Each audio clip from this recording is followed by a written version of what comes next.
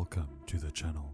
If you're a fan of horror stories, you've come to the right place. On this channel, you'll find stories that are true, some are fictional, but as long as they send a chill down your spine and make the hair on the back of your neck stand up, if you like that sort of thing. A fair warning though, some stories contain graphic, violent or sexual content, so viewer discretion is advised. So without any further ado, let's get into it.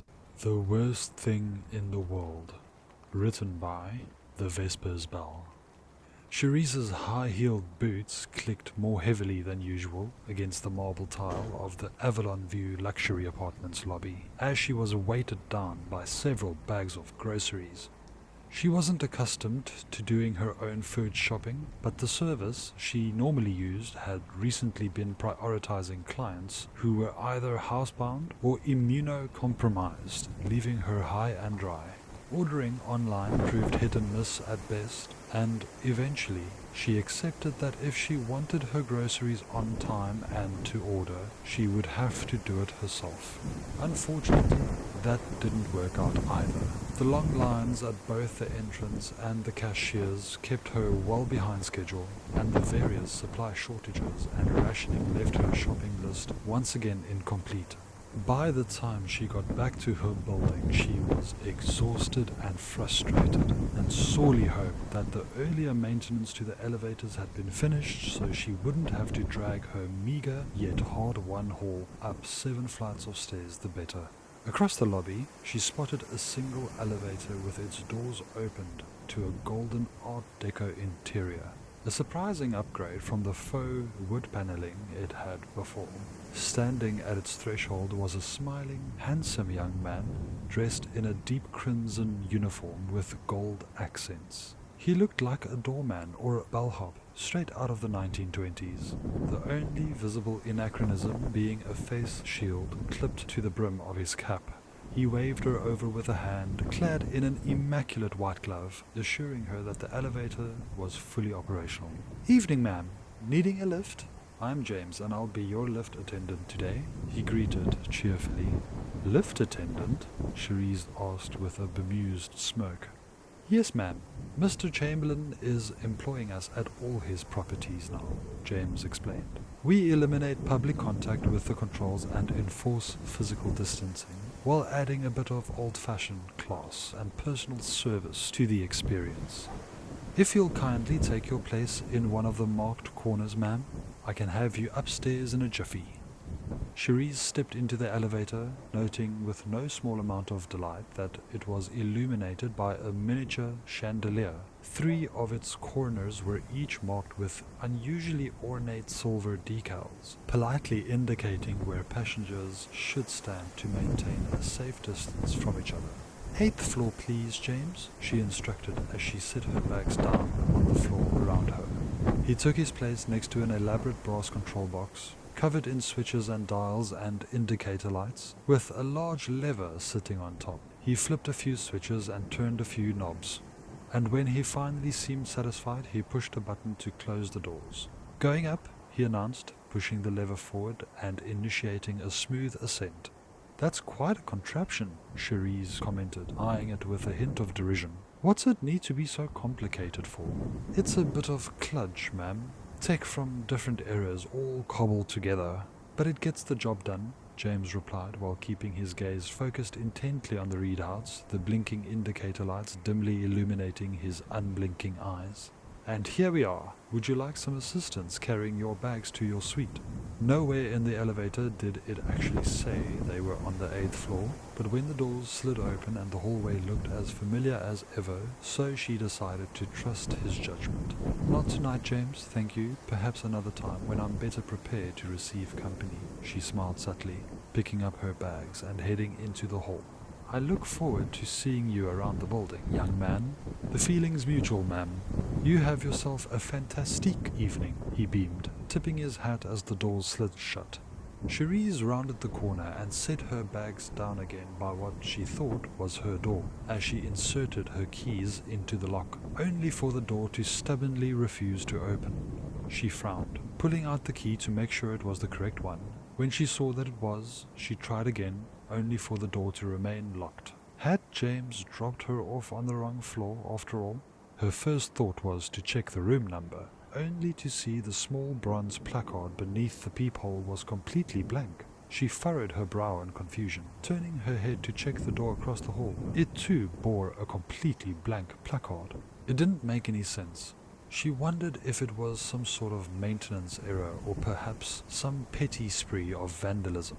But if her apartment key wouldn't work, that meant that she was either on the wrong floor or that the superintendent had changed the lock. Groaning in frustration and with burdensome bags of groceries still in tow, she spun around to head back to the elevators in the hopes of finding out what floor she was on. When she turned the corner, she came to a dead stop, her frustration quickly morphing into fear at the impossible sight before her. Where the elevator lobby should have been, there was instead another hallway, a perfect duplicate of the hallway she had just come from, and a hallway that by all logic shouldn't have existed. Even if she was on the wrong floor, the hall would have to be stretching out onto Paladin Street, and elevators couldn't just disappear. Setting her groceries on the ground, she sprinted off down the hall to see what was on the other end. "Hello? Is anyone here? I think I'm lost," she shouted as she ran, knocking on the doors as she went. Not only did she receive no response, but every room she went by was deathly quiet.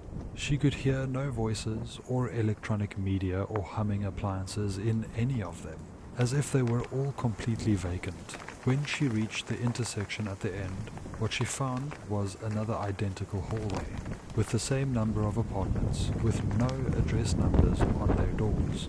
At the end of that was another hallway, and another, and another.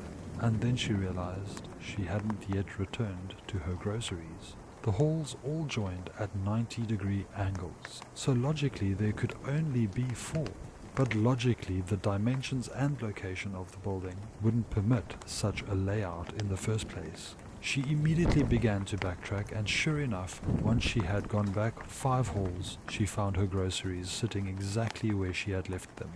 She reached into her purse to grab her phone, only to find that it had no Wi-Fi and no network connection. She dialed 911 again and again, but never got a signal. As the dread in her stomach slowly grew, and she felt a sudden spell of vertigo start to set in, she chose to sit down before she fell down. Breathing deeply, she forced herself to focus on analyzing the situation at hand somehow. Somehow she had stumbled into a series of hallways with no windows or exits, no connection to the outside world, and whose physical dimensions didn't appear to conform to her understanding of reality. It seemed surreal, and yet she was certain she wasn't dreaming. If nothing else, the fact the groceries remained where she had placed them proved this place obeyed some kind of internal consistency. She did her best to stay calm, reminding herself that she had supplies and thus plenty of time to figure something out. Standing up and taking a Sharpie out of her purse, she marked an X on the wall just above where she had set her groceries. Taking off her heels and picking up a bag of groceries to take with her, she set off to map the whole system, numbering each intersection and pointing her way back to her base.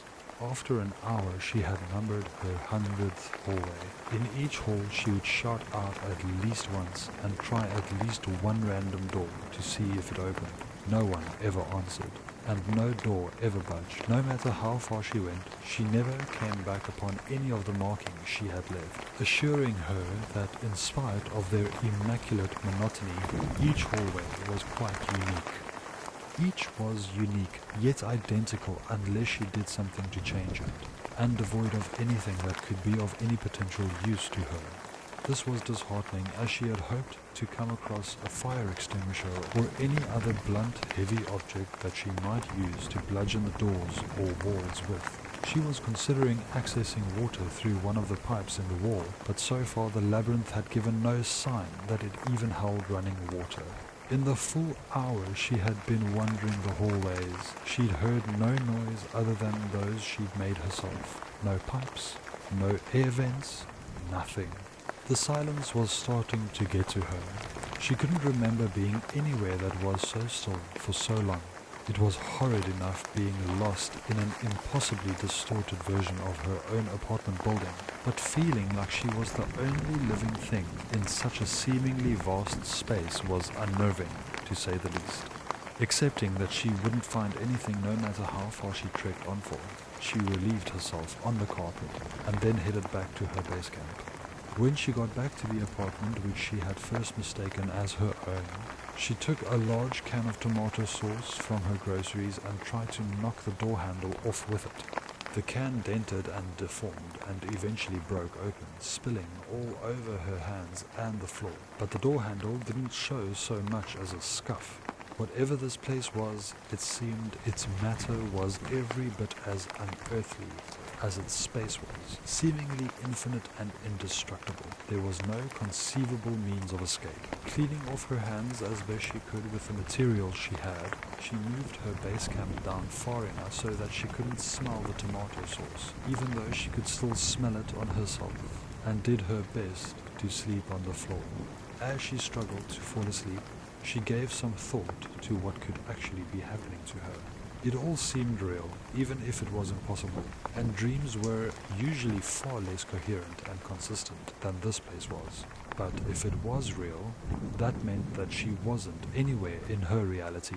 The phrase non-Euclidean geometry popped into her head as a descriptor for spaces that didn't conform to known geometric models. At first, she didn't understand how she could have just waltzed into a non-Euclidean space, but quickly remembered the newly remodeled elevator, its peculiar control box, and James. She had completely forgotten about that until now, the strangeness and desperation of her situation having been quite a distraction. But now that she thought about it, it couldn't have been a coincidence. It still sounded crazy though, someone converting her apartment building's elevator into some sort of space-bending contraption, just to dump her into endlessly repeating halls. There seemed no point to it at all. Eventually, she did fall asleep, and when she awoke nothing had changed. Her phone was her only means of knowing any time had passed at all. She morbidly wondered if she could conserve the battery long enough for her to die of thirst. After eating some of her perishable groceries, she set off to explore in the opposite direction as she had the following day. Again, she numbered each hallway 100, 200, 300, 4, somewhere around 500. The combination of exhaustion, hopelessness, and lack of sensory stimulation took their toll, and she broke out into a frenzy of screaming and banging on the doors as she ran through the halls, eventually collapsing into a sobbing mess. She stayed like that for a while, unsure of what else to do, until the unbearable silence was finally broken by the sound of faint music. Perking her head up, she had to strain to hear it, but it was there. It sounded like it was coming through a door around the corner. "Hey! Hey!" she shouted, leaping to her feet and breaking into a desperate sprint. As she drew closer, she could recognize the music as Frank Sinatra singing "That's Life" on vinyl. When she rounded the corner, it was apparent the music was coming from the door at the end of the hall. She ran towards it with such fervor she nearly crashed into it. Unlike all the other thousands of doors she had walked past over the last few hours, this door had a number on its placard, Room 101 to be exact. It was further differentiated by a shiny brass door knocker with "The Darlings" engraved upon it. "Hello? Hello? Is anyone there? I need help!" Cherise pleaded as she banged with the knocker with her right hand and pounded on the door with her left. The music kept playing, but the feeling of hope was kindled within her at the sound of someone getting up from a chair and walking towards the door. She heard a deadbolt click, and then the door opened as far as the chain lock would allow for.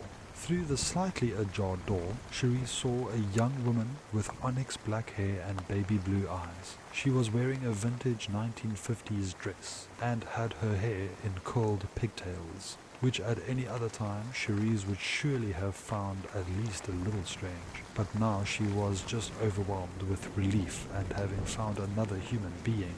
"What's going on out there?" the young woman asked, her tone one of timid confusion. "Oh my God, thank you so much," Cherise sobbed. I've been trapped in these hallways since last night. They've been just going on forever and none of the doors will open. And you're the only other person I've found since I got here. Okay, the young woman said, her voice filled with uncertainty. I'm going to let you in so that you can calm down and we'll try to work out what's going on, alright? Yes, whatever you want, thank you. Thank you, thank you, Cherise agreed eagerly. The woman obviously didn't believe her story, which was fine with her. At the moment, she was no longer sure she hadn't just had some kind of psychotic breakdown. The door closed just enough for the woman to unlock it, then opened fully. I'm Mary, by the way, she introduced herself as she led Cherise to the sofa. Cherise, she answered as she sat down.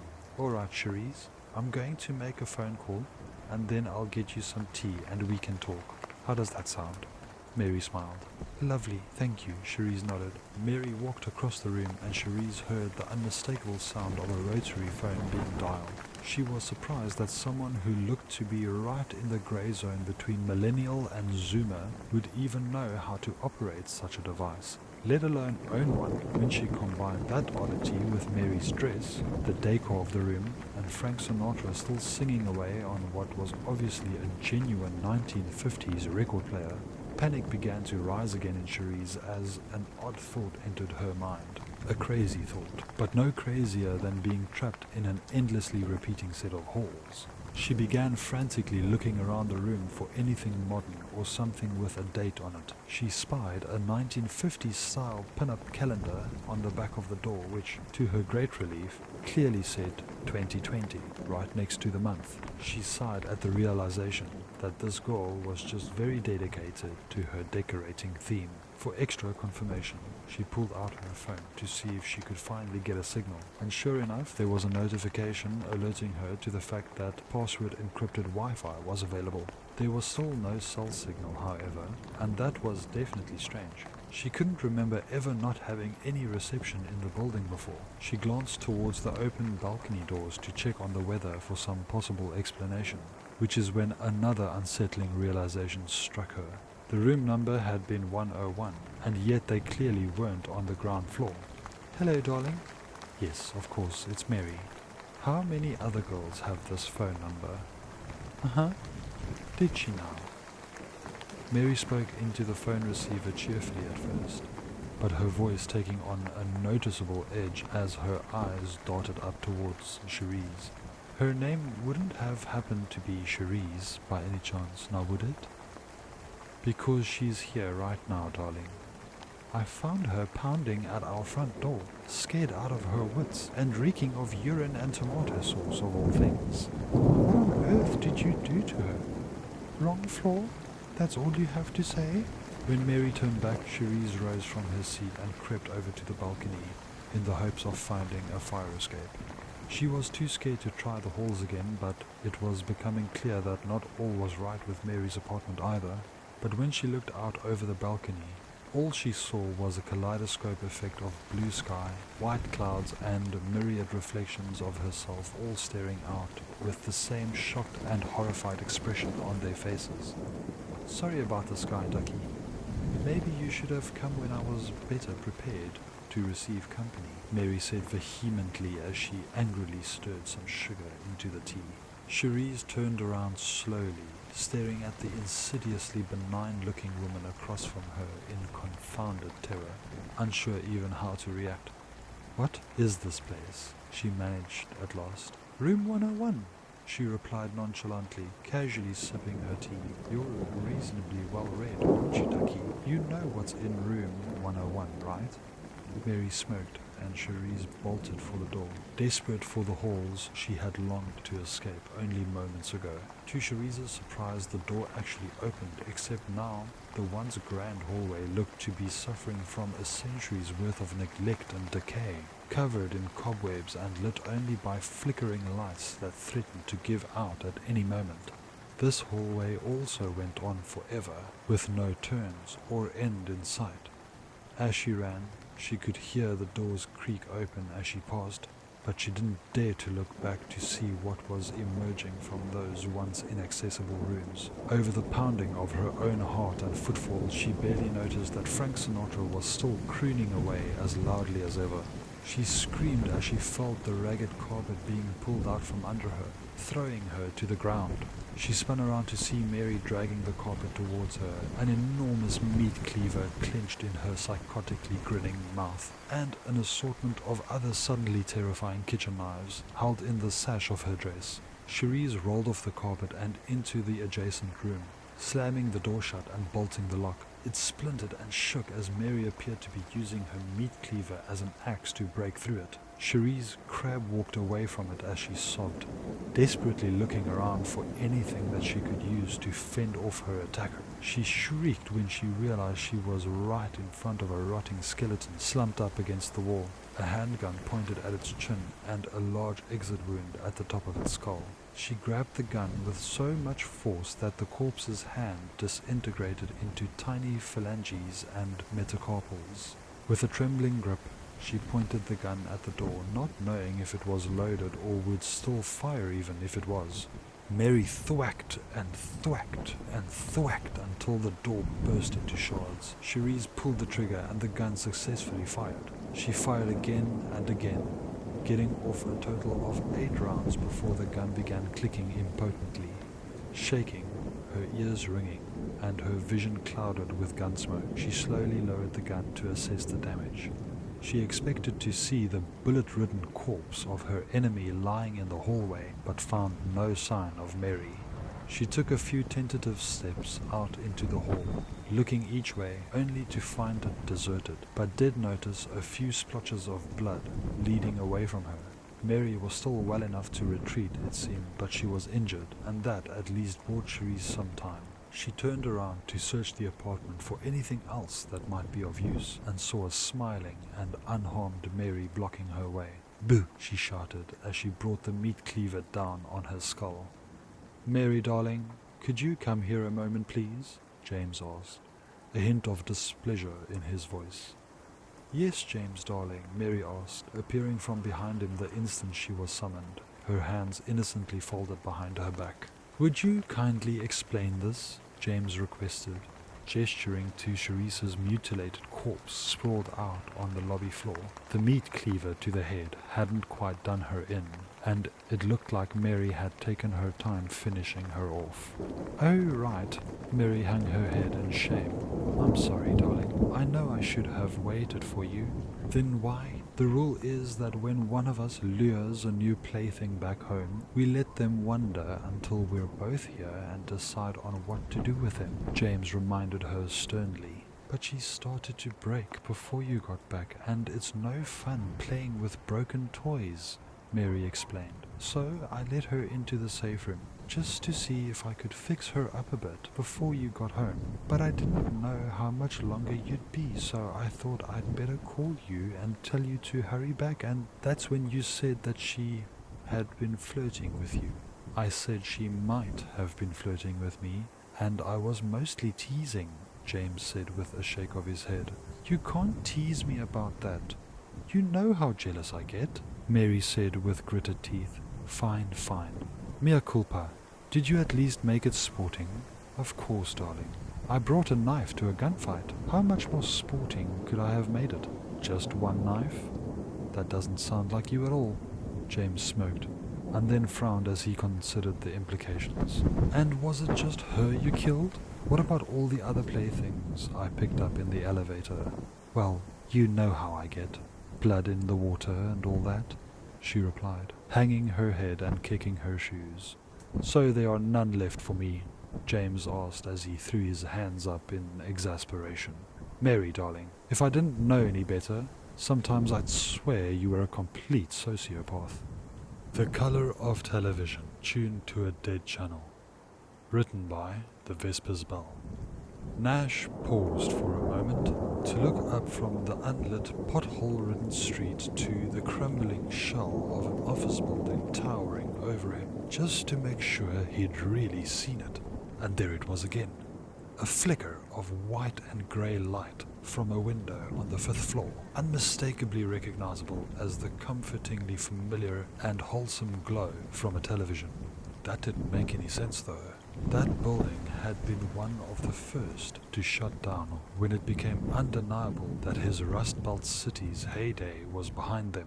It hadn't had electricity since before Nash was born. Even if someone was just squatting or doing drugs up there, they wouldn't have brought up a whole television and power supply with them, would they? Nash glanced around to see if there was anyone else to see what he was seeing, but the street was deserted.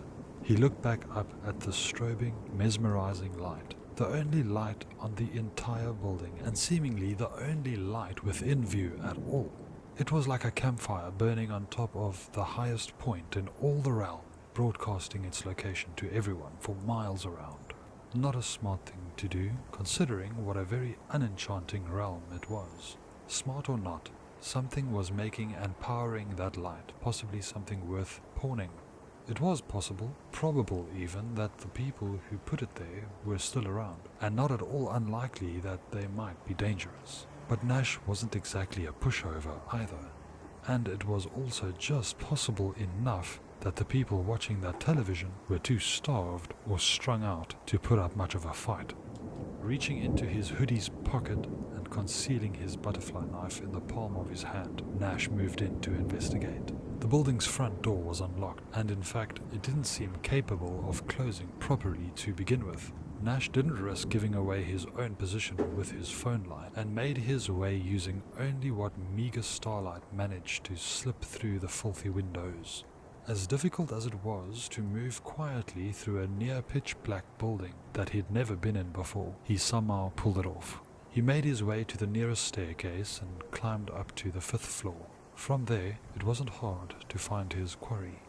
The hallway he found himself in was illuminated by the same white and grey flashing light that he had seen from below, only far brighter. It poured out from an open doorway less than halfway down the hall from where he was standing. He listened cautiously for a moment before approaching, but heard no sign of human life. Hugging close to the wall and creeping as silently as he was able, he made his way towards the beckoning light.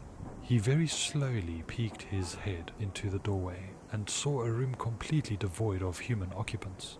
It was completely devoid of anything, actually, other than the television. It was a beauty though, an old-fashioned box set that looked like it was from the 50s, though its apparent name of Inglorious Retrovision indicated it may have been a recreation. It had a dark wooden exterior with a convex screen on top, speakers on the bottom, and a pair of dial controls in the middle. It even had a pair of rabbit ears for picking up extinct analog television signals. The screen was on, displaying nothing but static snow. This was perplexing, however, since the television didn't appear to be plugged into anything. "What the hell?" Nash murmured as he stood over the antique device, staring down at it in befuddlement. Without warning, the snow flickered for a few seconds before displaying a black and white title card, accompanied by the speakers playing dramatic music. Nash took a step back in surprise, before actually reading the screen. Underage serial killers. In my neighborhood, it's more likely than you think. A public service announcement from the Ophion Occult Order.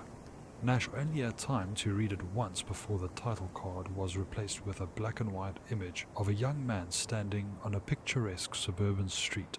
He looked to be about 20 years old, with lean, feline features and slicked back black hair. He wore a dark suit and held a lit cigarette in his hand. "Mothers, fathers, I'd like to speak with the little ones for a moment, if I may," the man said in a soft tone. Below him flashed the words, "James Darling, Master Adaman, Planeswalker, confirmed Demi Aldrich, but don't tell anybody." "Hey there, sporthead. If you're anything like me when I was a boy, you probably can't wait to go out into the world and do your civic duty by depopulating it of a few undesirables. It's a fine thing to be sure, not to mention fun, but if you're young and unprepared, it can also be risky, but you don't have to take my word for it." "What the fuck is this?" Nash asked, with a bemused smirk, sitting down in front of the old television to watch the surreal show. The scene cut to an image of a young woman, the same age as the man, with the same feline features and dark hair, worn in pigtails as if trying to project an air of innocence. She was in a 1950s dress, matching the overall feel of the show, though her face was less somber than the man's had been. She seemed elated, actually, almost expectedly so. "Mary, darling, do you remember why you started killing at such a young age?" the man's voice asked from off-screen. "Of course, James, darling. It made me feel powerful," she answered chipperly. She held out a cigarette for him to light, to which he kindly obliged. As she took her first puff, the words "Mary, darling, Mistress Adaman, Planeswalker," confirmed Demi Eldridge. "Seriously, don't tell anyone, it's a secret," appeared at the bottom of the screen. "It's not easy being a little girl, you know. You feel so small, so helpless, so frightened, so dependent on those bigger than you, and yet always scared that the same size and strength you depend on might be used against you. I didn't like being scared. I wanted to be feared. I wanted to be the scariest thing walking on two legs, so that I would never have to be afraid again." "And how did you go about doing that, Mary darling?" the man asked. "With knives," the woman smiled. The scene cut to what looked to be a prepubescent Mary slowly pulling out an artisanal butcher's knife from a wooden block stuffed full of equally ostentatious knives, staring at it with an ear-to-ear smile. "You remember what a beautiful set of kitchen knives Mummy had, don't you, James darling?" "Of course I do, Mary darling. So many beautiful knives, and you weren't allowed to touch them because you were a boy, but I had to learn to cook. That's all Mummy ever used them for though, making us food. But every time I held those knives I felt safe. Every time I cut or sliced something with them, especially meat, and especially when it was juicy, I felt powerful. So long as I was holding one of those, all it would take was one well-timed, well-placed thrust to end someone's life, no matter how much bigger they were. I know you understand how emboldening holding even a small knife can be." She said this last sentence staring directly at the camera. Nash glanced down at the butterfly knife still in his hand, unable to process the unsettling thought that she had been addressing him directly. "But suppose they had a knife," the man proposed. "What then?" "Knives only empower those willing to use them for that purpose." "Mommy proved that," the woman replied, her cheerful expression fading out slightly, momentarily distracted by some bitter memory. "But even if someone else did have a knife and was willing to use it, it wouldn't matter. And why's that? Because nobody, and I mean nobody, handles a knife like me," she grinned. "I knew that if I had a knife with me at all times, I'd never need to be afraid. But Mummy would notice if any of her knives were missing, and she wouldn't have approved of me running around with them.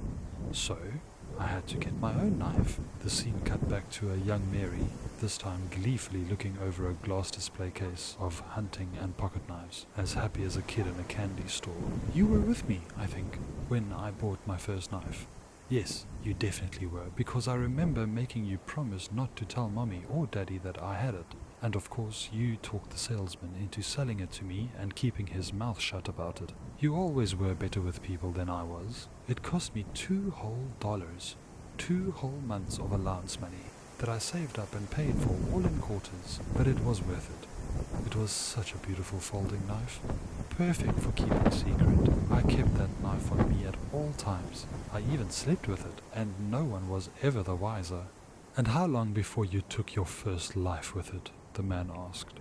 The scene cut again to young Mary, this time repeatedly stabbing another young girl in the chest, weeping and screaming. The girl begged for mercy as she impotently tried to fight back. Blood and bits of viscera soaked her dress and splattered onto a cackling Mary whose eyes and smile beamed with psychotic, manic delight at what she was doing. "Whoa! What the fuck? What the fuck? What the fuck?" Nash shouted as he crawled backwards from the television and stumbled to his feet. "That's it.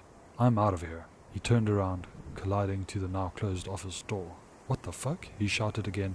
He hadn't closed it, nor had he noticed if there had even been a door to close. He frantically turned the knob, but it was locked from the other side. He slammed the door with his shoulder once, twice, 3 times, but it wouldn't break.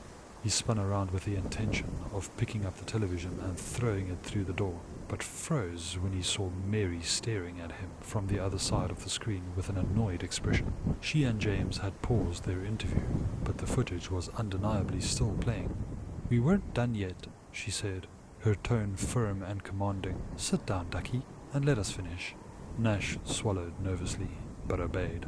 He didn't know exactly what was going on, but he couldn't deny that Mary was clearly addressing him directly, and that he was in no position to refuse her demands. Mary smiled as he sat down and then turned back to her twin. "You were saying, James darling, how long was it before you used that knife to make your first kill?" he asked, the same scene replaying as before, but this time Nash remaining still for its duration. "Not long. That's why I got it after all," she shrugged. "I never started with animals, you know. I started with people straight away. Seeing people writhing in agony because of me, begging me for their pathetic lives, helpless as I end them with the final thrust of my knife, it's orgasmic." She repositioned her head slightly, making sure she was looking Nash right in the eye. "And addictive. I'm a binge killer, and I've gone up to 3 months in between binges. But my binges are wild, let me tell you. I've killed thousands of people in my time, for no other reason than that I enjoyed it and they can't stop me. And I'm sure that's the part that has our audience a little confused right now," the man interjected. "How can a little girl with a knife be so unstoppable?" Mary smiled wildly and blushed, demurely averting her eyes from the camera. "It's because we had a secret playroom, you and I. When we wanted to, we could turn our closet door into a portal to get to it. We weren't just little kids in there. We were gods. It was a good place to hide stuff too. Stuff like cigarettes or bodies. When the timing worked out, we'd lure people over to our house without anyone knowing, show them our playroom, and then kill them there. We took who we could get, but we both liked killing girls the best. They just scream better, and back in those days especially, they tended not to fight back as much. That's how it was for the first few years, but eventually the high rate of disappearances started attracting some undesirable attention that made us nervous. I didn't want to end up like Great Uncle Lawrence. Luckily, that's when you, clever boy, figured out how to change our playroom's portal into any door or hole we wanted, and the world was our oyster." "Okay, what?" Nash asked, rubbing his eyes. The retrovision seemed to be putting an unusual amount of strain on. "I thought I walked in on some sort of snuff film, but now you're babbling about portals and pocket dimensions. I don't get it. What do you people want with me?" "It seems we have our first audience questions, Mary darling," James said. "How would you like to answer it?" Mary again made direct eye contact with Nash, a wickedly eager grin spreading across her face. "With a demonstration," she beamed. Without warning, she lunged forward, passing through the screen like it wasn't there. She grabbed Nash by the wrist, and before he could offer even a token display of resistance, she had pulled him in through the screen and onto the other side. There was no color there on that side of the screen. All was black and white, but Nash was so confounded by what had just happened, he scarcely noticed. He took in his surroundings in a confused, frantic blur, trying to make sense of it.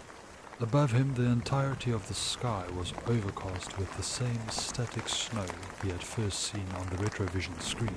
Only now the ever-shifting black and white dots formed the most unsettling and repugnant patterns if he gazed at them for any length of time. Around him was a neighborhood of identical houses with identical lawns and identical fences.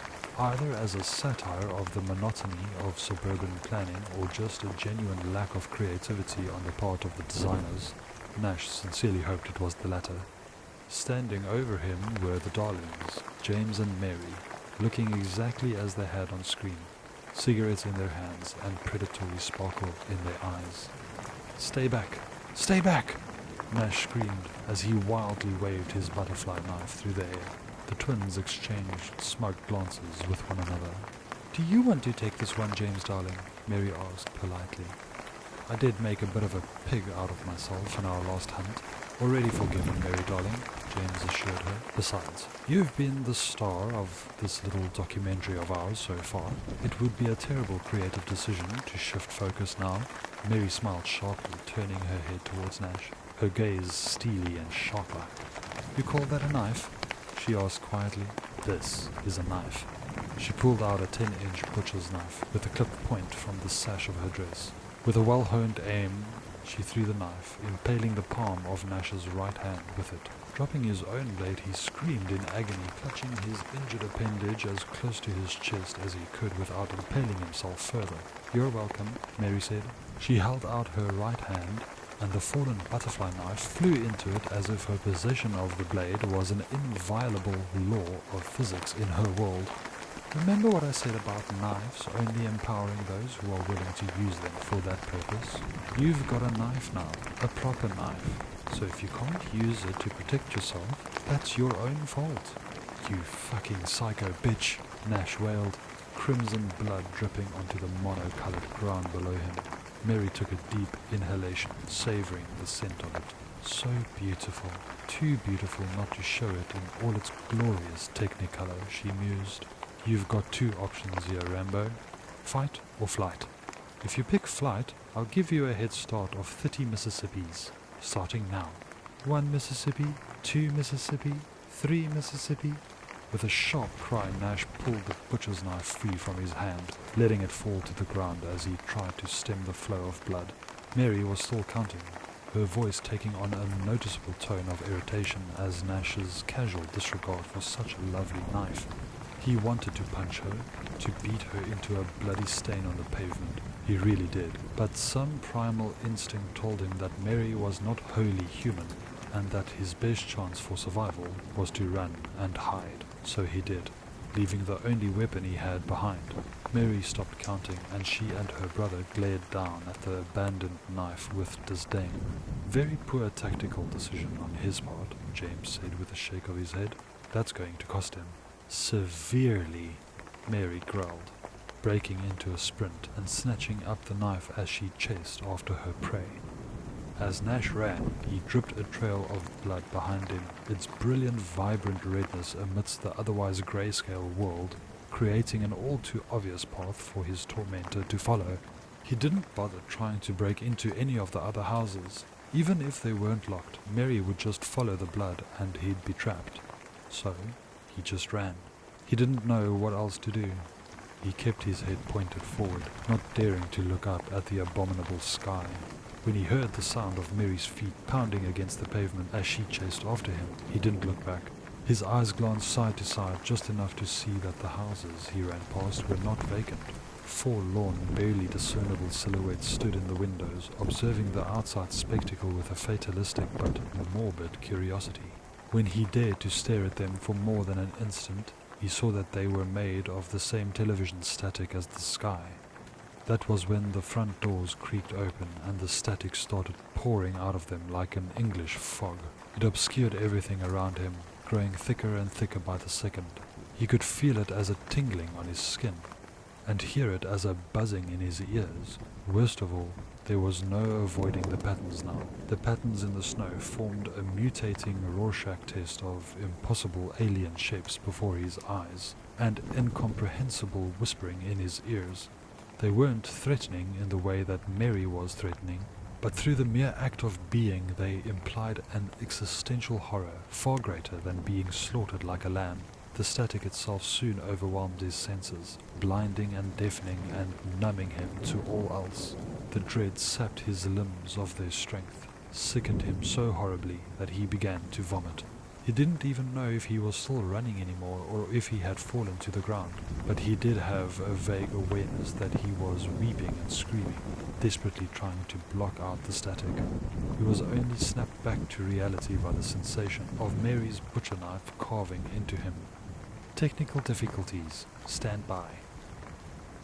Well, boys and girls, I hope you all learned something today. Sure, hunting your fellow man for sport can be a hoot, but it can also be downright dangerous. Mary and I were fortunate to have a secure killing ground and larder, but many of you probably aren't so lucky. And I certainly hope that none of you are lucky enough to have a pet Vogathos to fall back on if you find yourself in a tight spot. Remember, if your quarry gets away, or someone finds their bodies, you will get caught. And then it's game over, bucko. It's best to wait until you're old enough to be licensed and registered. 18 to 20 depending on your jurisdiction, so that you can kill safely and sustainably. I know that may seem like a long time, but with a little patience, one day you'll be able to kill with the same skill, gratification and impunity as Mary here. Mary laid naked upon the ground, at some point in her frenzy having discarded her dress and taken the opportunity to bathe in Nash's blood. Nearly every inch of her was crimson now, her body the only patch of colour amidst the grey that surrounded her.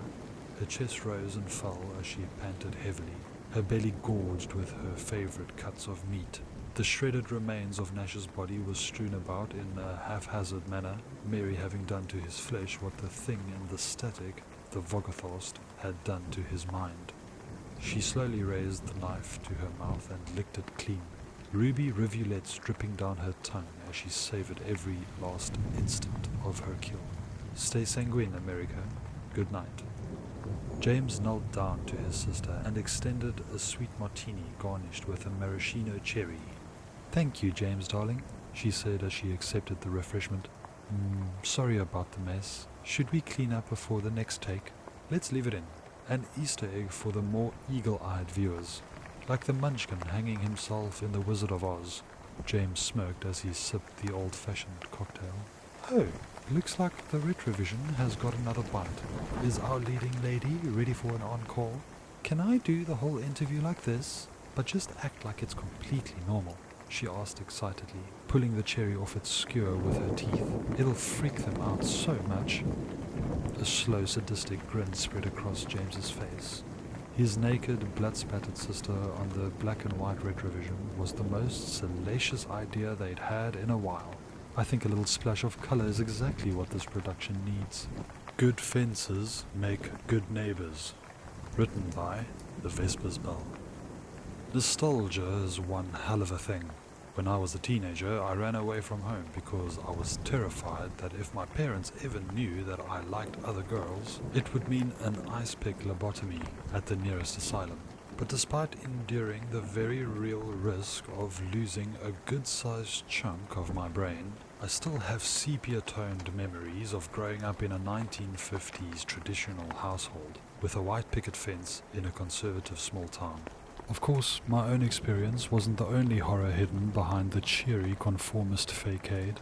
A recent walk down memory lane reminded me that there were far worse and stranger things than homophobia going on in my sleepy little hometown. I'm from a place called Periwinkle Pines, named for its many majestic pine trees and dazzling abundance of periwinkle flowers. Its population was under 4,000 back then, nearly half of which were kids. Most families had 3 or 4 kids minimum. As an only child, I already stood out.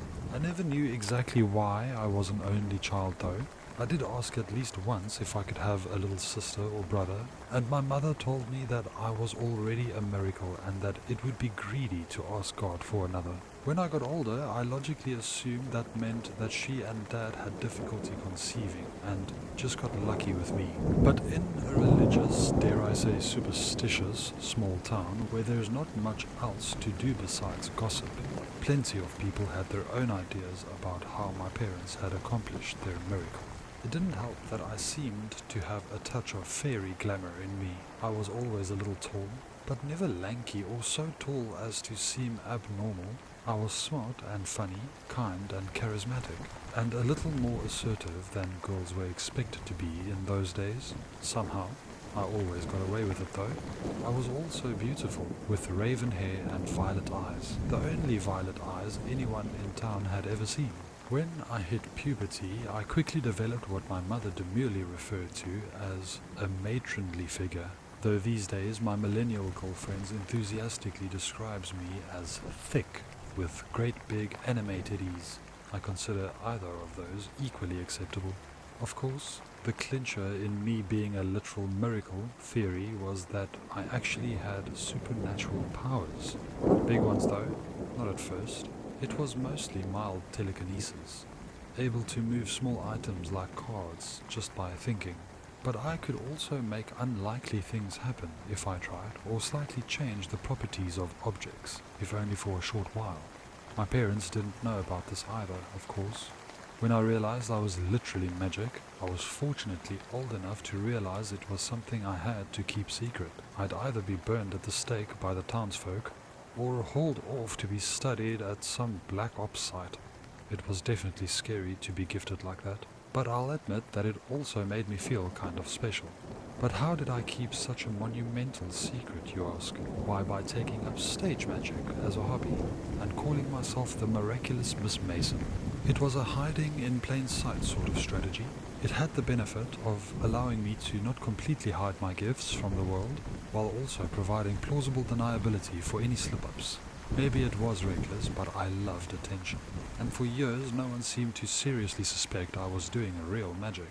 At least almost no one. One day, just after school, I tried sneaking under the football bleachers in the hopes of watching cheerleading practice, which I admit was a creepy thing to do and I shouldn't have done it. When I got there though, I found that the Darling twins, James and Mary, had gotten there first to smoke. I wasn't super close with the Darlings, but we were on reasonably good terms. Like me, they were the result of a rare single pregnancy and had no siblings aside from each other. They even had the same raven black hair as me, but their eyes were brilliant baby blue. They had also inadvertently helped to confirm that I was only interested in girls. I thought Mary was cute, but not James, even though their gender was pretty much their sole distinguishing feature.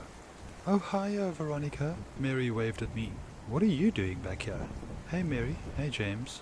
Is it cool if I join you?" I asked as I pulled out my pack of Satin Stag cigarettes. I always had a pack on me in those days, and I had planned to smoke anyway so that I'd have an explanation for why I was there in the first place, if I got caught. "No, of course not, but I thought you didn't need to sneak smoke since your parents were okay with you smoking at home," they said as her brother offered me a light. "They don't, but I promised my mom that I'd try not to let anyone see me smoke in public. She doesn't want to get hassled over it," I explained completely truthfully. "Wow, you're so lucky your folks are so cool. I wish we had that kind of relationship with our mom," Mary said enviously, taking a furtive glance to see if anyone else was in earshot. "She acts like a sweet little housewife, but whenever James and I misbehave, she sicks our dad on us like a bulldog. And she acts like because she's not the one hitting us, her hands are clean. Honestly, I'm not even sure which one of them I'm more afraid of." "Mary, darling, it's not nice to speak ill of our parents in polite company," James chastised her gently, nervously looking me over to assess my reaction. "Who says I'm polite?" I shrugged, blowing my smoke in his face. "Mary, if you want to vent about your folks, go right ahead. I won't tell anyone, promise." "Thanks. But James gets it worse than I do. He won't admit it, but he does," Mary said. "I know this is kind of an awful thing to say, but James is the only other person I really care about. I just hate it when Daddy hurts him, and I think Mommy knows that, and sometimes hurts him just to punish me, and I really, really fucking hate her for that." Her voice became quiet yet bitter with that last sentence, and I got a glimpse of something very dark percolating inside of her. James saw my expression shift from concern to fear and immediately went on damage control. "I'm terribly sorry, Veronica. You shouldn't have had to have heard that. Mary's really a very sweet girl. Really she is. But she does have a bit of a vindictive streak that she can't always keep under control," James explained. "Yeah, Mommy doesn't know about my vindictive streak. Yet," Mary smiled. "Wow. I had no idea your parents were like that," I said sympathetically, debating on how much of my own situation I should share with them. "My relationship with my parents is a little more complicated. They're nice, they really are, and they love me, but they want me to start looking for a boyfriend, get married as soon as I'm out of high school, and start popping out grandkids. But I want to be a performer. I'm planning on moving to Sombamori after graduation and finding some work on Wonderstruck Boulevard. I figure after a few years of that, I might be ready for Broadway or Hollywood. My parents don't know that, and I'm worried I guess when they find out, I'm afraid they might take drastic measures to make sure I have the life they think is best for me. So, in a different way, I know what it's like to be afraid of your parents. It sucks, It really fucking sucks. Pardon my French. As I puffed my cigarette, Mary and James exchanged glances with each other, seeming to speak in the near telepathy of intense familiarity that a lot of twins seem to have, reaching some sort of understanding. I think you'd be a wonderful performer, Veronica, she smiled at me. You're so pretty. And that magic act you did for the school talent show was amazing. No one was surprised when you got first place. As a matter of fact, I do recall hearing some people say that if they didn't know any better, they'd have thought you were doing actual magic. James remarked with a provocative raising of his eyebrows. That's a rather curious thing to say, don't you think, Mary darling? Not at all, James darling. Everyone knows there have been witches in Harrowick County since Sombermory was founded nearly 200 years ago, Mary replied, though she was looking at me when she said it. It was obvious that their conversation was just for my sake. Lots of people think that some of that old magic's come down to us over the years. It's not too much of a stretch from that to think that a beautiful, raven-haired, violet-eyed girl who shuns all suitors and makes playing cards dance on her fingertips might have a touch of uncouth to her. Uncouth? How dare you? I smirked, tossing my head in a haughty laugh. She means uncanny, eldritch. That's the word, James clarified. Something from outside the known world that's alien and existentially disturbing to most folks, at least. But not you, I asked cautiously. Mary and I have always had an avid interest in the fantastical, James told me, and it's an interest that's paid off, if you can believe it. Paid off? I asked curiously. Yes, like your magic act, only we've kept the fruits of our labor a little more discreet, Mary replied. It's not the kind of thing you show off to just anyone. Even our parents don't know. You, though, miraculous Miss Mason, might appreciate it more than anyone else in this sorry little town, James suggested with a coy smile.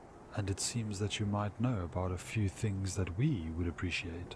If you'd like, Ducky, we could head back to our house and we can show you what we mean. And then maybe you can teach us how to do a magic trick or two, Mary offered. And you don't need to worry about my brother trying to get fresh with you. I promise I'll be right there the whole time. That was a concern, since I didn't really know James well enough to want to be alone with him. But Mary's presence wasn't actually much reassurance. Everyone knew the Darling twins were of the same mind on everything, and stuck together through thick and thin. If anything, it was easier to imagine Mary being an accomplice to any mischief James might have in mind than trying to help me. Despite that, they had piqued my curiosity. If they knew anything about the supernatural, anything at all, I had to know what it was. All right then, I nodded, putting out my cigarette. I suppose it wouldn't hurt if I stopped by your place on the way home. The two of them grinned identical grins in perfect synchronicity with each other, and I immediately began to question my choice. The twins walked me to their house, which was about 10 minutes away from the school. Mary stood in between me and James, ostensibly to honor her earlier promise, but I got the feeling that she didn't like her brother being alone with other girls more out of jealousy than any sort of feminine solidarity. The way she had spoken about him earlier, and the way she looked at him like he was frickin' Elvis, it just seemed really messed up. Tell me, Ducky, do your friends call you Veronica, or do you go by something a little less fancy? Mary asked, her arm linked with mine like we had been best friends for ages. It was a bit intrusive, honestly, but I've never been one to turn a pretty girl away. Everyone calls me Veronica. It's sophisticated, which suits me, I replied. Besides, it doesn't really shorten that well. Very is an adverb, not a nickname, and Ronnie is a boy's name. What about Icky? She suggested. No, that's even worse. It sounds like a clown's name, I laughed. Oh, this is it. Home sweet home, 23 Cherry Street, Mary said as she brought us to an abrupt stop. It was a typical mid-century suburban home, 1 story and under 1,000 square feet, just like mine. It blended in perfectly with the houses around it, and it didn't surprise me that even the Darlings nearly walked right past it when they weren't paying attention. Father shouldn't be home for a couple of hours at least, but I'll check just to make sure Mother's napping, James announced. Mummy's usually asleep around this time. Thanks to her little helpers, she expects me to get dinner started, but she takes all the credit when Daddy gets home, unless something's wrong. Then that's my fault, Mary whispered bitterly as her brother quietly peeked his head inside the house. At least James appreciates me. If I didn't have him, I think I would have snapped a long time ago. I wasn't sure how to respond to that. I was getting a very strong vibe that her relationship with her brother wasn't entirely healthy. But at the same time, I understood it.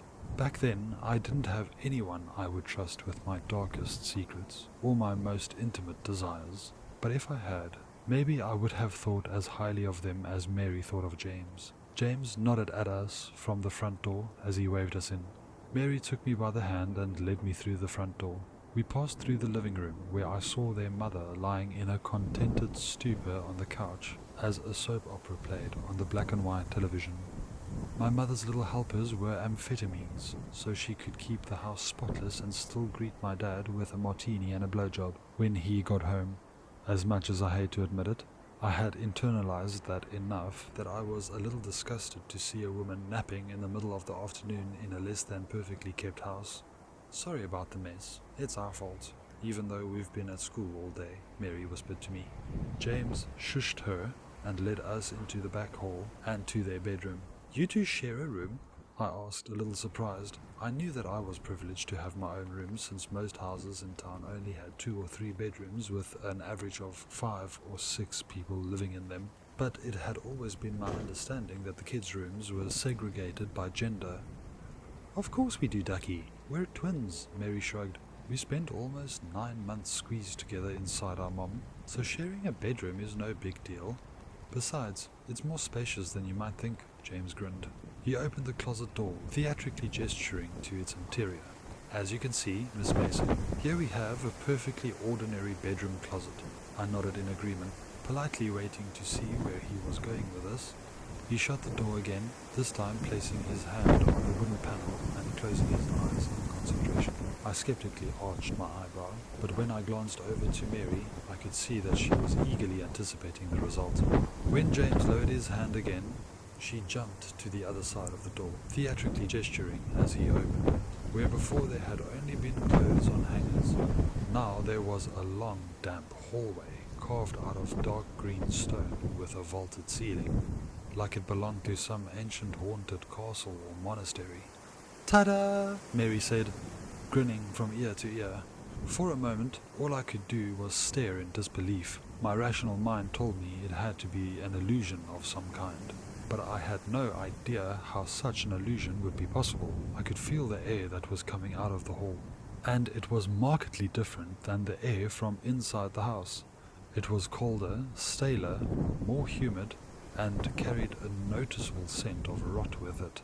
I very cautiously approached the doorway and stuck my arm through and waved it around, and the hall seemed as real as it looked. "What is this?" I whispered, my voice tinged with a mixture of terror and wonder. "It's our playroom. Our secret playroom," Mary explained. "Mommy and Daddy don't know about it. Our great-uncle Lawrence made a door to it here and showed us how to open and close it ourselves. You see, our Uncle Larry had a little something extra to him, something otherworldly, from outside our reality, something eldritch," James said. "My sister and I have it too, and as a result, we're not exactly normal." No, not in the slightest," Mary agreed, still beaming. "Would you like to come in?" I swallowed nervously. I was curious, sure, but I was really weighing the risk of going inside against the risk of upsetting my very peculiar hosts. "That's outside of our reality?" I asked meekly. They both nodded proudly. "Please, come in. We promise you won't be disappointed," one of them said. I don't remember which. Or rather, I remember both of them saying it simultaneously. But for some reason, that's the one part I'm sure I'm remembering wrong. They couldn't actually have been that creepy in real life, right? I should have politely declined and made up an excuse to get out of there. Or I should have said hell no and ran away as fast as I could. At the very least, I should have asked them to explain that smell. Instead, I just nodded. I let Mary take me by the hand and pull me in, and James shut the door behind us. From the other side, the door still looked like a closet door, completely out of place at the end of the mystical hallway.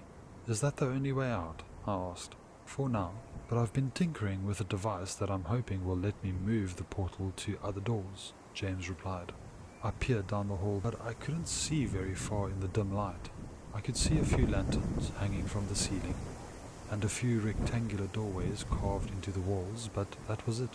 But the smell of rot was far stronger now. How far does this go on for? I asked. As long as we wanted to, Ducky, Mary answered. Space here isn't like space back home.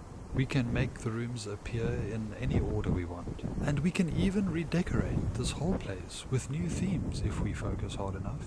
I'm getting really good at it. With enough practice, I think I can even give this place an outside. As soon as James and I don't need our parents anymore, we're going to move here and play house forever. So I wanted to look nice for us. So what do you think, Veronica? Are you impressed? Is this enough for you to swap trade secrets with us? James asked hopefully as he put his arm around his sister. I wasn't sure if impressed was the right word, but they had certainly exceeded my expectations. An infinite, transmutable pocket dimension outside of space and time certainly put my magic tricks to shame. Allying myself with them and sharing their knowledge of the preternatural was a tempting opportunity, and I think I would have said yes if it wasn't for one little thing. Why does this place smell like death? I asked softly. The twins exchanged glances, and James gave his sister a reticent nod. Yeah, I guess it's better to get that out of the way sooner rather than later, Mary sighed. This way, Ducky.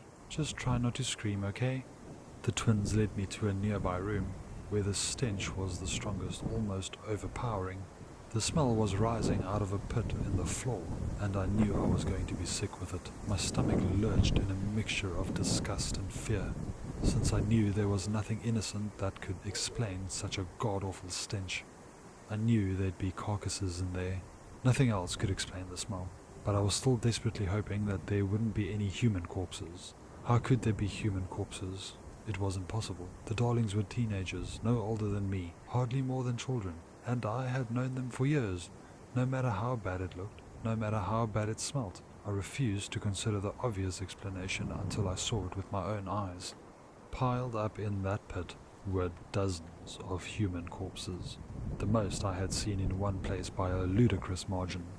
All of them were mangled and mutilated, all of them in various states of decomposition, all of them swarming with maggots and flies. Limbs were twisted at odd angles with broken bones jutting out or hacked off entirely.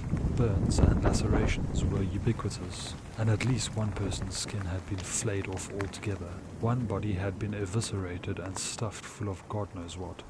One had its skull impaled with a golf club, another had its face sawed off, and it just got more and more gruesome from there. It was so bad that some of the bodies were barely recognizable as human beings anymore, but most were undeniably men, women, teenagers, and even children. My father never told me what he saw when he helped liberate prisoners from the Axis concentration camps at the end of the war, but I can only assume it was something like what I saw in that pit of atrocities. I didn't scream. I ran out of the room and vomited. Screams are for terror and not horror, and I was too horrified at what I'd seen to be terrified for my own life. I looked up at the darling twins who were watching in patient anticipation for my reaction, not one shred of remorse on their faces. People have been disappearing over the last few years, all over the county, but especially from town. It was you, I choked out through tearful sobs. All but one. I really wonder about that guy sometimes, Mary nodded. Why? I demanded. Well, wouldn't you wonder? Did he just run off? Did someone else get in? Why the murders? I screamed. Well, we've both fantasized about killing for as long as we can remember, James answered. This place gave us some way we could do it safely, and we just couldn't resist. Both of you? I asked, looking at Mary in dismay. It's like James said. I have a vindictive streak. Look, Veronica, we like you, which is why we're being upfront with you about this, James explained. Yes, we lure people in here to be tortured, killed, and then chucked into a pit because that's how we get our rocks off. We're monsters and we're fine and dandy with that, but you, miraculous Miss Mason, you are more useful to us alive. So we're willing to let you use this place for whatever you want, in exchange for you putting on a private magic show now and then. That's not such a bad deal, is it? And we'll even seal off the morgue so it doesn't stink up the rest of the place, Mary offered. I've been meaning to do that anyway. I stared in horror at the smiling twins, their eyes twinkling like dying stars in the abyss. They made no threat about what would happen if I refused their offer, since none needed to be made. Fighting them would be far too dangerous.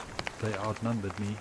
They were clearly more skilled with violence, and I still didn't know exactly what they were capable of. I did have a clear shot to the exit, but they could see that as well as I could. They were toying with me. If I ran, I was prey, and I wouldn't get far. So I decided that maybe I should give them what they wanted. You want a private magic show? I sobbed, struggling against the moral and physical revulsion I felt. I forced myself upright and pulled out my deck of trick cards. For my own safety, I had never shown anyone else the full extent of what I could do with those cards, but the darlings had just earned themselves an exclusive premiere. I shuffled the deck with a practiced flourish, and I saw the twins' faces light up in wonder as each card was illuminated with a magical aura. I tapped my index finger on the back of the deck, and as I raised my hand into the air, the cards rose with it, fluttering around and around on their axes, their faces changing with each rotation. I spun my arm around and around, creating a swirling vortex of playing cards between them and me. Think of a card. Any card. Just don't tell me what it is, I stammered. Have you picked one? They both nodded, eager to see what sort of trick I would do. Are these your cards? When I said this, the vortex instantly uncoiled into a long lashing whip of cards, slashing each twin across the face as I did so. As they screeched in pain, I turned and bolted for the exit, the card whip still trailing behind me and lashing about like crazy, keeping the darlings at a distance. "Veronica, come back here!" Mary screamed at me. They weren't chasing me though. Instead, the stone walls around me began to shake and rumble, groaning as they closed in around me, threatening to crush me or at the very least cut off my escape. The lanterns fell from the ceiling, just barely missing me as I ran past. And out of the corner of my eye, I just barely made out some dark, shapeless form crawling out from one of the foreboding doorways. In spite of all that, I made it. They may have had control over everything within their playroom, but the door to their bedroom was still part of our reality, and I threw it open easily enough. Once I was out, I retracted all my trick cards back into my pocket and ran out of the darling house, waking up Mother Darling as I did so and not stopping to answer any of her questions. I didn't stop running until I made it back home. I wish I could have told my parents or the police or somebody about what I had seen in that room, but I knew it was pointless. I couldn't prove anything. If anyone were to investigate, they'd just find an ordinary closet in the darling twins' bedroom, and I'd probably end up getting that lobotomy I had been trying so hard to avoid. I wish I could have brought some justice to the darlings' victims. I wish I could have stopped them from killing again, but there was nothing I could do. The darlings and I just avoided each other for the rest of the school year, and that summer was when I ran away from home. I ended up not going to Sombremori after all, instead getting a gig in a circus, which I'm now the ringmaster of, but that's not actually relevant to the story. What matters is that I never went back to Periwinkle Pines, or saw the darlings again, at least not until a few nights ago. I'm in my 70s now, even though I look barely half of that. I'm the miraculous Miss Mason after all, and I've only gotten more miraculous as the years have gone by. The reason I had never gone back there is that I had always been conflicted about running away from home and breaking my parents' hearts, and I didn't know how I would react if I ever ran into them. But this time of year always invites reflection, and this year more so than most, so I decided to finally go back. The town hadn't grown or changed all that much, but my old house was gone. I hadn't really expected to find my parents there anyway. If they're still alive, they'd be almost 100 by now. My walk through town did, however, eventually take me to Cherry Street, and it was in a surprisingly sorry state. The road itself was barricaded with multiple signs warning vehicles and pedestrians alike to stay out. The entire neighborhood looked like it had been abandoned and neglected for decades, with the sole exception of the darlings' house. It was in pristine condition, not to mention strung up with Christmas lights. The sole beacon of cheer and warmth on that derelict street. As I approached it, the living room light came on, and even though no one was inside it, a moment later I spied a young woman in a Christmas sweater and a poodle skirt stepping out of the back hallway and coming towards the window. It was Mary. She looked even younger than I did, around 20 or so, but I had no doubt that it was her, and by the expression on her face, she recognized me too. She turned around and shouted, and I saw James come out in a matching sweater. The two of them stood there together, smiling at me through the window. It was that same creepy grin I remembered from all those decades ago. James waved at me, and Mary gestured for me to come in and join them. I ran from them, their house, that street, and the entire town without looking back once. Media Darlings, written by the Vespers Bell. The man found himself in complete darkness, but that's not what concerned him. He wasn't alone in the darkness either, but that was also of no concern to him.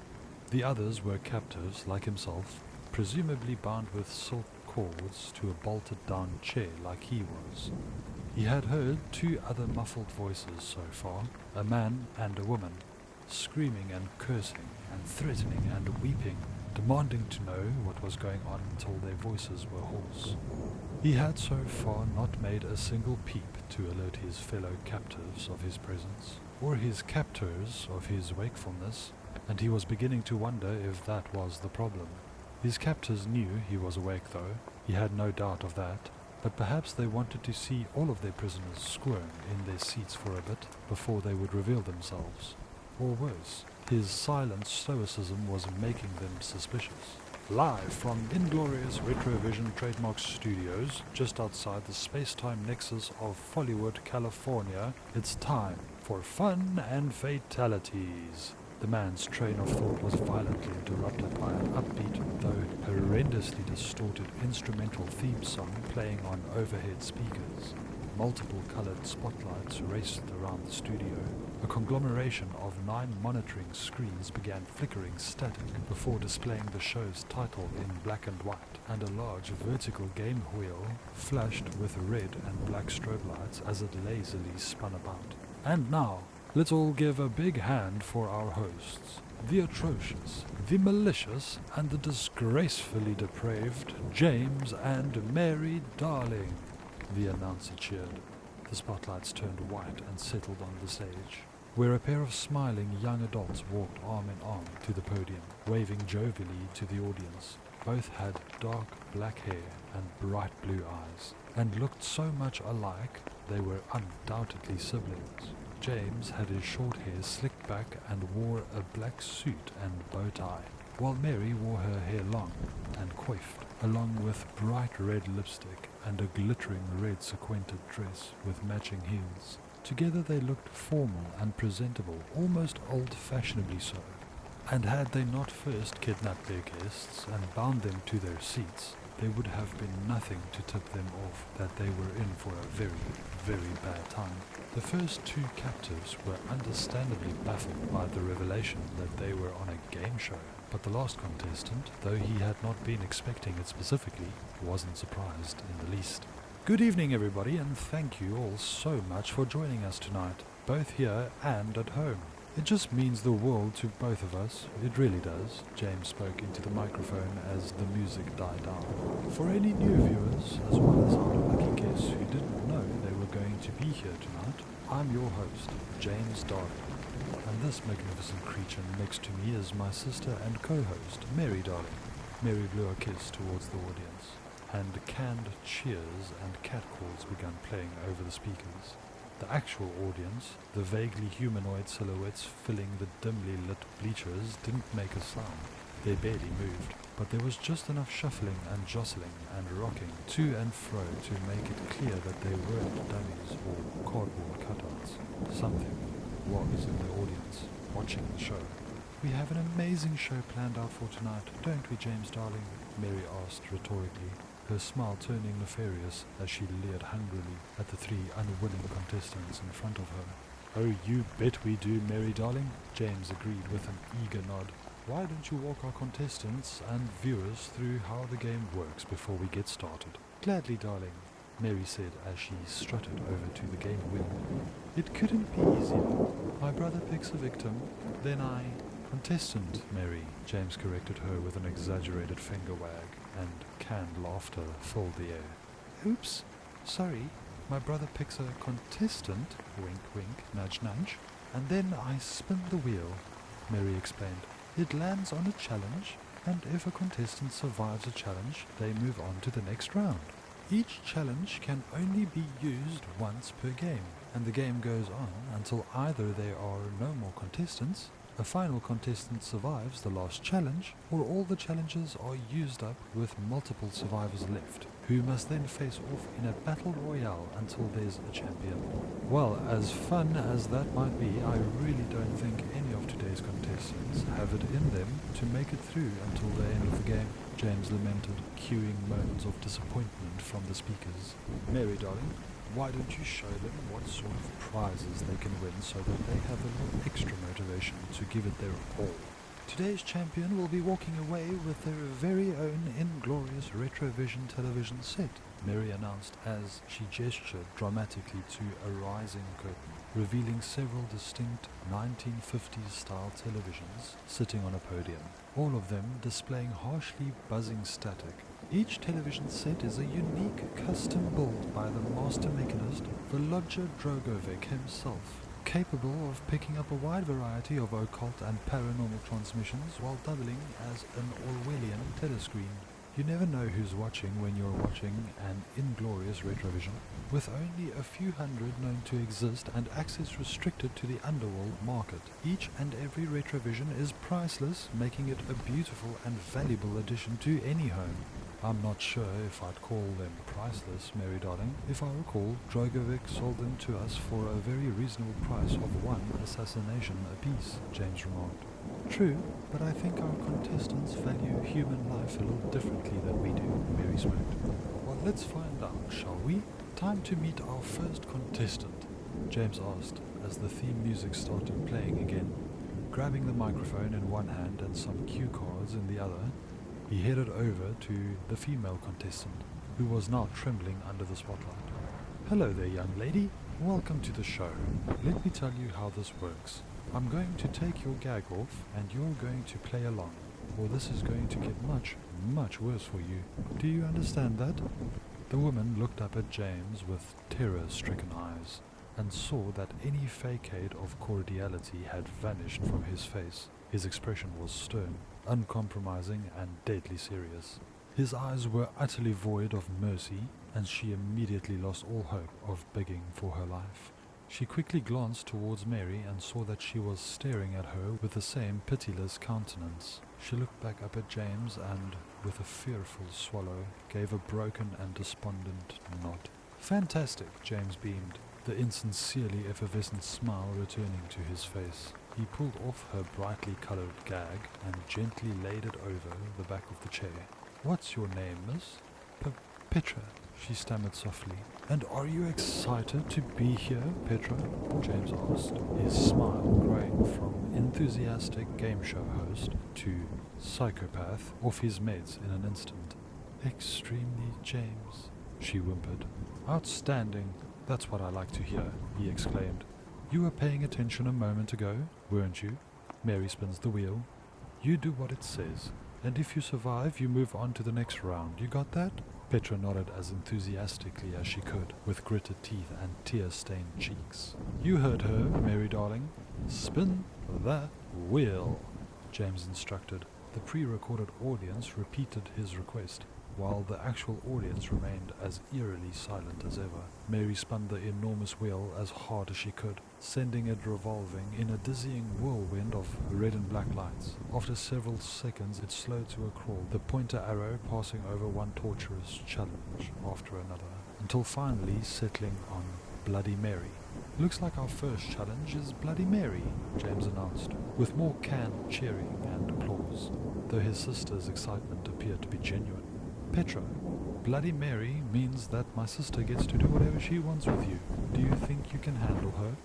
Based solely on her appearance, most people would probably assume that Mary's physical and behavioral capacity for violence was minimal. but given the circumstances, Petra wasn't willing to make any assumptions about anything. Do I have a choice? Not if you want to win that TV, James laughed. Or live, Mary added, impatience clearly creeping into her tone. Hear that, audience? Mary darling doesn't like to be kept waiting, James said loudly, before bending over to whisper to Petra, trust me, the angrier you make her, the more fun she'll have with you. What's it going to be? Yes, I'll fight her, or whatever, Petra nodded. That's the spirit. It's always better for ratings when the women go up against Mary. Gives the illusion of fairness, James remarked. Mary darling, what are you going to do with our brave Petra here? I think I'm going to have to go with 21 knife salute, she answered, turning the wheel so that the arrow landed on her preferred challenge. 21 knife salute it is, James agreed, pulling out a vintage TV remote and pressing one of its many round and gleaming buttons. In an instant, Petra went from being restrained in her seat to being restrained to a human-sized game wheel. Mary stood exactly 21 feet away from her, which she knew because the floor between them had been delineated in 1 foot increments. What? She gasped, unable to comprehend what had just happened. Magic of television, James explained nonchalantly. Now don't you fret, Petra. This is one of our easier challenges. What happens here is I spin you round and Mary darling throws a few knives at you. 21 to be exact, James darling, Mary added as she held up a bejeweled ebony dagger for the audience to get a good look at. She'll throw them one at a time, starting at the 1 foot marker, moving a foot backwards after each throw, James explained.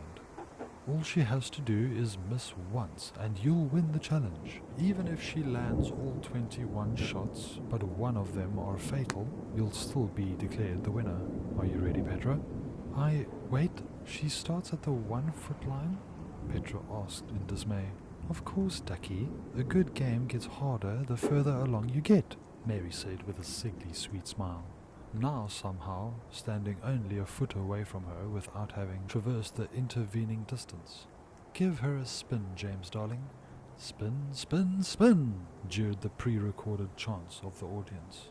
No, wait, please, Petra pleaded, but with one strong push, James sent her spinning rapidly. She screamed as she felt the first knife pierce her flesh as the audience chanted out, 1! Mary hadn't needed to throw the knife at all, given how close she was. She could have just thrust the knife straight ahead, but instead she had thrown it slightly to the side and impaled Petra's left wrist. Her right wrist was next, as the audience cried out, 2! With 3 and 4, her ankles were impaled as well. And when her left forearm was pierced at the cry of 5, it became obvious that Mary had impeccable aim and was targeting Petra's outermost extremities and was moving inward in a clockwise spiral. The audience kept counting up, and soon a combination of the pain and vertigo had Petra retching. With each throw, Mary did indeed take a step back, but it didn't seem to affect her aim at all. 17! The audience cried as a knife penetrated Petra's abdomen and skewered her left kidney. With 4 knives already in each limb, Mary was moving on to the torso. 18 was her right kidney, of course, and 19 was her stomach. 20 hit her below the diaphragm, and she knew there could be no doubt where Mary would aim next. The blood from her wounds splattered down into her face as she continued to spin around, and the pain in her limbs was starting to give way to a cold numbness. Mary seemed to be taking longer to make her final shot, and a drumroll sound effect played to add to the suspense. Please don't, Petra wept, unable to muster the strength for any more substantial final words. 21! The audience cheered as Mary's final knife impaled Petra's heart, ending her life instantly. Mary bowed graciously to the audience as celebratory music played and colourful lights flashed, then casually walked over to the spinning corpse to retrieve her knives. Well, that's a pity, James said insincerely as he checked the body for a pulse. Darling, please, you don't know the meaning of the word, Mary smirked, as she took a long, savoury sniff of the blood-coated knife in her hand. She tossed it into the audience, and the mass of silhouettes finally showed some interest in something, lunging for it like it was a foul ball at a Major League Baseball game. A sizzling, staticky noise arose around the crowd, like they were a horde of rattlesnakes, and the studio lights flickered for a moment as they absorbed their sacrifice. The second contestant's eyes went wide in confusion and terror at this bizarre behavior, but the last contestant had to suppress a look of joy before the darlings noticed. He'd found what he'd come for. Well, folks, Mary Darling sure did give us one humdinger of a performance for the first round, didn't she? James asked as he took his place at the front of the stage. Let's give her a big hand, shall we? There was more canned applause, but this time the sizzling static sound of the real audience could just barely be heard beneath it. It's just too bad our first contestant couldn't stick it out for another round, Mary said as she skipped back to the game wheel. Hopefully our next contestant is made of sterner stuff. James sauntered over to lucky contestant number 2, a very large and muscular man who looked like he might indeed put up more of a fight than Petra did. And what's your name, sir? James asked as he took the gag out of his mouth. You sick son of a bitch, he spat. Let me out of this chair, you fucking coward. You think you're hot shit torturing helpless women to death?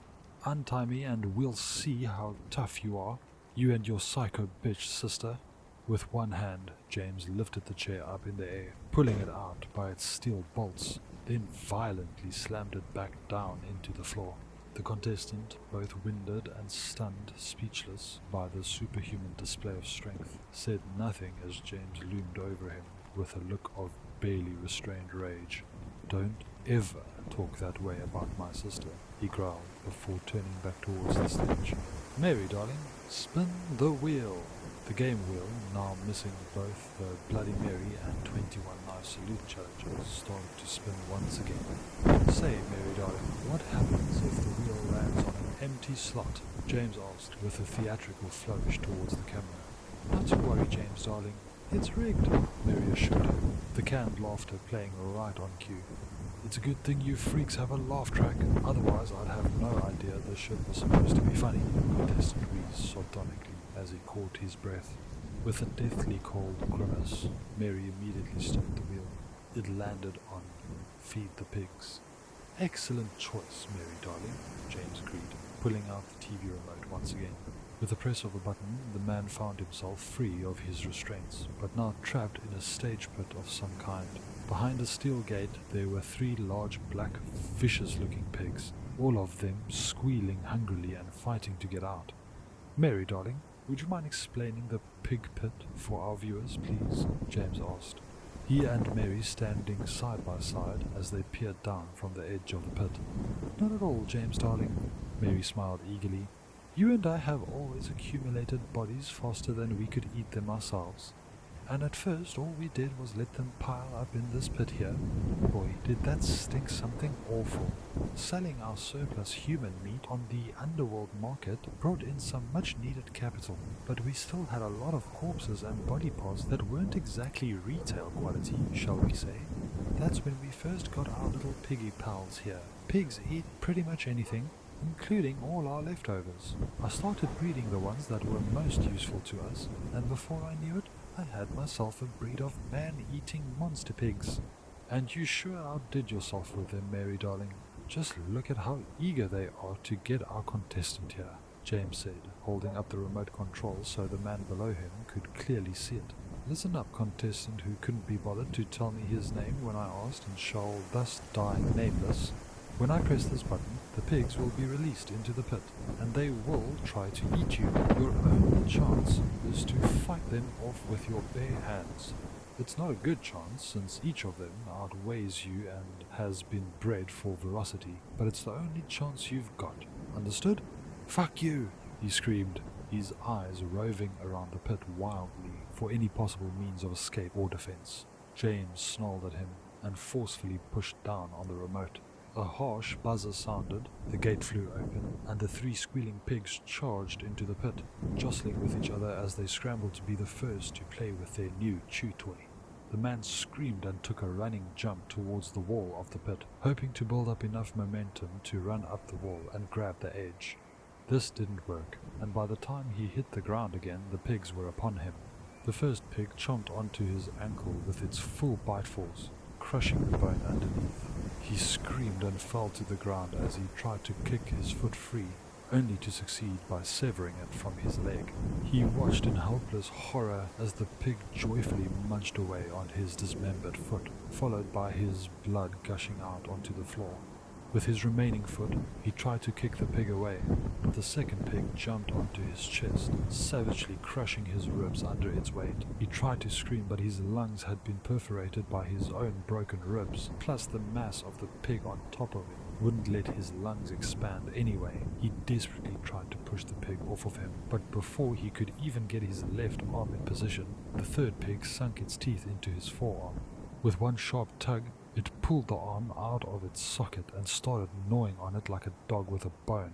The first pig, having already finished with the man's foot, decided it wanted something a little less bony instead, and went straight for the groin.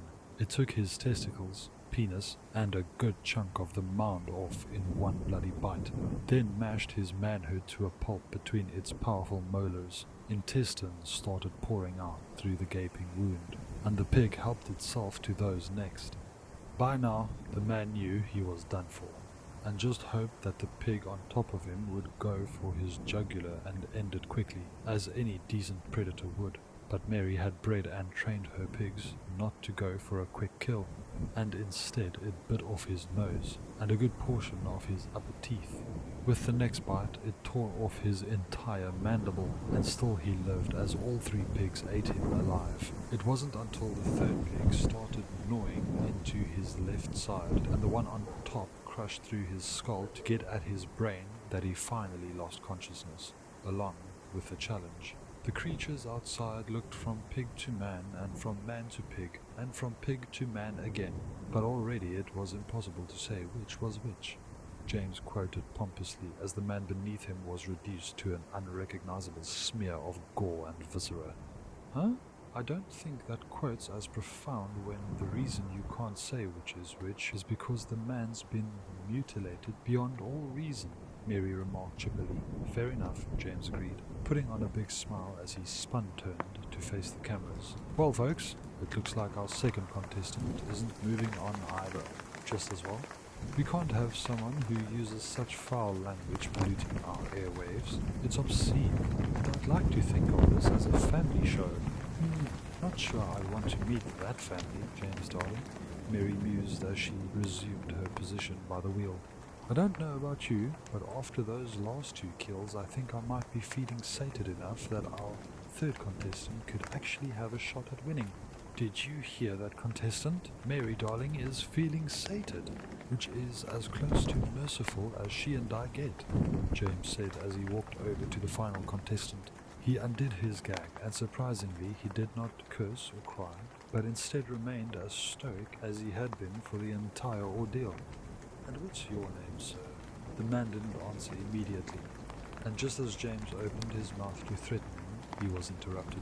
You know, I was worried that I may have underestimated you, that you were actually just stringing me along and had some ace in the hole, but you really don't know who I am, do you? The man asked with a wry smile.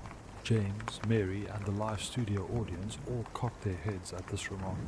It was rare for any of their victims, regardless of the setting, to act so calm and collected, and his comment legitimately put them off their guard.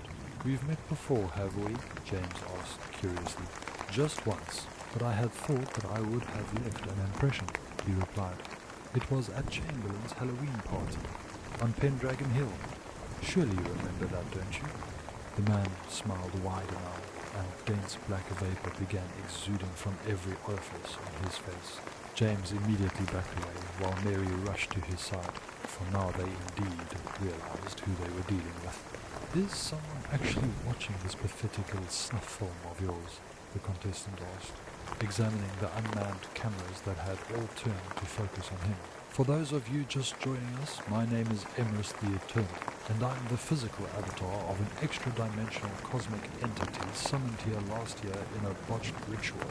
And in my spare time I enjoy collecting and studying rare occult artifacts, practicing dark magic and rose gardening. The laugh track was triggered, but glitched and just repeated the same few seconds of audio over and over again.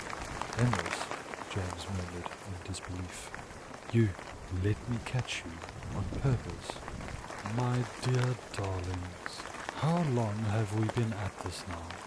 Emrys asked condescendingly as he effortlessly rose from his seat. The illusion of a mortal man fell away, and they beheld the visage of pale, gaunt, bearded Emrys, clad in furs and bound in silver chains, a triple Ouroboros tattoo upon his forehead. 60 years at least, luring mortals in here and playing with them like cats with mice, all while remaining completely immune to the violence you so delight in. Pitiful. I think it's well past time that you pick on someone your own size. A very rare look of terror was plastered across Mary's face, but James let out an arrogant laugh at the challenge. You want to fight us? In our playroom? James scoffed. You may have bested us at Chamberlain's mansion, but we are gods in here. Enormous shards of obsidian erupted forth from the floor to impale Emrys, as he was enveloped in a vortex of white-hot fire, with massive electrical discharges arcing down from the studio lights for a good measure. Perhaps unsurprisingly, the concoction of plasma and fire and volcanic glass violently exploded, destroying all the cameras that had huddled around it. The blast wave was powerful enough to send both darlings flying through the air and up against their own game wheel, where they were crucified by fragments of obsidian through their limbs. Through the haze of debris, Emrys strode towards them, unscathed and unperturbed by James's impotent attempt to destroy him. And I'm God no matter where I am, he pontificated as he spun the wheel around so that he was face to face with Mary. Fortunately for you, darling, I'm not a vengeful God, as a vengeful God likely wouldn't forgive someone who stabbed them as many times as you did. You do so love your knives, don't you? Bygones though, darling, bygones. She winced as he ran his hand along her face, trying her best to force back tears. She hated being afraid, and had tried very hard for almost her entire life to be the scariest monster there was, so that there would be nothing that could scare her. I know, darling. Emrys smoked effortlessly, reading her thoughts. But in the grand scheme of things, you're still as helpless as any of your victims. She felt her brother's blood drip down from above her, and with a deep sob she let her tears fall. James! James! Are you alive? She wailed. I am, Mary darling, he grunted, pained but surprisingly calm. The reason for this was that from his elevated position he could see what their audience was doing. The audience was in fact their pet, a creature which resembled a cloud of television static. More accurately though, it was the imaginary patterns within the static, a type of thought form that arose from the meaning people saw in chaos. As the audience members silently marched towards Emrys, they merged together until they were nothing but screaming faces in a flickering, shapeless mass rising up towards the ceiling and ready to crush down upon him like a tsunami. Tell me, Emrys, why did you come here, if not for vengeance? James asked, genuinely curious and not sure if he'd have the chance to ask again later. Emrys looked up at him and gave him a knowing smile. Lunch, he replied simply. Spinning around, he reached out his hand towards the monster, spectral black tendrils shooting out from his palm and penetrating deep into the snowy cloud. The nebulous creature began to writhe and shriek in agony, its amorphous form shifting wildly but steadily, getting smaller and smaller, eventually leaving nothing behind but a small mass resembling a soggy, balled-up newspaper. No! Mary screamed. What did you do? What did you do? Emrys retracted his miasmic appendages and shivered slightly, his fumes flickering briefly like static before returning to their abysmal black. After our previous confrontation, I realized I wasn't going to be able to channel enough of my true form's power into this body to achieve my ambitions, he replied, gesturing to the chains that restricted his power. So I decided that I would have to absorb some other entity's power to make do until I can break these bindings. I shopped around a bit and heard through the grapevine that you two have been keeping a Vogathost as a bloody pet, fattened up with over a half a century's worth of sacrifices. That's some pretty potent egregoric power, and I think I'd be able to put it to very good use. Emrys extended his hand and levitated what was left of the darling's pet tulpa, transmuting it into a static-filled portal. He snapped his fingers, turning the obsidian pinning the twins to the wheel into smoke, and they plummeted to the floor. "Thank you so much for having me on. It was a pleasure, really." He beamed at them as he picked up Petra's corpse and slung it over his shoulder. Neither of them dared to ask what he wanted it for. "Don't suppose you'll be inviting me back though, eh? If you ever set foot in here again, I will bind your soul to your corpse on an atomic level so that you can feel yourself rotting for all eternity," James threatened as he coddled his distraught sister. With a sage nod, Emrys took his leave through the portal, only to insolently step right back across it and head straight for the prize display. "You know what? I technically won this. I'm taking it," he said as he hoisted up one of the retrovisions and carried it across the portal with him. This time it snapped closed, leaving the darlings sitting alone in their ruined studio, their own looping laugh track mocking them in their humiliation. The Magic of Television, written by The Vespers Bell. My grandpa Chuck is a baby boomer, and without a doubt the most quintessentially boomer thing my grandpa does is maintain a display room. It's basically a second living room, except instead of IKEA, it's filled with artisanal luxury European furnishings, which no one is allowed to lay a finger on. There are china cabinets filled with multiple sets of fine china that have never once been used. All manner of collectibles decorate every surface, and the only time they've ever been moved since they've been in that room was when my grandpa cleans the place. There's even an antique piano, even though he couldn't play chopsticks if his life depended on it.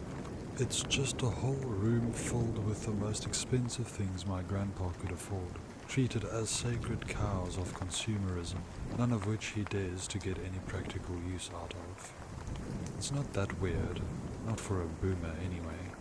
But what is weird is that he keeps a television in there too. No one's supposed to be in that room, and I always thought that putting a television in there would just encourage people to use it. It's not a big TV either, and as far as I know, the only thing that really makes TVs expensive is their size.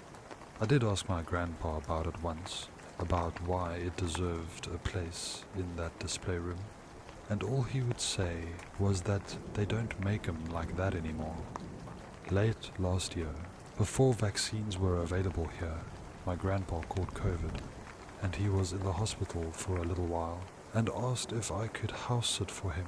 He was slowly dying of coronavirus, and his number one concern was that his stuff was okay. Pure boomer energy there. Regardless of what I thought of his priorities, I agreed so that he wouldn't be worried and could focus on getting better. He wrote down a rather extensive list of rules for what to do and what not to do, some of which were exasperatingly neurotic, but not really out of the ordinary. That is, until it came to the television in the display room. Here's what he wrote for it. Number 1. When cleaning the display room, do not touch the television set, except for any of the reasons listed below. Number 2. If the cabinet doors are open, close them immediately. Number 3. When the television is off, do not look at your reflection on the screen. Number 4. Don't sit too close to the television, on or off. Number 5. If the television is on, turn it off immediately, and remember that TV isn't real. Number 6. When it's on, be careful not to bring your hand close enough to feel the static on the screen. Number 7. If it doesn't turn off, leave the house immediately and call me. Don't try to unplug it. Number 8. Never change the channel. Number 9. If you fail to follow these rules and there's an incident with the television, do not destroy it. He doesn't make him like that anymore. I honestly wasn't all that concerned by this. My grandpa knew I was curious about his mysterious old television set, and I figured he was just messing with me. I had been in his house lots of times before, and I had no reason to believe that the television was dangerous or supernatural in any way. I settled into my grandpa's house and went straight to work attending to his lengthy list of instructions. It was mostly yard work, even though there was no garden, just a large crop of homogeneous grass under the vigilant gaze of ceramic gnomes and plastic flamingos, all of which he was inordinately proud of. Any weed or wild flower that dared to rear its non-conforming head was living on borrowed time, and if any of his neighbors' creeping ivy got into his side of the fence on my watch, they'd be hell to pay. Being busy and outdoors most of the day, it wasn't until I was eating my dinner that evening that I noticed it, the sound of electric static. I didn't notice it all at once. It was more of a gradual awareness that I was hearing a very faint white noise that I couldn't account for. I silenced every appliance or electronics that I could listen for it, and I realized that it was television static. And in the gap between the display room's door and the floor I could see the flickering light of the television set. I was momentarily unsettled by this revelation, since it was an older clunker of a television that shouldn't have been able to turn itself on. I quickly dismissed the thought as irrational though. My grandpa must have left it on before he went into the hospital, either by accident or on purpose just to mess with me, and both the sound and the light had been too faint for me to notice before. Remembering his list of rules regarding that television, and fully aware that there might be some kind of prank waiting for me inside, I cautiously opened the door and stepped into the cherished room of expensive and useless junk. It was as immaculate as I remembered it, seemingly not a single item having been moved since the last time I was there. The entire room was bathed in nothing but the monochromatic flickering from the staticky television, which made everything seem about 10 times creepier than it did in the light of day. The only lamp in the room wasn't plugged into the correct socket for the light switch to work, so I didn't bother trying to turn it on. I figured I would turn off the TV and then use the light on my phone to see my way out. Since I saw no evidence of any booby traps that my grandpa might have laid for me, I headed towards the television, diligently watching my step as I did so. The cabinet doors were wide open, which was weird in and of itself, as my grandfather always kept them shut. I was supposed to shut them too after turning the TV off, but I couldn't help but take a moment to examine it while I had the chance. It looked like a classic 1950s television set, with a wooden box frame, bulging glass screen, and knobs for control. But right below the screen, in shiny brass letters, were the words, "Inglorious Retrovision." This was confusing to me, since that implied it was a recreation. I saw that there was a framed letter hanging on the inside of the cabinet door, and while it was hard to read in the dim and inconsistent light, I was able to make out that it was a letter of certification. It stated that the television in question was a genuine Inglorious Retrovision, made by an individual called Volodya Dragovic, followed by some nonsense about it using special crystals for transceiving waves in the panpsychic ether. So that's what made it special then.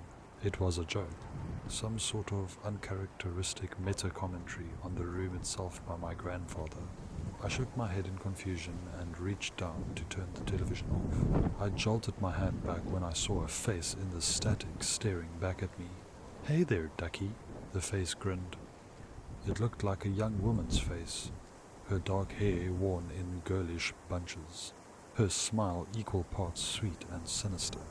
I shrieked at the sight of her, stepping backwards and slamming the cabinet door shut as I did so. I was left in almost complete darkness at that point, the only light being whatever flickering static managed to seep through the cracks in the cabinet door. Now that wasn't very nice, the girl chastised me, pouting a little as she did so. "I just wanted to say hi. Is this your first time using an Inglorious Retrovision? I've never seen you on here before." You can see me through the television, I stammered. I hadn't noticed any sort of camera built in or connected to the television set. Of course, Ducky. It's like a telescreen from 1984, the girl replied. My name's Mary, by the way. Mary, darling. What's yours? Chris, I answered, hoping that would be sufficient. Hello, Chris. A pleasure to meet you, she said sweetly. Would you mind opening the cabinet doors so that I can see you? My brother's out and I'm so bored. I just wanted to talk to somebody. I froze, unsure of what I should do. My grandfather's list made it very clear that I should shut the television off immediately. But this girl, if that's even what she was, had taken notice of me, and I was getting an extremely strong vibe that she was not someone I wanted to offend. Yeah, sure, no problem. Sorry I slammed them shut on you like that. You startled me is all, I said unconvincingly as I slowly pulled open the cabinet doors to reveal her smirking, staticky face. Yeah, I tend to startle people a lot, she said, playfully twirling her right pigtail. This is Chuck's retrovision, right? How do you know him? He's my grandpa, actually, I blurted, immediately regretting it. You're friends with him, I take it? No, not exactly. He usually tunes out the instant he sees I've tuned in, she admitted. But I manage to catch him off guard every now and then, though. I swallowed nervously, wondering what it was about this strange girl that made my grandfather so diligently avoid her. I glanced down at the television set, looking for the power button. I wouldn't do that, Ducky, she said, except this time her voice came from behind me and was free of any static distortion. I spun around and saw her sitting on the couch, lit by the glow from the accursed television. Her hair was pitch black, her eyes baby blue, and her silk bathrobe, lipstick, and nail polish were all bright red. She held a cherry-garnished martini in one hand, a cigarette in the other, and tucked into the sash of her robe were several gleaming kitchen knives, which became orders of magnitude more frightening just through association with her. I couldn't process how she had gotten there. It seemed impossible, but since she wasn't acting hostile at the moment, I was more dumbfounded than terrified, though I was still plenty terrified. How did you get here? How did you get here? I stammered. I'm not. This is just a projection. You're perfectly safe, Ducky, she said as she took a sip of her martini. No, I never leave my playroom without my brother James. A woman's place is in the home, especially when that home is an extra-dimensional pocket of space-time that she can bend to her every whim. James goes out on his own when we need new playthings or other supplies, and he enjoys the challenges working within this reality poses. Me, though, I prefer being perpetually drunk on the sense of godlike and nigh omnipotence I get from ruling our playroom. I get bored when he's out, though, like I said, so I play around with the retrovision, see who's watching. Come, sit beside me, and I'll show you how this thing works. I couldn't smell her cigarette at all, which seemed to corroborate her claim that she wasn't really there. That meant that I was safe for the moment, it seemed. It also meant that I could run away, but that seemed likely to upset her and might end up biting me in the ass down the line. Humoring her seemed like the least risky thing to do, so I politely sat beside her. You said that you just being a projection meant I was safe. Why wouldn't I be safe if you were really here? I asked. You don't look that dangerous. Well, that's kind of the point. If I was a grotesque monster instead of a pretty girl, you'd have had probably done the smart thing and run out of here as fast as you could. She grinned at me. But since you asked, I'm actually a cannibalistic serial killer, as cliché as that sounds. I chuckled as affably as I could, only for her to take a drag from her cigarette as she glared at me in disdain. I'm not joking, she said coldly. Between us, my brother and I kill at least dozens of people every year. And I haven't gone a day without eating human flesh since I was a kid. I've always got bits of someone else in my intestines, since I use it in all my cooking. When I was young, I even served it to my parents, and told them I got the meat from home economics class.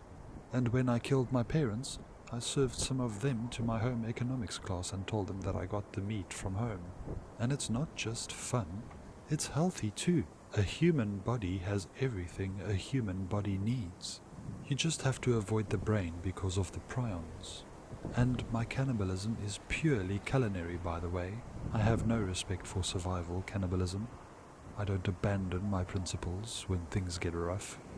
I'm sorry, I can see you're sick of me shoving my lifestyle down your throat.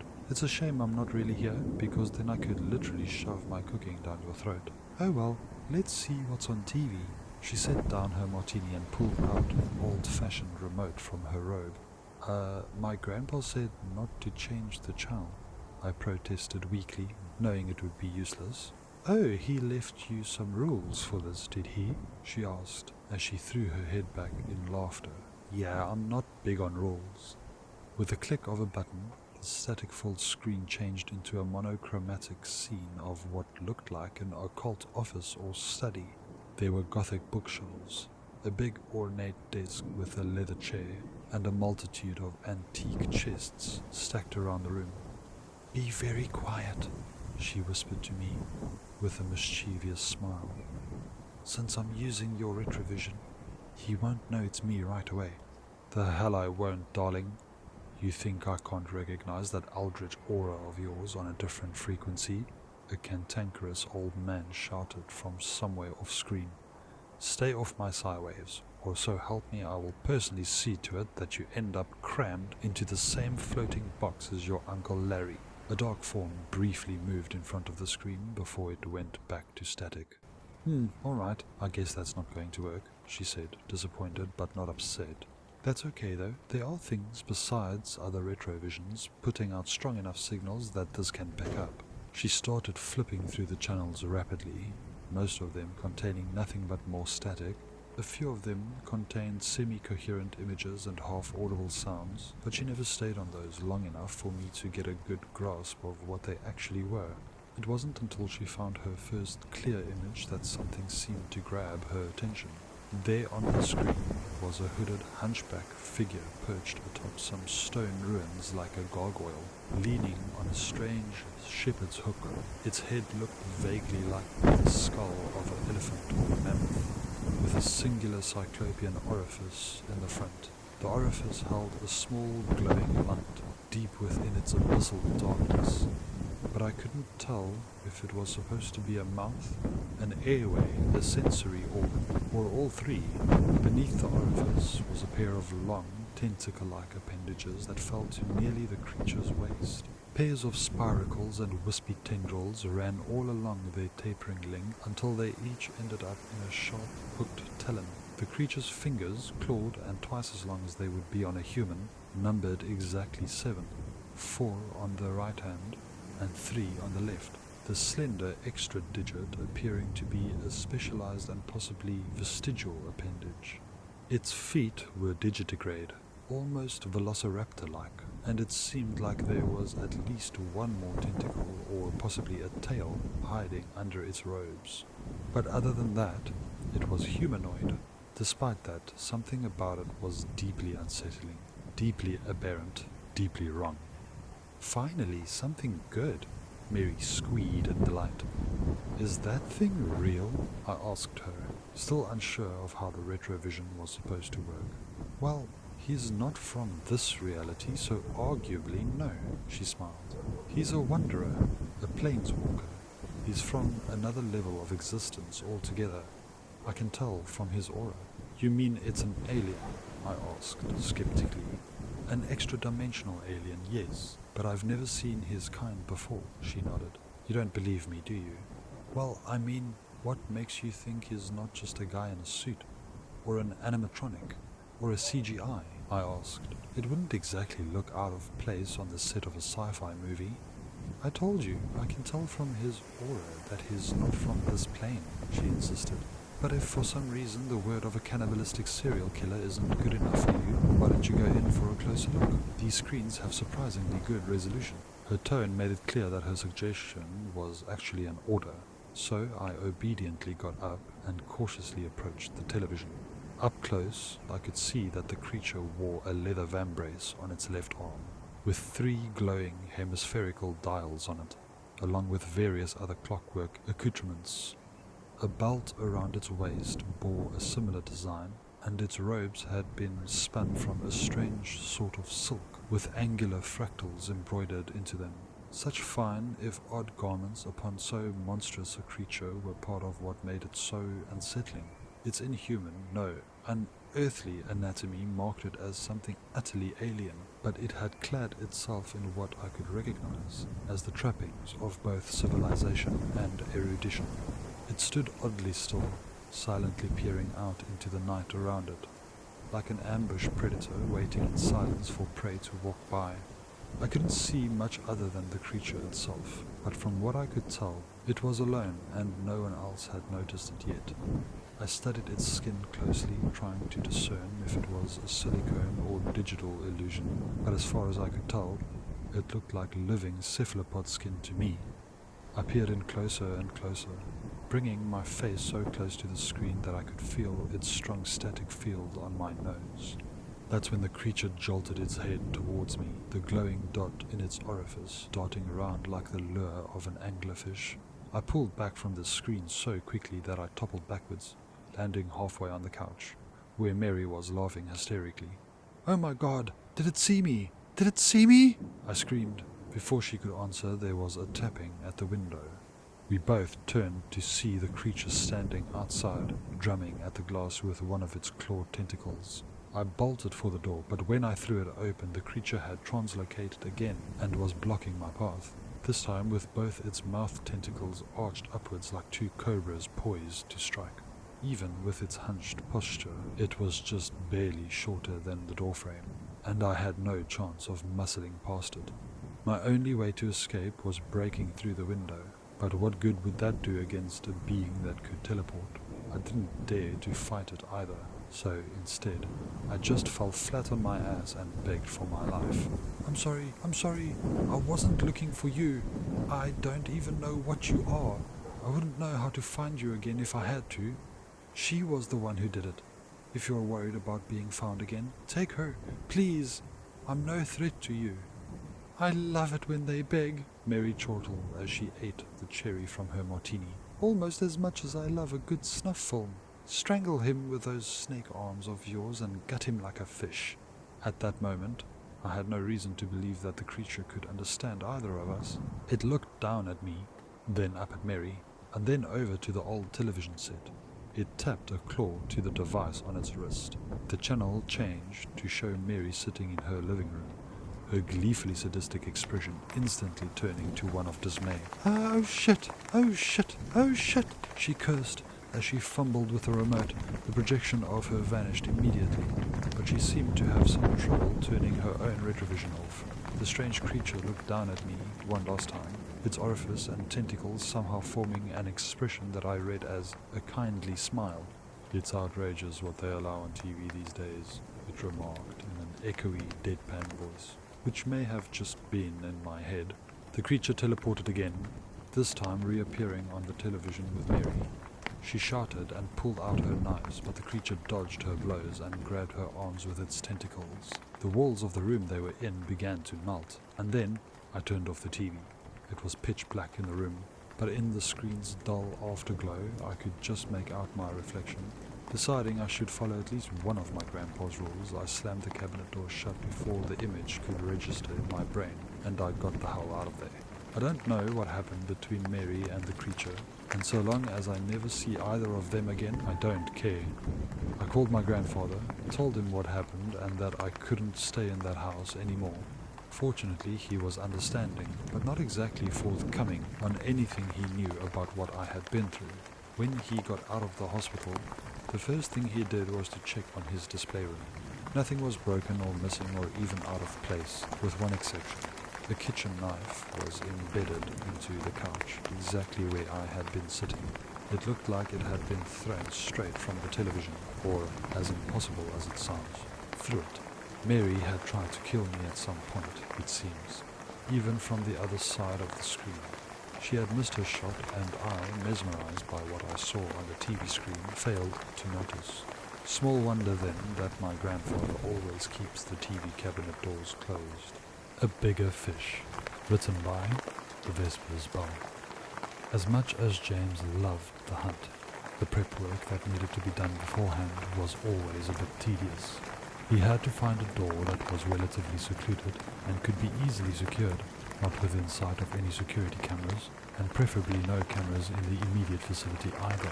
But it couldn't be too secluded either, as desirable prey needed to be within walking distance for him to lure them in. If he and his sister were desperate, the homeless and drug addicted would do. Putting them out of their misery was easy but rarely challenging or satisfying. Prostitutes were a little better, but still too easy and fairly cliché. Hardened criminals who fancied themselves intimidating were a regular staple. It was always hilarious to see them reduced to pathetic, weeping husks of their former selves begging for their lives. Still, if one squinted hard enough, this could possibly be considered vigilante justice, making James and his sister dark and edgy anti-heroes, and that was no good at all. They wanted to be the bad guys, no caveats or asterisks about it. As such, their favourite prey were those who quite unambiguously neither wanted nor deserved to die, decent, upstanding citizens who expected to live to a ripe old age, only to have the rug cruelly pulled out from under them, often naive enough that they could be lured into the playroom under the most rudimentary of pretenses.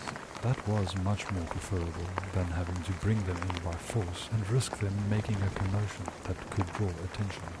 As powerful as James and his sister were, hunting was still not completely without risk, hence the need to continually rotate and change hunting grounds. As the man of the house, the risk and responsibility of finding, prepping and securing hunting grounds fell upon him. James had done a lot of things that he had no problem living with, but one thing he knew he could never live with would be letting his sister down. And speak of the devil, just as he was thinking about her, his phone started to ring. He reached into his coat pocket and pulled out a rather unusual curiosity, an analog rotary mobile phone. A relic from the long-ago nostalgic never-was of yore that they had acquired from Orwell's old-fashioned oddity outlet. As much as they loved their 1950s era aesthetics, the darlings did have to make the occasional compromise for pragmatism's sake. "Mary, darling, what a coincidence. I was just thinking of you," he answered cheerfully. That's hardly a coincidence, James, darling. I expect you to always be thinking about me," Mary replied, trying to be playful, though it sounded like she was short of breath and, if such a thing were possible for her, unsettled. "Is everything all right?" James asked, suddenly concerned. "You sound a bit out of sorts." Well, actually, there is something a bit out of sorts, yes," she admitted, the panic starting to rise in her voice.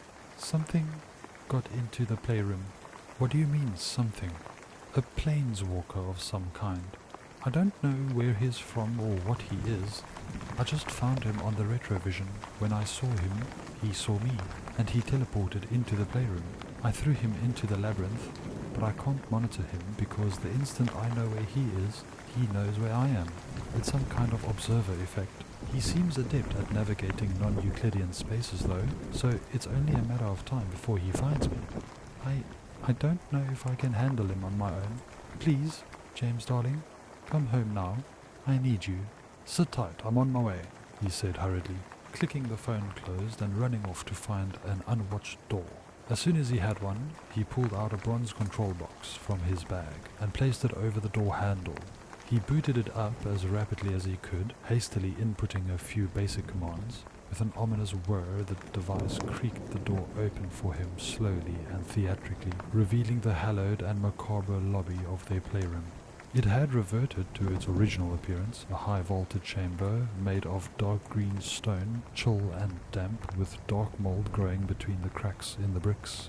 Tall, portentous doorways were carved into the stone, each of them leading into narrow, darkened hallways. The only source of light, other than what was leaking from baseline reality, was a cast iron lamp hanging from the ceiling.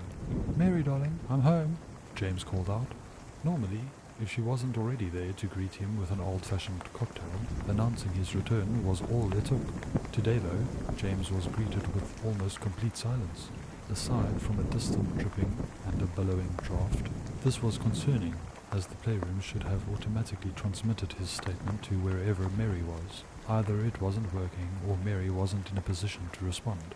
None of this was making any sense. The Darling twins were eldritch demigods, ageless with superhuman might, and within their playroom, they were full gods with complete control over physical reality.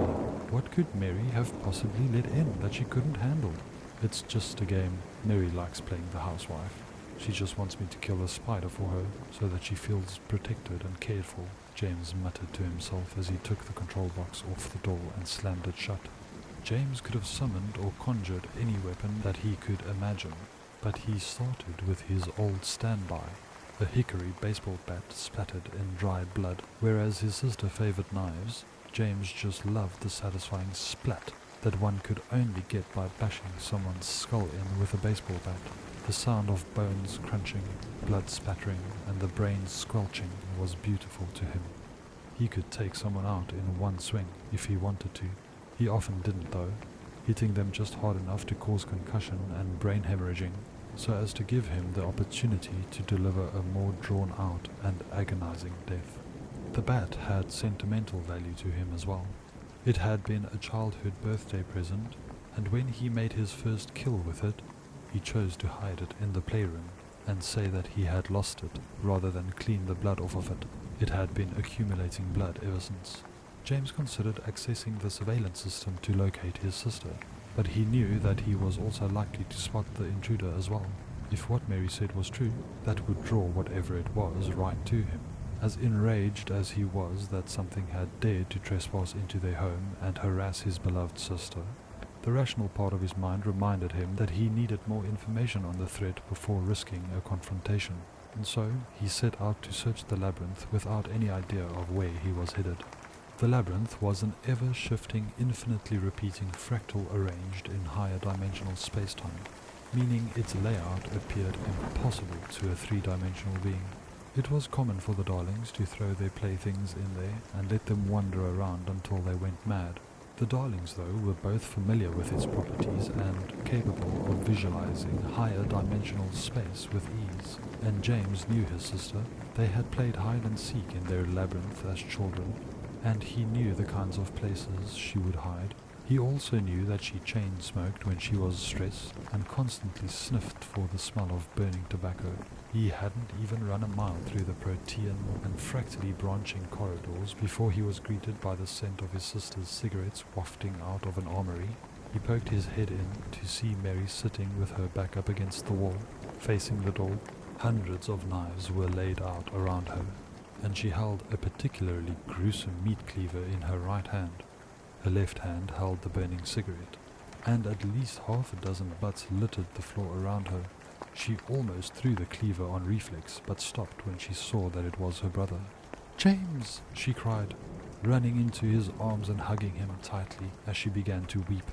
I'm sorry, I didn't mean to let it in, and now I can't get rid of it. It keeps teleporting, and it won't stay still long enough for me to kill it.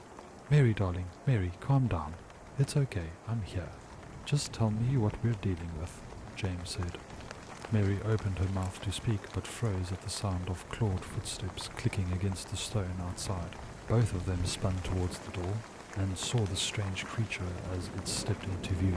It was a hunchback and cloaked humanoid leaning upon an angular shepherd's crook.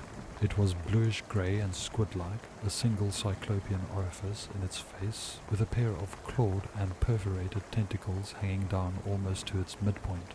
It was nearly 7 feet tall as well, and looked like it could take more than a few swings with a baseball bat before going down. Before James could react, Mary telekinetically threw all the knives she had laid out towards it at supersonic speed. At precisely the right instant, it teleported forward a couple of feet, causing the volley to miss it entirely and clatter impotently against the stone behind it. "She's been like this since I got in," the creature sighed in annoyance, his voice echoey and ethereal, emanating from no obvious source. "Since you two appear to enjoy the traditional gender roles, would I be correct in assuming that you are perhaps more capable of acting less hysterically?" James held his bat at the ready, but if this thing wasn't going to straight out attack him, he was willing to humor him with conversation.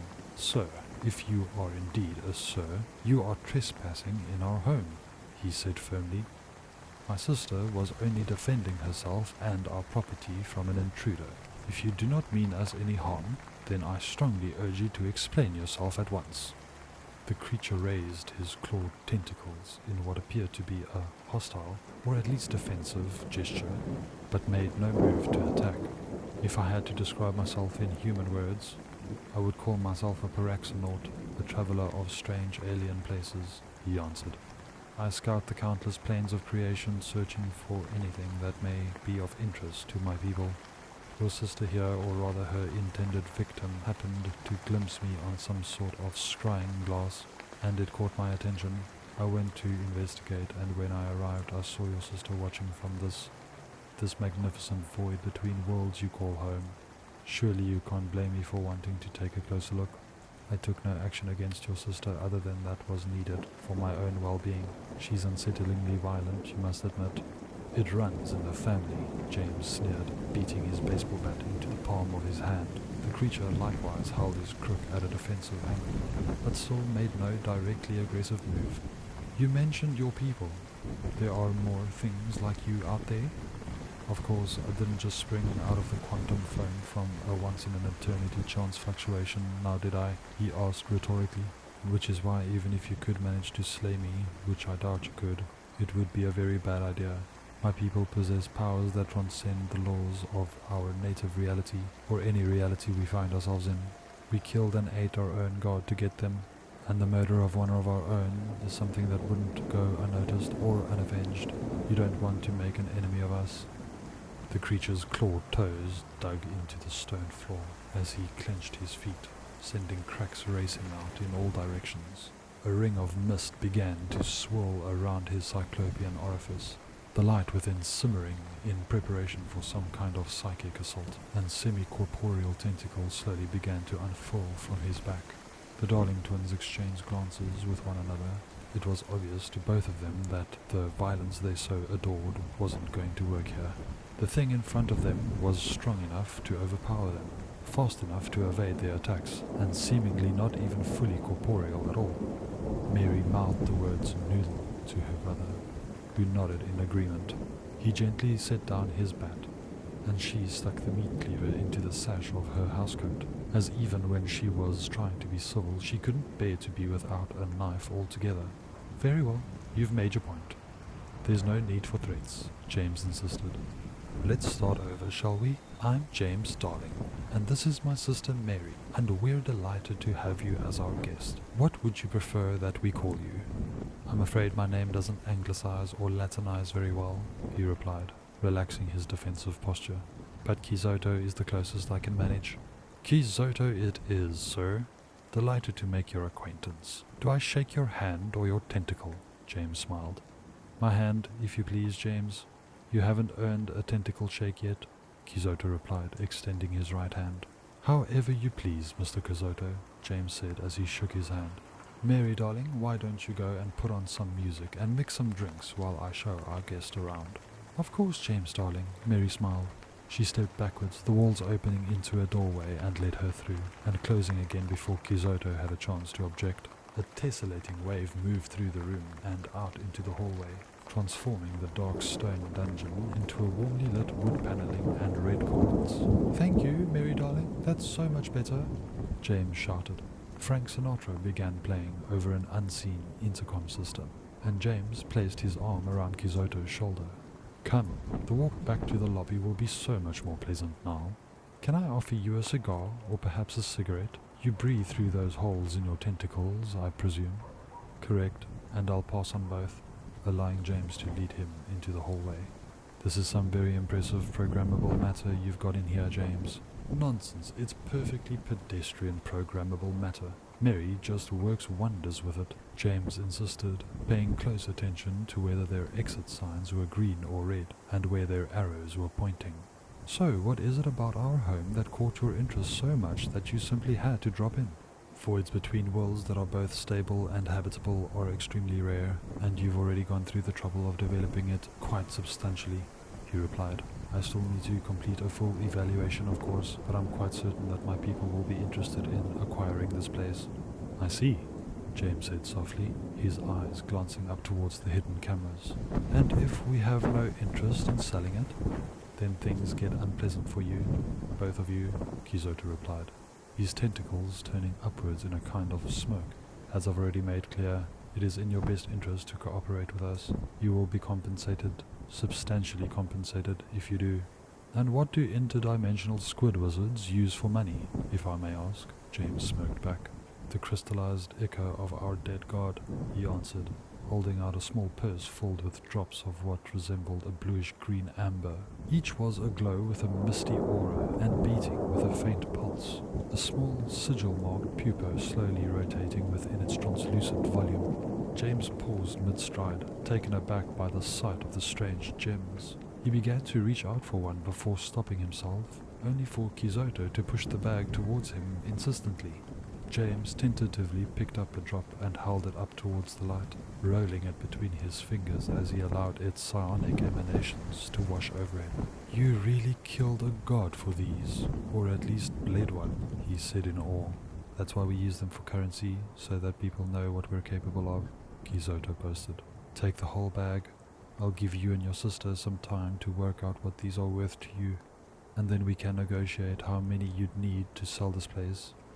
Right, James said slowly, remembering what it was the strange visitor had wanted. He pocketed the small purse and continued leading him through the labyrinth. We should be getting pretty close to the lobby now. Just a few more. Oh, actually, here's something that might be of interest to you. James stopped them in front of a large glass wall of an enormous aquarium. Bet you can't guess what we have in here, James asked jokingly. He checked the exit sign nearest them, and while its arrow was pointing towards the aquarium, the light was red. A sea monster? Kizoto asked flatly. That's right. Can't get one past you, James laughed, double-checking that they were within view of the cameras. We named her Pool Noodle. She was Mary's idea. I was worried that a 3-ton sea monster would basically be a white elephant in terms of upkeep, but it turns out that abyssal sea creatures have remarkably low metabolism. Just a single human body is enough to sustain this girl for months. Although, I suppose any body would do. The exit sign changed from red to green, and James gave Kizoto a superhumanly strong shove through the glass. He passed through it like it wasn't there at all. Almost immediately he slammed back into it as he tried to teleport back. But the exit sign had already been switched back to red. Can you hear me in there, Squid Wizard? James shouted, mockingly banging on the glass with him. I told you that Mary works wonders with this programmable matter. She can even make it teleportation proof. She never bothered to do that to the whole place before, but now that we have to worry about solicitors, I imagine she'll be changing that policy. Kizoto frantically tapped and turned his glowing dials, slamming into the glass again and again with every teleportation attempt. A flurry of agitated air bubbles and garbled vocalizations erupted from his tentacles as he furiously clawed and pounded at the glass. This came to an abrupt stop, however, as the sound of a deep and eerily whale-like call came rumbling forth from the depths of the aquarium. James smiled wildly, and Mary came out from across the hallway with an equally manic grin plastered onto her face. I didn't miss it, she asked, handing her brother an old-fashioned cocktail. You're just in time, Mary darling, James said, accepting the drink with an appreciative nod. A spinning ring of glowing sigils and spell circles manifested around Kizoto's waist as he attempted to either escape or at least curse the darlings with his dying breath. Before he could finish the ritual, however, a creature that vaguely resembled a colossal viperfish or dragonfish came roaring up from below. Its massive maw clamped down on his body, impaling it with innumerable foot-long fangs and shaking it back and forth like a great white shark, staining the water a fluorescent blue with his blood. The darlings laughed in delight as the spectacle of their pet sea monster tearing their enemy to shreds and then ravenously gobbling them down. Though such a strange entity and the equally unusual artifacts he had with him surely would have brought in a fortune, the darlings were happy to see them in the belly of their beast if it meant they got to live to kill another day. So, Mary said once the feeding frenzy was over, pausing to take a sip from her sweet martini. He was a realtor. Very Important Persons, written by The Vespers Bell. He had named his casino Pascal's because his patrons would be betting against God. All things being equal, anyone with even a small talent for clairvoyance, prescience or telekinesis could clean out every casino on the Vegas Strip. But that would be a very quick way to get themselves in trouble with the various vested interests who wanted the masquerade kept intact. But more importantly, it would have been dreadfully boring. What the gifted people of the worlds needed was a gaming house where they could use their gifts openly at games that would offer them a real challenge. Monty, as he liked to be called, had created Pascal's for just the purpose. It was a private room, a type of liminal space between planes that required privileged knowledge to enter or leave, allowing them to be very selective in choosing their clientele. The laws of nature were highly malleable as well, making it a cinch to ensure that the odds were always in the house's favor. Pascal's main gaming floor was beneath a large domed skylight, revealing a massive sea monster-filled aquarium overhead. The undulating light that descended down into the silver and sapphire casino bathed it in a surreal ambience, one that was only enhanced by the alien yet whale-like calls of the creatures that called the aquarium home. Quantum clockwork slot machines of proudly polished sterling littered the central floor, cheerfully chiming away as patrons attempted to empty them of their treasure of ancient coins. To win, players either had to correctly predict which sequence of icons a pull of the lever would produce, or stop each dial at the precise instant to produce the desired results. The stochastic nature of the machines made the prescience, clairvoyance and telekinesis all but useless in divining or intervening with the outcome, forcing players to hone in on any slight advantage they could find. Such tame attractions were for beginners, however. Betting on the cockatrice races or fights yielded higher returns, though at much greater risk, for one could not bet on a cockatrice without first knowing something of it. For every detail a person knew about a cockatrice, it knew something in return about them.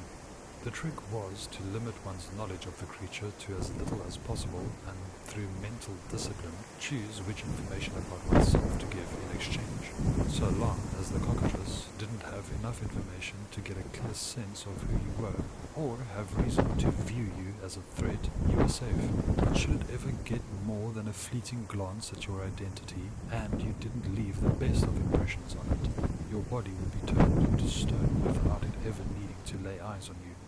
But of course, at Pascal's, the most dangerous thing was to bet against your fellow patrons. As with any casino, making sure the guests didn't get too rowdy was essential, and this was especially true with the clientele that visited Pascal's. The waitresses were all members of a high human clan known as the Orleans. They were golden-skinned, with tall elfin ears, raven black hair and void black eyes, and were exceptionally talented at foreseeing trouble and diffusing it before it got out of hand. Should that prove to be insufficient, tall and slender automata of quantum clockwork kept a careful vigil, able to spring to life in an instant should the need arise.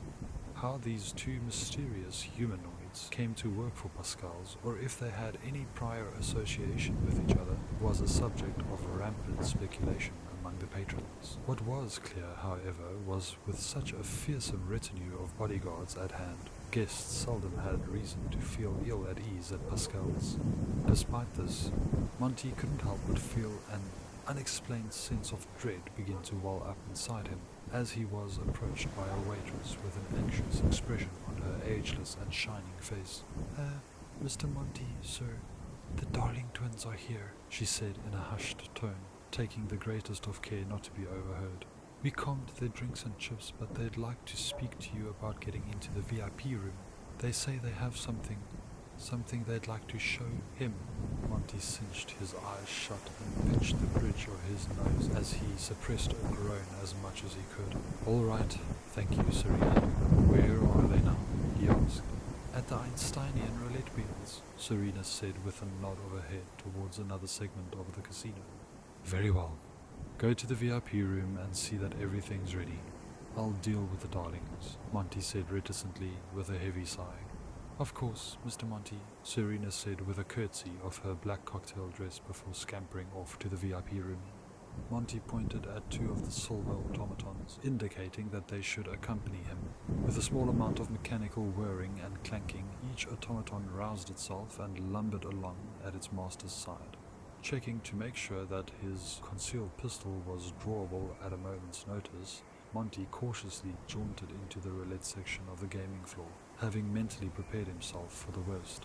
The darlings were not hard to spot, as most of the other patrons had discreetly vacated the area, if not the casino, the instant they saw them.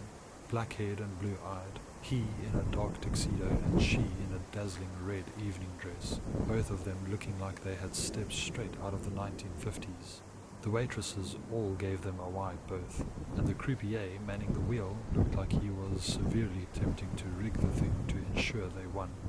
"Your next bet, Mr. Darling?" he asked with a nervous swallow. "I'll take Cancer on 13 black, clockwise, and Capricorn on 16 gold, counterclockwise."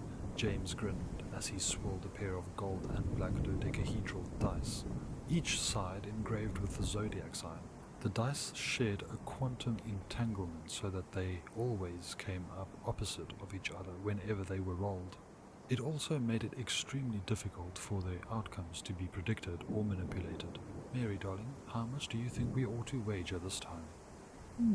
I think we've managed to collect a big enough pot that I'd be quite upset if we lost it all now, so let's go all in," she beamed, shoving the pile of several 100,000-point chips towards the croupier.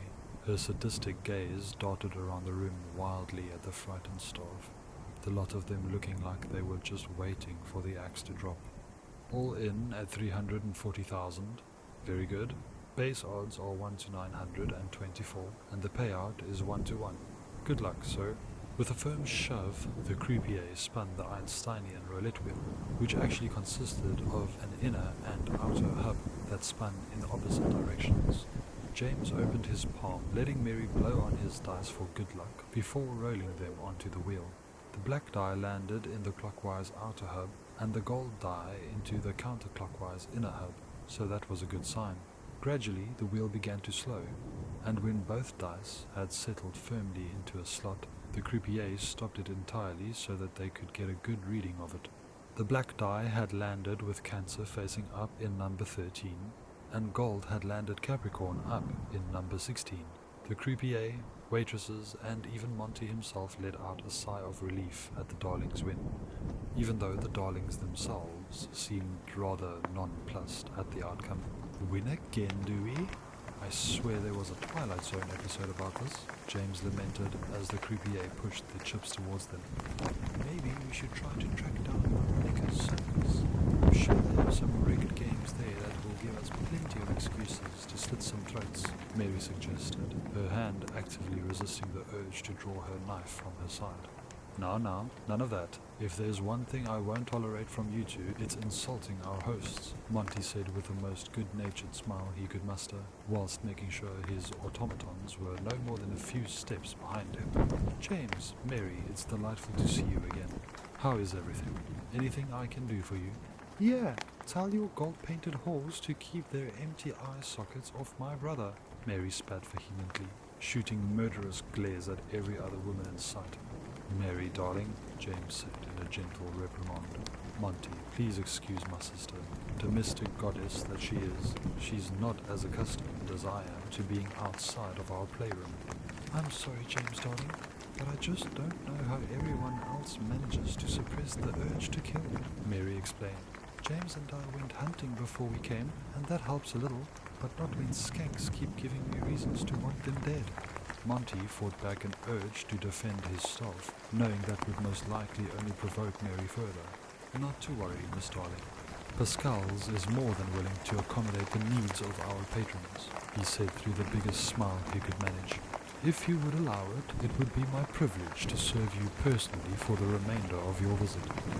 Mary glowered at him coldly for a moment, and without bothering to ask what he had said to offend her, He took a step backwards into the protective embrace of his automatons.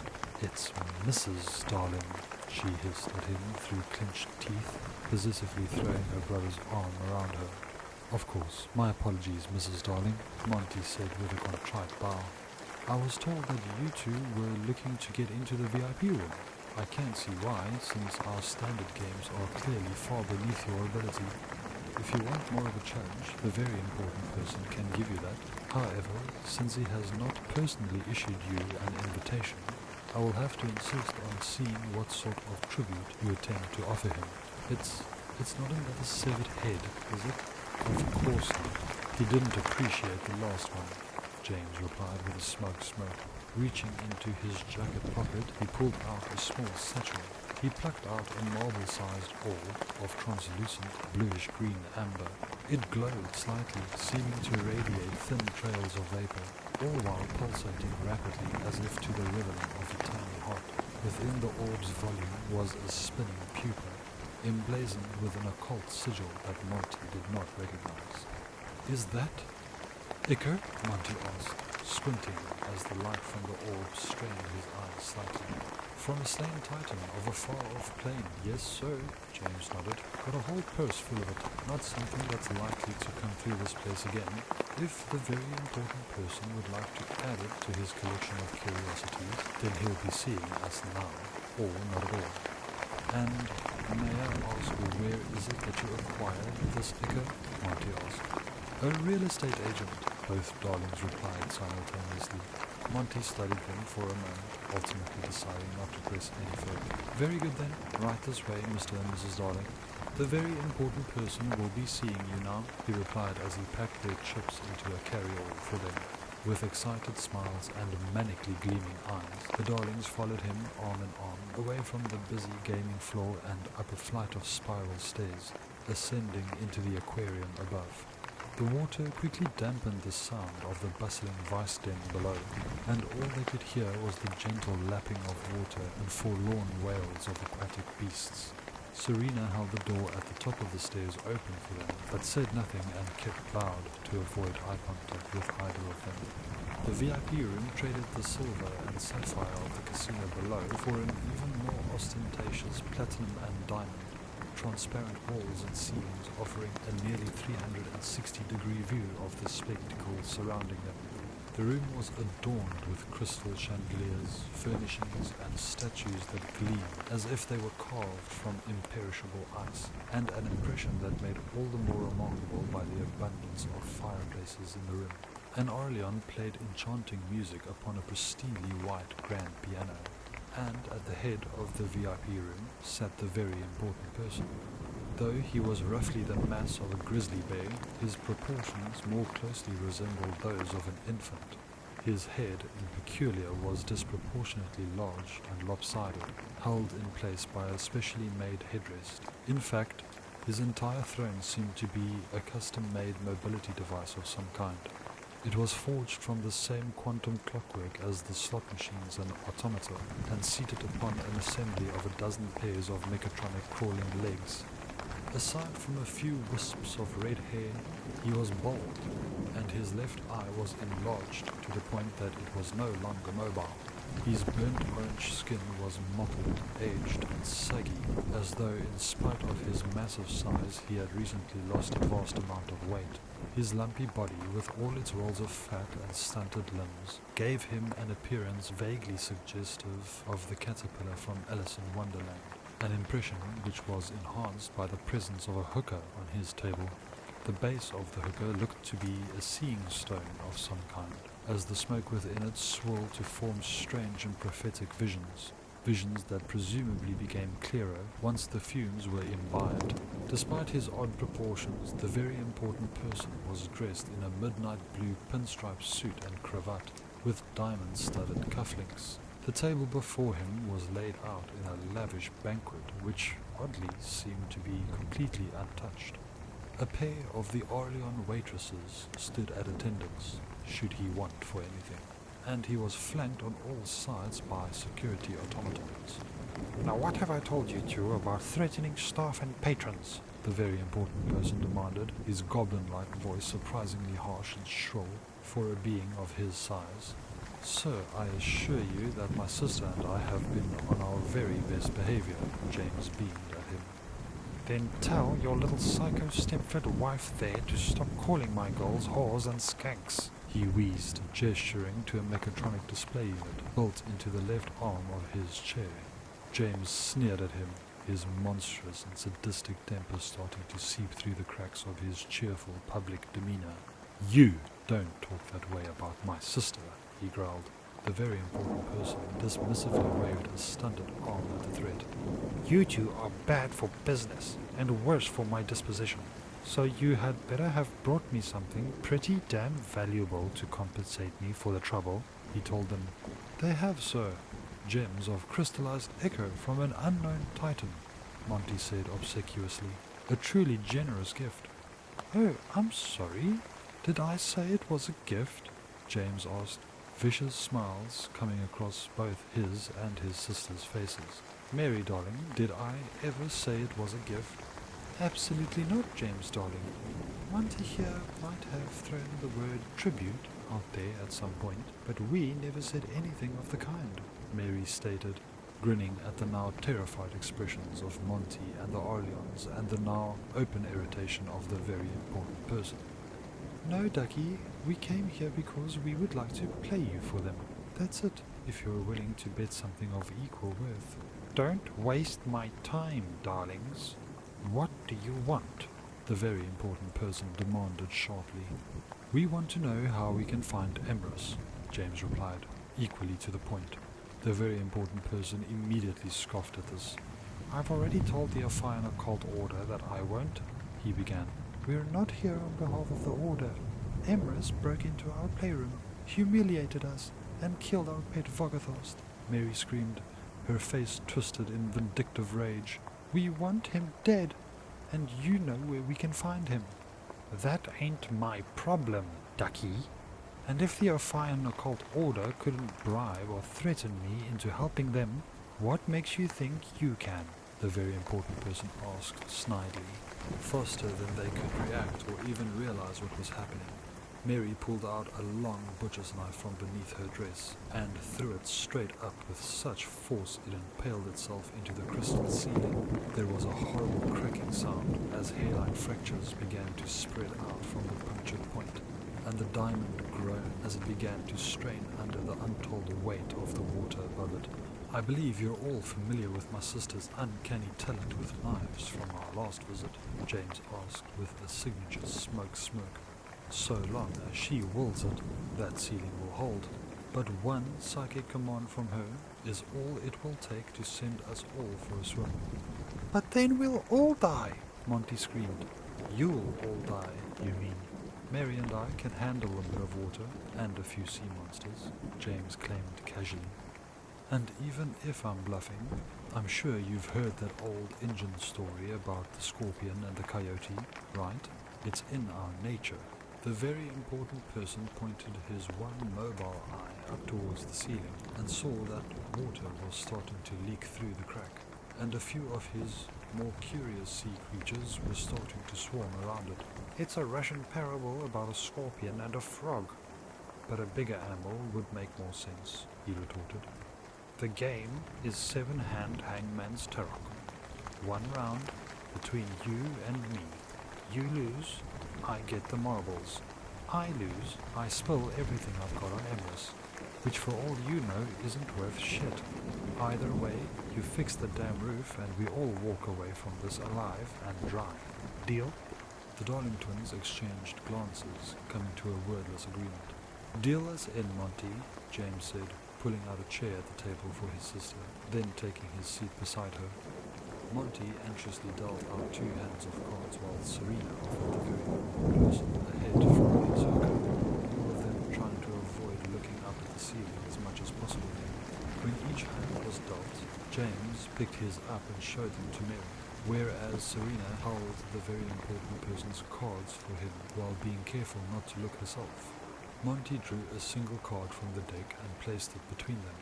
3 of Pentacles is the card to beat, gentlemen, he announced, waiting patiently for one of them to make the first move.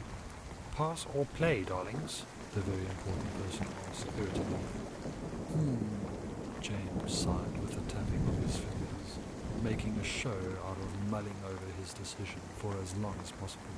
Mary, darling, do you think we should be polite and give the very important person first go of it? Polite? That doesn't sound like us at all, James, darling, Mary replied. She took out a cigarette from a silver case and held it out for him to light, and he promptly obliged her. She then held out the case so that he could take a cigarette for himself. Oh, you don't mind, do you, Ducky? It would be pretty hypocritical if you did.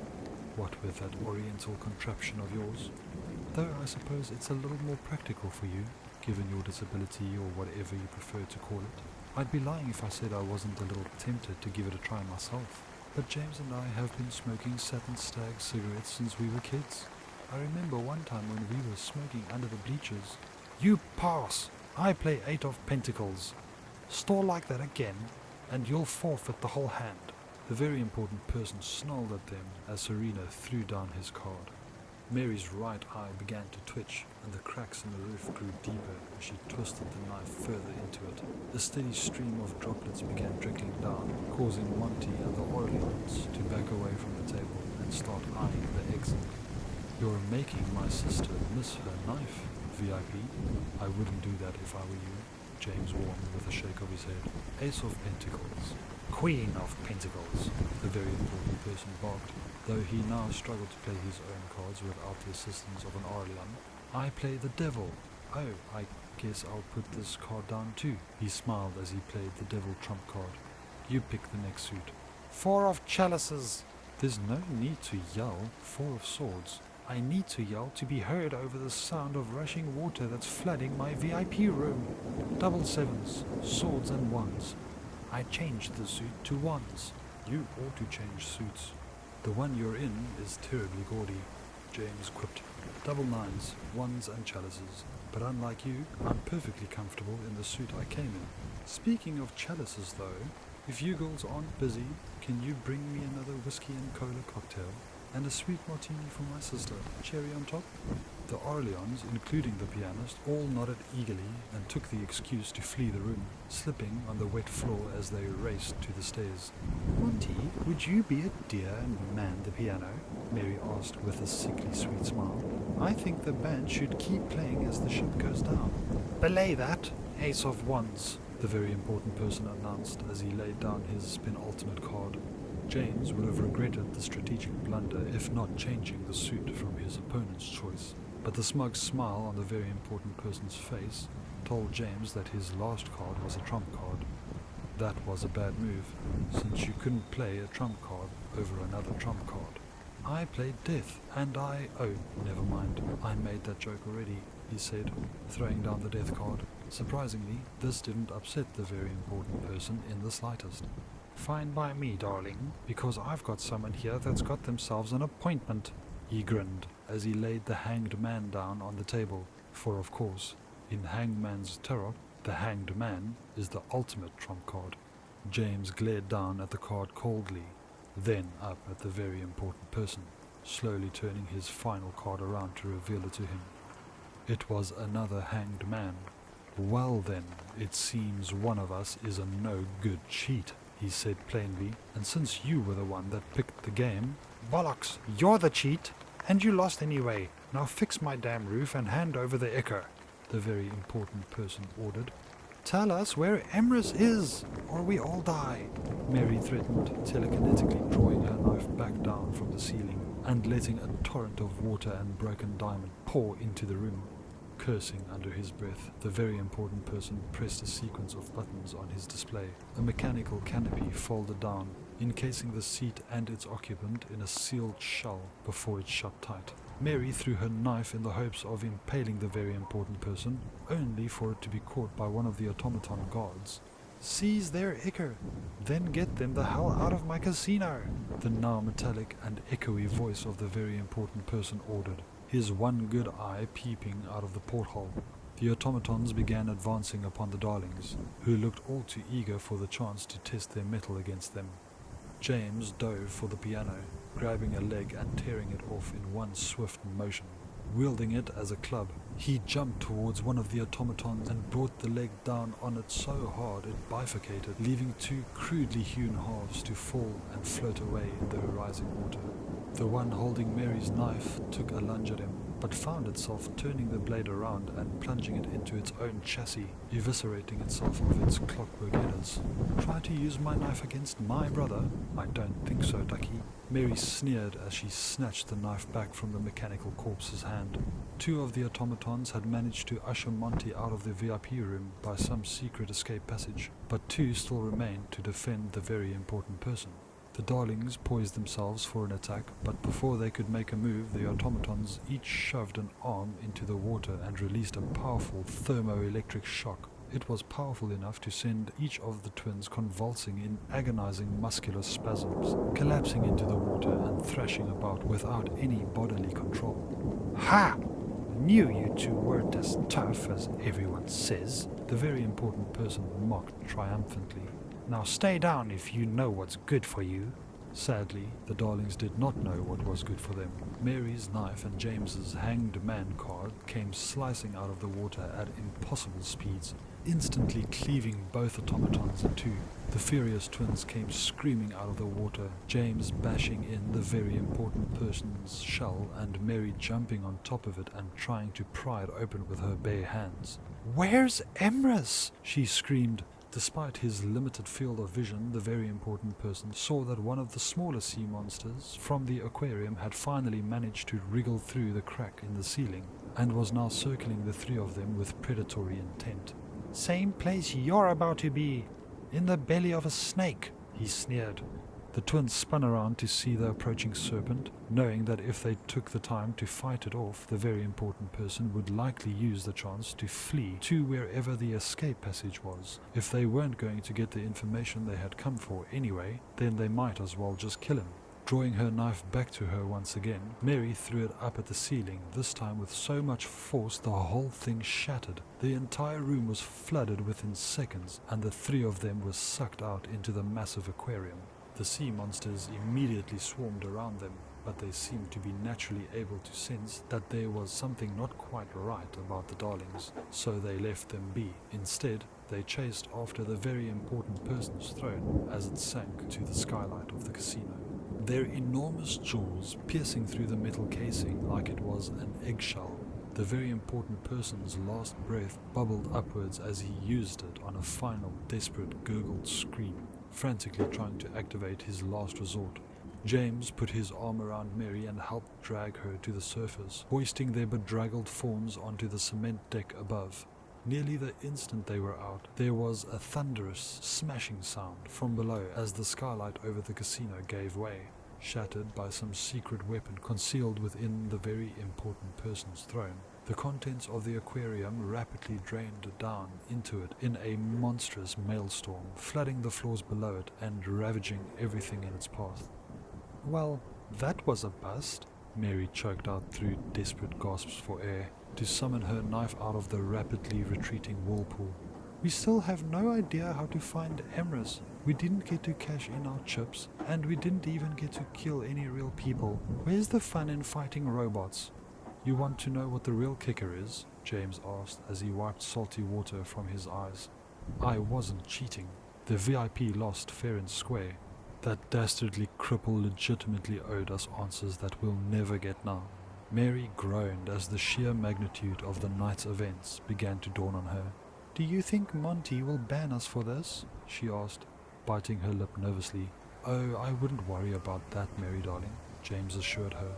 "At Pascal's, you bet against God, but having us as his enemies is a gamble even Monty wouldn't take." Baby, It's Cold Outside. Written by The Vespers Bell. I'll hold your hands. They're just like ice. Opal stared helplessly as her friend burned to death in the cozy fireplace before her, its mantle lined with stereotypically idyllic photographs of the black-haired, blue-eyed twins that had tormented them for the last and longest evening of their life. She struggled desperately against her manacles, but the iron chains weighed more than she did. and the Christmas tree they were attached to was so enormous and heavy with ornaments that it proved impossible to overturn. She tried to scream, beg, cry, anything, but all her vocalizations were incoherently muffled by the candy cane striped gag in her mouth. Even were she not gagged, it was hard to imagine she could ever cry loud enough to be overheard over the agonized, dying screams of her friend as the fire devoured her whole, burning down through her flesh and out through her lungs as she inhaled the blaze. In a mix of terror and instinctive self-preservation, she thrashed against the cast-iron screen that imprisoned her within the fireplace. The female twin sadistically forced her back with a poking iron as the male sat smoking on the couch, content merely to watch. When the twin withdrew the iron, it carried a large chunk of smouldering flesh on its end. Opal nearly threw up in her gag as she saw the twin ravenously tear off about half the flesh with her teeth and devour it with a depraved relish before passing the rest to her brother for him to finish. Eventually, inevitably, and all too quickly, Opal watched her friend succumb to the fire, reduced to a charring and blackening corpse coiled up in a fetal position. Opal broke down and sobbed feebly as the male twin hung a kettle over the crackling carcass and went to replay a Christmas album on their mid-20th century record player. Opal turned her gaze to the snow-swept glass doors to what she assumed was a balcony. She briefly humoured the notion of somehow severing her hands free of the manacles, kicking them to the cannibal twins as a distraction and making a break for it, but quickly thought better of it, since no one had heard or heeded their desperate cries for help. There was either no one else around, or if there were, they were allied or subject to the twins. Opal had no idea where she was, or how high up she was, and how far could she really expect to get with a pair of hemorrhaging wrists. Still, after witnessing what they had done to her friend, it might be the most peaceful death she could hope for. When the kettle began to whistle, the female twin returned to retrieve it, using it to fill a pair of pre-garnished glass mugs that she set on the coffee table in front of her brother. "There we are, James darling. The perfect holiday drink. Extra strong hot toddies," she announced enthusiastically, a drunken drawl already present in her speech. "All whiskey, no water. Fish fucking it," as Frankie used to say. Affectionately cuddling up beside him, the twins clinked their glasses together in a toast before taking their first sips. "As always, Mary darling, your annual Christmas party has been a resounding success," James congratulated her. "Well, I can't take all the credit. You rounded up the guests, after all," Mary returned the compliment, laughing as she gestured towards the corpse in the chimney. "It's a shame to waste all that meat, but it's a special occasion. As much as I love my knives, burning to death sure is one heck of a spectacle." "It sure is. One that would be hard to top at any rate," he added, his gaze drifting over to Opal. "How about an encore then?" I'm sorry, James, darling, but I'm afraid I've reached that point in the festivities where my addiction to alcohol has triumphed over my addiction to violence and human flesh," she apologized, while unapologetically taking a deep draught from her mug of hot whiskey. "No need to apologize, Mary darling. A balanced life means taking time to attend to all one's addictions," he claimed. "Well put, James darling," she agreed. "Besides, I'm awfully cozy cuddled up here beside you. Instead of getting up, how about we give this girl an environmental challenge? This time I'll be the one who watches and you can work the control panel." "Sounds like a plan, Mary darling," James nodded, putting down his drink and pulling out an antiquated-looking bronze keyboard covered in hundreds of switches, knobs, buttons, and faders. "Why don't you explain how this works to our guest, while I get this set up. Right, listen up here, Ducky, Mary said as she leaned in towards Opal. Do you know the song that's playing right now? It's Baby, It's Cold Outside. Now, I'm a bit of a shut-in, but I've heard that this song is a bit controversial these days. I don't know if it's just because I'm old-fashioned or because I'm rather predatory myself, but this is one of my favorite Christmas songs. It's also highly appropriate, since you're going to have to choose between braving the winter cold or staying inside with a dangerously depraved miscreant and her brother, who honestly isn't any better. He's just a bit more practiced in the social graces than I am. The choice might seem obvious at first, but you need to understand a little bit about where you are though. You're inside our playroom, and we control everything in here. Everything. We can control it through sheer will when necessary, but my brother here has a bit of a knack for paratech and can make mechatronic controls that make the whole process much quicker and more precise. And outside the residence is still inside our playroom, so the choice isn't really between us and the cold.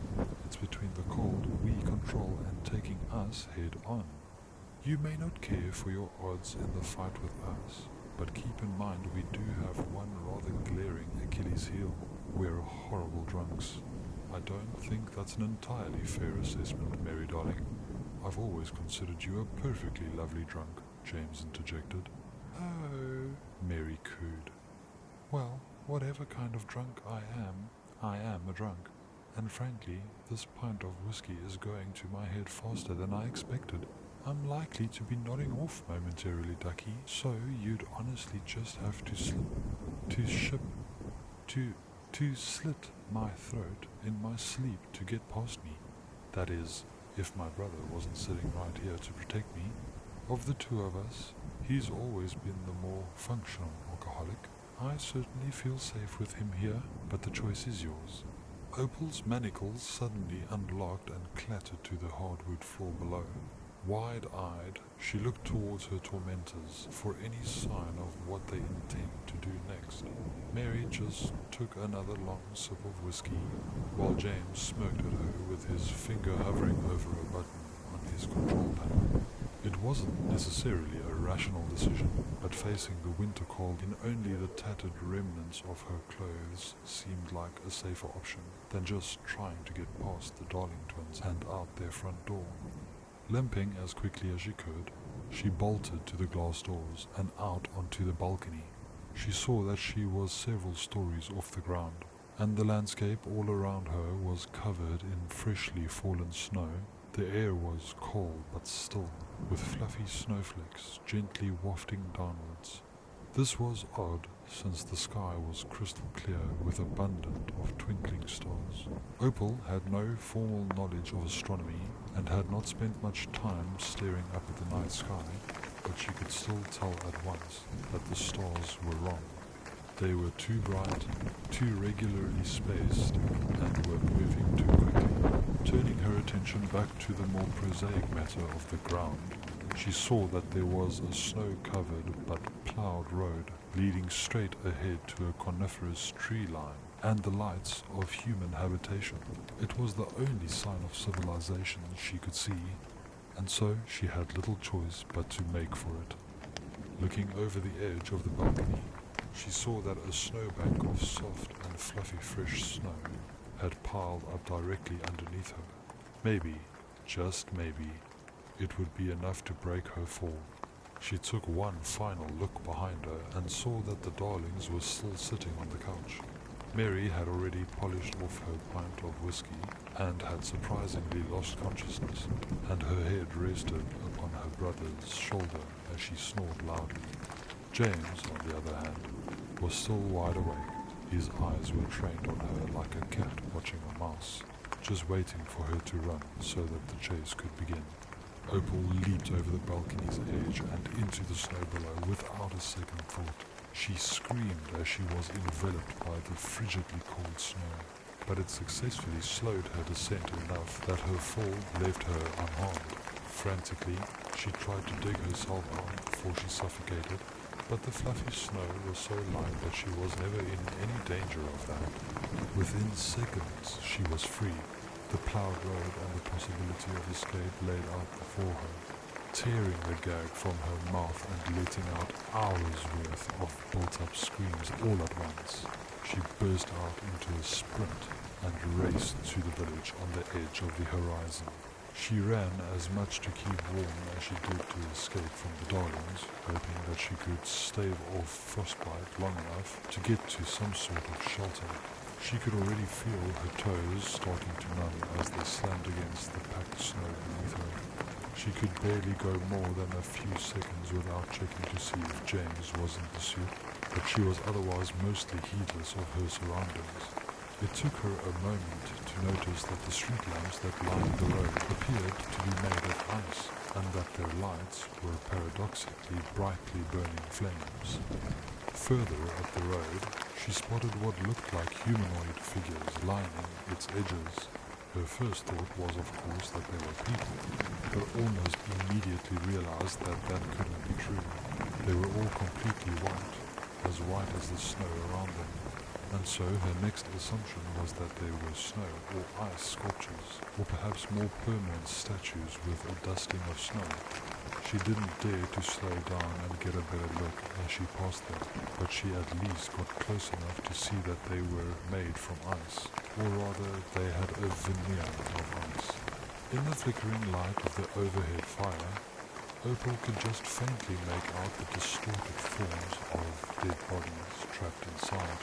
All of them were posed in a tableau of either Christmas or winter activities, from caroling to sledding to snowball fights. Opal didn't hesitate to pick up her pace and leave the ghoulish statues behind her, lest she share in their morbid fate. She was perhaps too reckless in her flight as she finally lost her footing on the slippery snow and fell to the ground. The fall winded her, and the snow seemed to have gained an unnatural capacity for sucking the heat from her body. Shivering, she tried to right herself, but with every attempt she just fell back down. The ground, which had moments before been packed snow, was now pristine and virtually frictionless ice that proved impossible to stand on. Looking backwards towards the apartment building, she panicked at the sight of James skating towards her in a coat and toque. He deliberately held his hands behind his back so that she couldn't see what sort of weapon he was armed with. Abandoning any effort to get on her feet again, she instead began to drag herself across the road to the steep snowbanks that delineated it from the snowy landscape beyond. James would have to chase after her in either his skates or his socks, giving her at least a chance of outrunning him. "Sorry, dear, but a labourer's chase through the snow is a bit cliché for my tastes," James shouted at her. Before she was able to get off the icy road, it began to tilt downwards, enough that she instantly found herself sliding forwards against her will. Screaming, she flailed her limbs about wildly as she tried to slow her descent, but it all proved utterly futile as she kept picking up speed. Ahead of her, the road inverted its incline and turned upwards, forming a ramp that was sure to send her flying through the air and likely to her doom. She clawed desperately at the road as she slid down, but she succeeded only in ripping her nails from her cuticles. Faster and faster she went until she was inevitably launched skyward in a prolonged parabolic arch, screaming hysterically as the already freezing cold air beat against her at speeds approaching hurricane velocities. James was right behind her, soaring through the air with the calm, professional control of an Olympic skier. The two of them went over the tree line and into a small village of brightly lit gingerbread houses built around a frozen fountain in the circular town square. As Opal plummeted straight towards the fountain, she was certain she would splatter against it and that would be the end of her. At the very last second, however, the ice phase shifted back into water, or rather anomalous water that lacked all surface tension. She plunged down deep into it, and it was the coldest thing she had ever felt. But she wasn't dead. She swam back to the surface and hauled herself out. huddling up against the fountain basin as she tried to retain as much body heat as she could. She gradually became aware of the sound of skates cutting through the ice. Looking up, she saw that James was doing a laps around the fountain, having not only survived his fall but landed unscathed with the elegance of a cat. "So, what do you think of our Christmas village?" he asked, as he circled her like a raptor circling its prey. "I was worried you wouldn't make it this far. Mary designed this place herself. It's always a big hit with the kids, until they see what's inside, that is."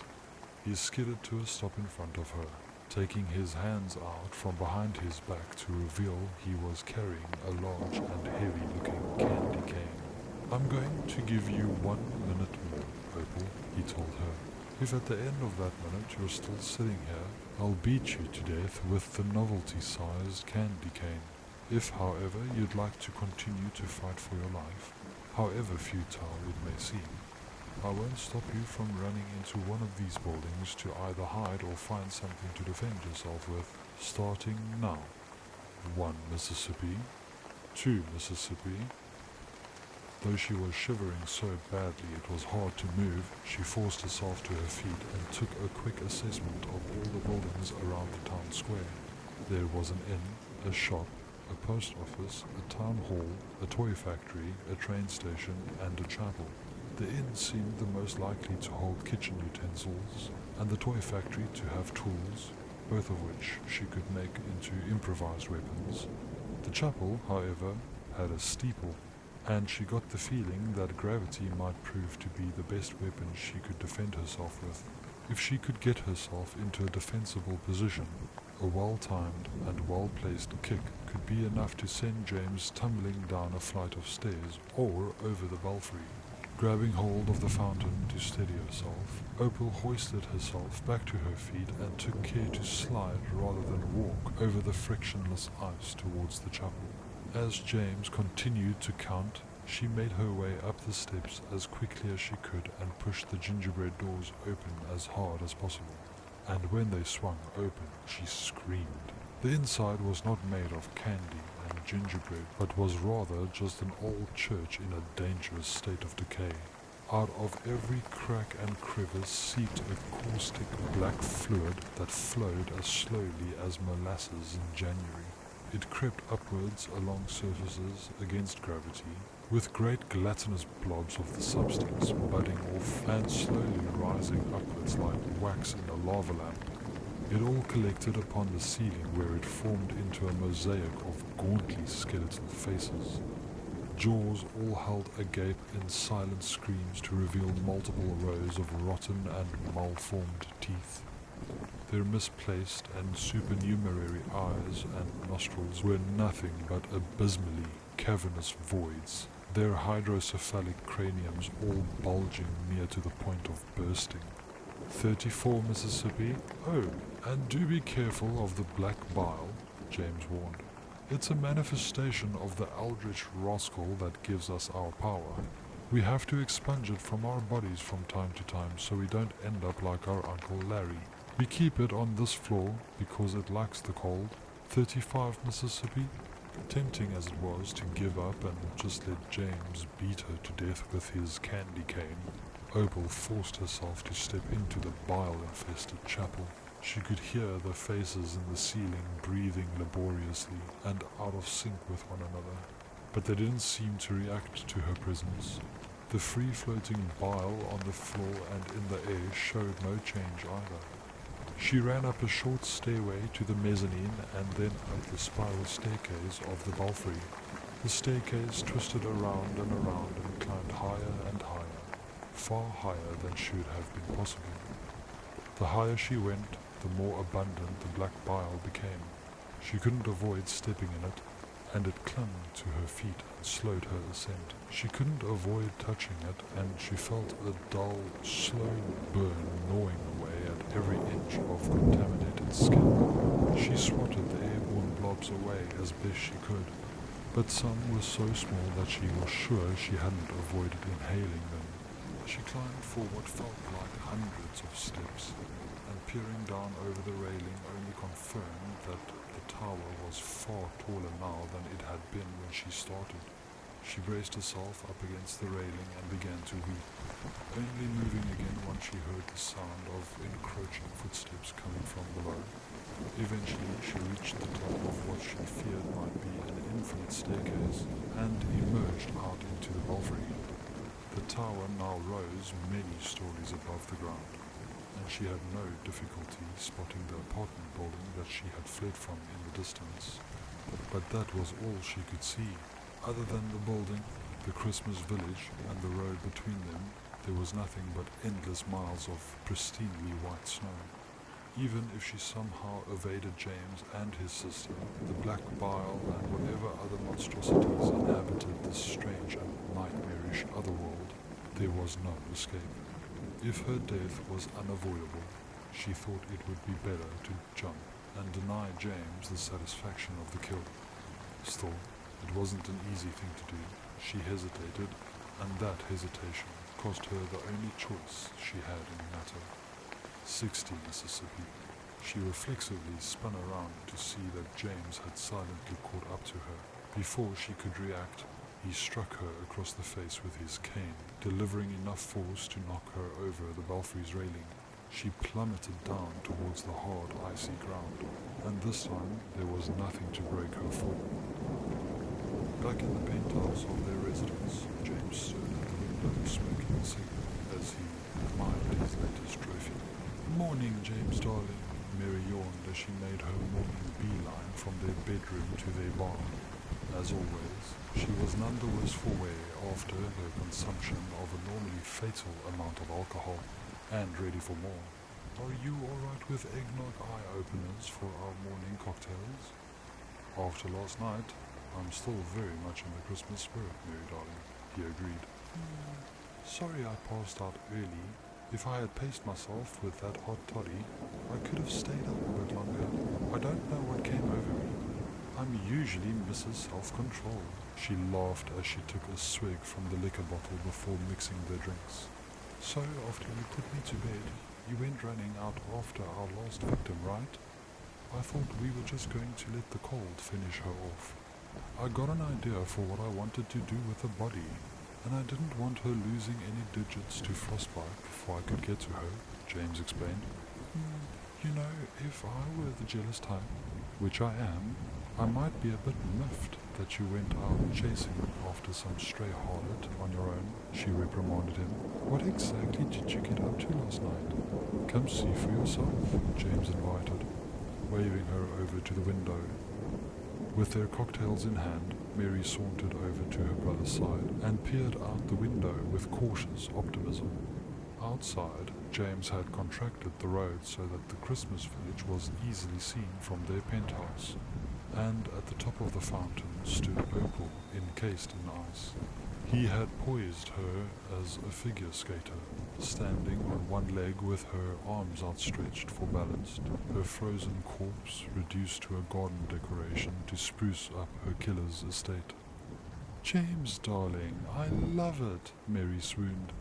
"She's the perfect centerpiece for the Christmas village, and I can't imagine a more fitting fate.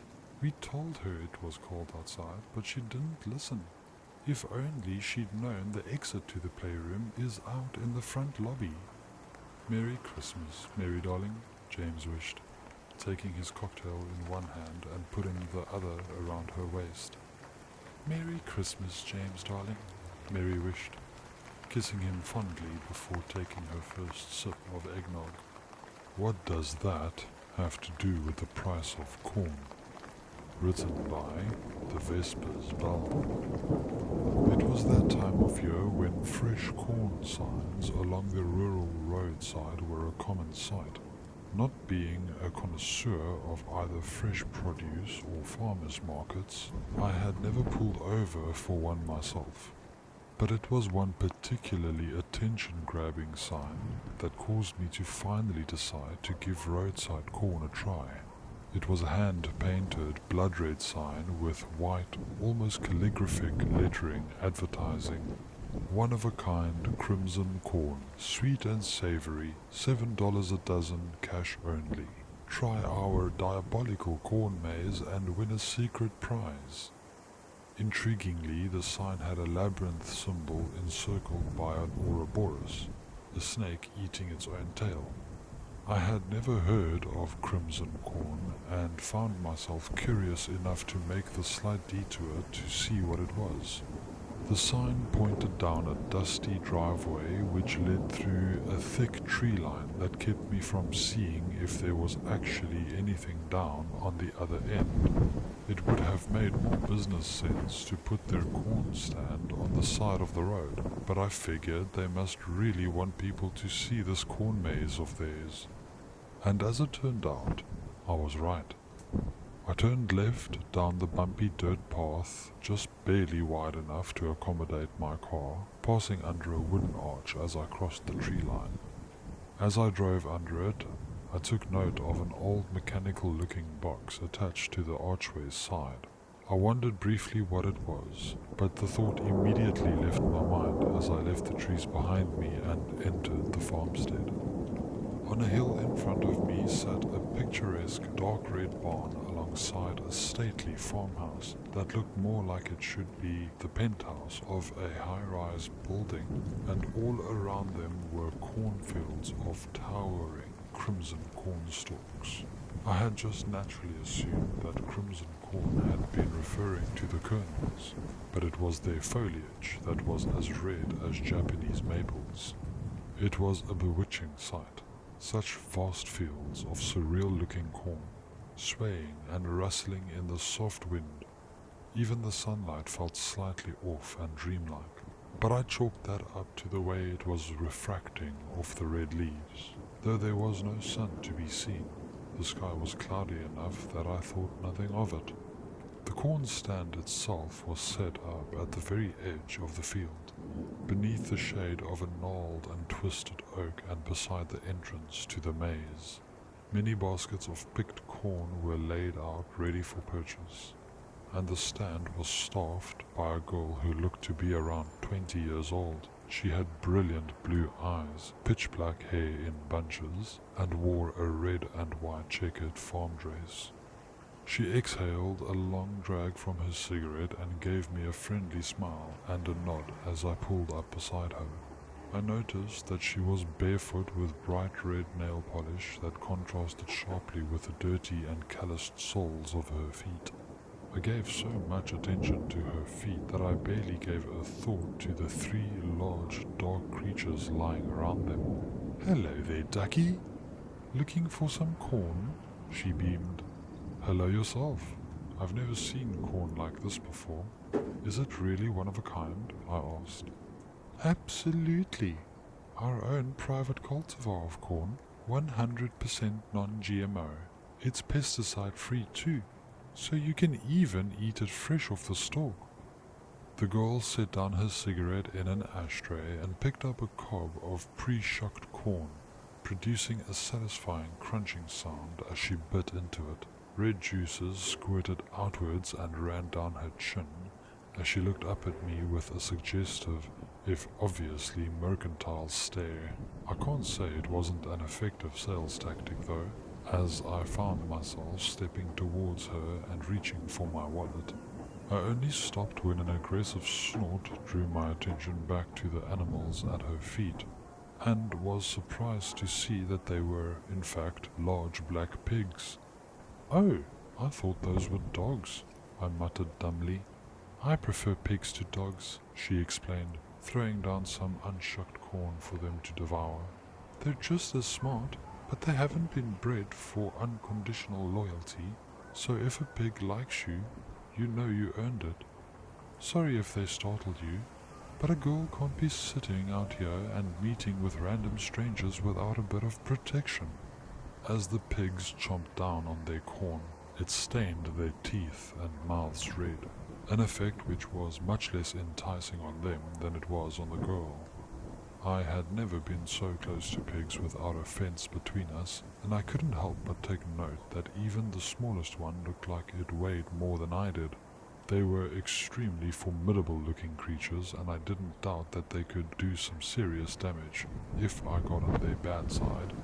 They grunted and snorted hostilely as they ate, all of them giving me an evil eye that seemed almost resentful, as if they'd rather be eating me than the corn. Hey, that's enough of that, fellas. The girl scolded them gently as she knelt down and started scratching the largest one behind the ear. Don't mind them, ducky. They're harmless, really, so long as they're fed on time. The pig rolled over onto its back and let the girl rub its belly, all of its menacing aura instantly vanishing as it took on the trappings of a typical pet.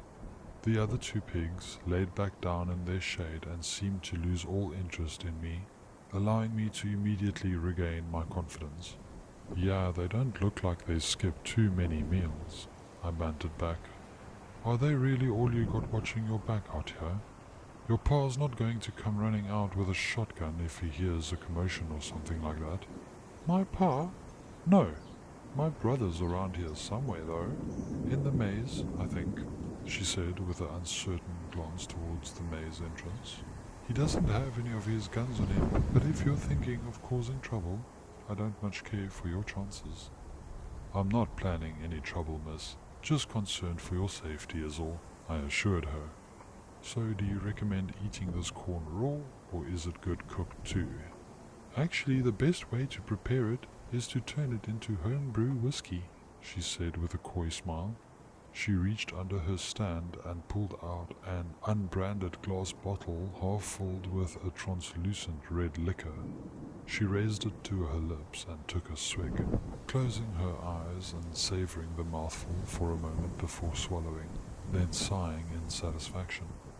I arched my eyebrow at the implication that she had already drank the other half of the bottle, as I would have described her behavior as buzzed at most, and that much hooch should have left her absolutely shit-faced.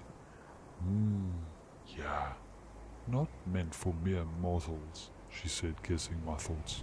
My brother makes this himself right here. He likes to use it for his cocktails, but I prefer Bloody Marys and martinis. So when I drink whiskey, it's usually straight. They do make good Manhattans, though, but you have to drive, so it might not be a good idea. I'd offer to sell you a bottle, but that wouldn't exactly be legal. But if you ran through the corn maze, it would be your prize. And there wouldn't be anything illegal about that, now would there? Oh, so that's the secret prize the sign mentioned, I asked, a little amused with her underhanded business tactics. How much? $20, and it's yours, she said with a tempting sing-song voice, waving an unopened bottle of corn liquor in front of me. All right, sold. $7 for the corn and $20 for the maize, I said, putting the exact change down on the stand. I reached for the bottle, only for her to pull it back. You've got to walk the maze first, ducky, she insisted. Fine, and it's Holston, by the way, I said, growing a little tired of her favorite epithet.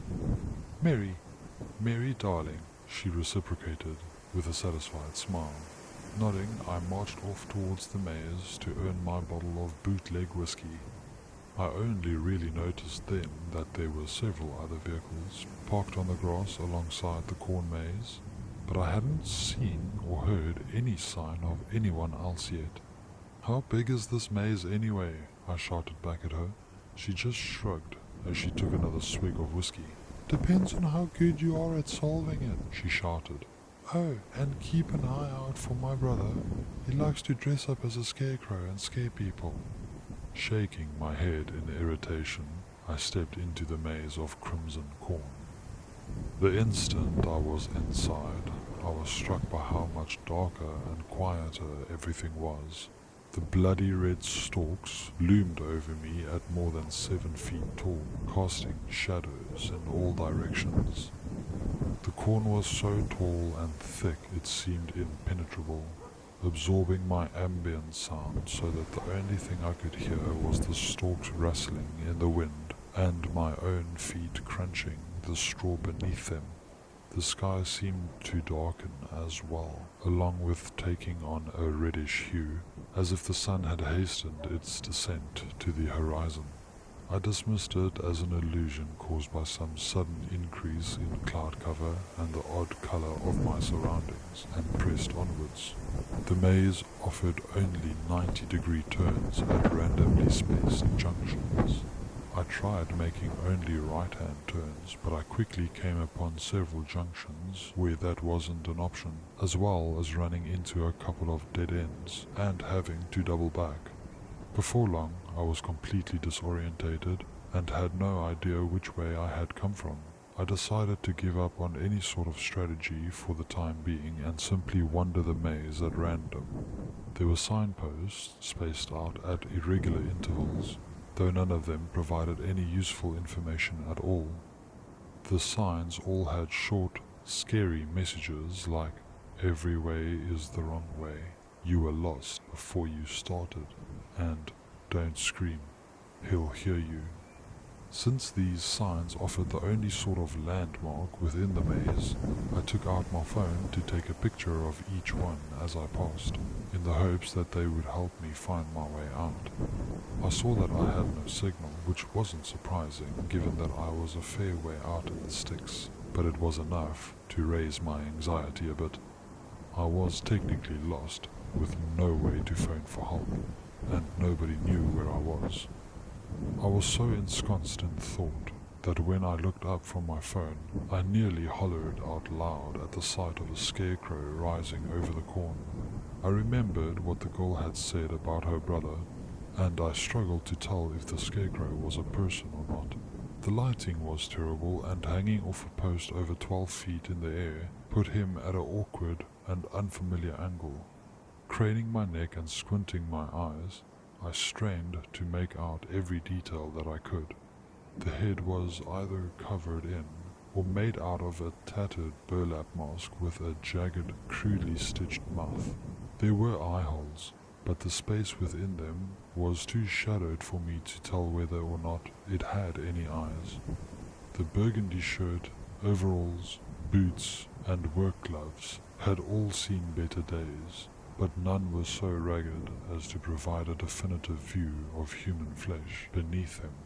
The scarecrow's head was leaning downwards and pointed directly at me. In his right hand he grasped a rusty sickle. I stood frozen in place for a moment, staring at the thing and waiting for any sign of movement. When I was sufficiently convinced that no living thing could remain so perfectly motionless for so long, I let out a sigh of relief and continued on my trek down the straw-laden path. Just as I had convinced myself that the girl probably didn't even have a brother, and that she had just been messing with me, I heard a loud thud cushioned by the crushing of straw under booted feet. I spun around and saw that the scarecrow had leapt from his post and was now standing upon the path. As he stared at me, I caught a glimpse of blue behind its mask, the same bright blue as the girl's eyes had been. "Shit!" I cursed, taking a few stumbling steps back, but fighting the urge to flee entirely. "Listen, buddy, I'm just doing this to get the bottle of whiskey. I already paid your sister.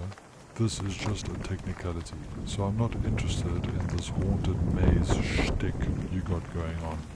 Do you understand?" Raising his rusty sickle high into the air, he broke out into a sprint, cackling manically as he raced towards me. Even though I was still about 80% sure at that point that he was simply messing with me, the lingering 20% of doubt was more than enough to send me running like my life depended on it. I zigged and zagged down every turn I could in the hopes of losing the sickle-wielding scarecrow, not knowing what I would do if I went into a dead end before I could lose him. A brief feeling of relief washed over me when I saw another person walk out of a junction and into the path ahead of me. He looked as confounded as I was by the situation, but unharmed, indicating perhaps that this was just an unusually elaborate roadside attraction after all.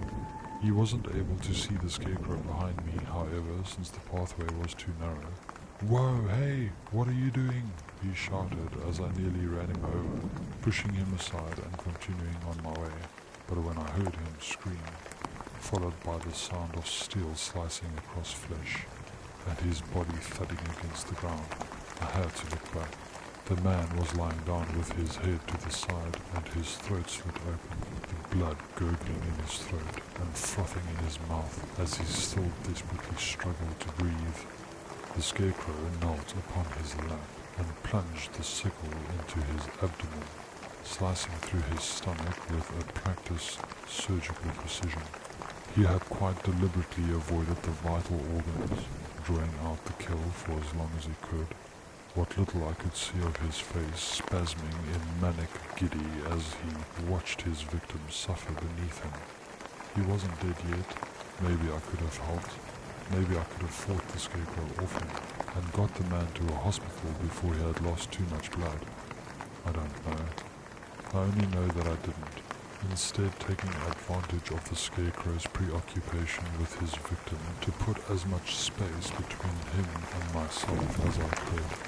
Night fell immediately after that, with a full blood moon rising in the sky, its red light the only illumination any of us had to evade the things that hunted us.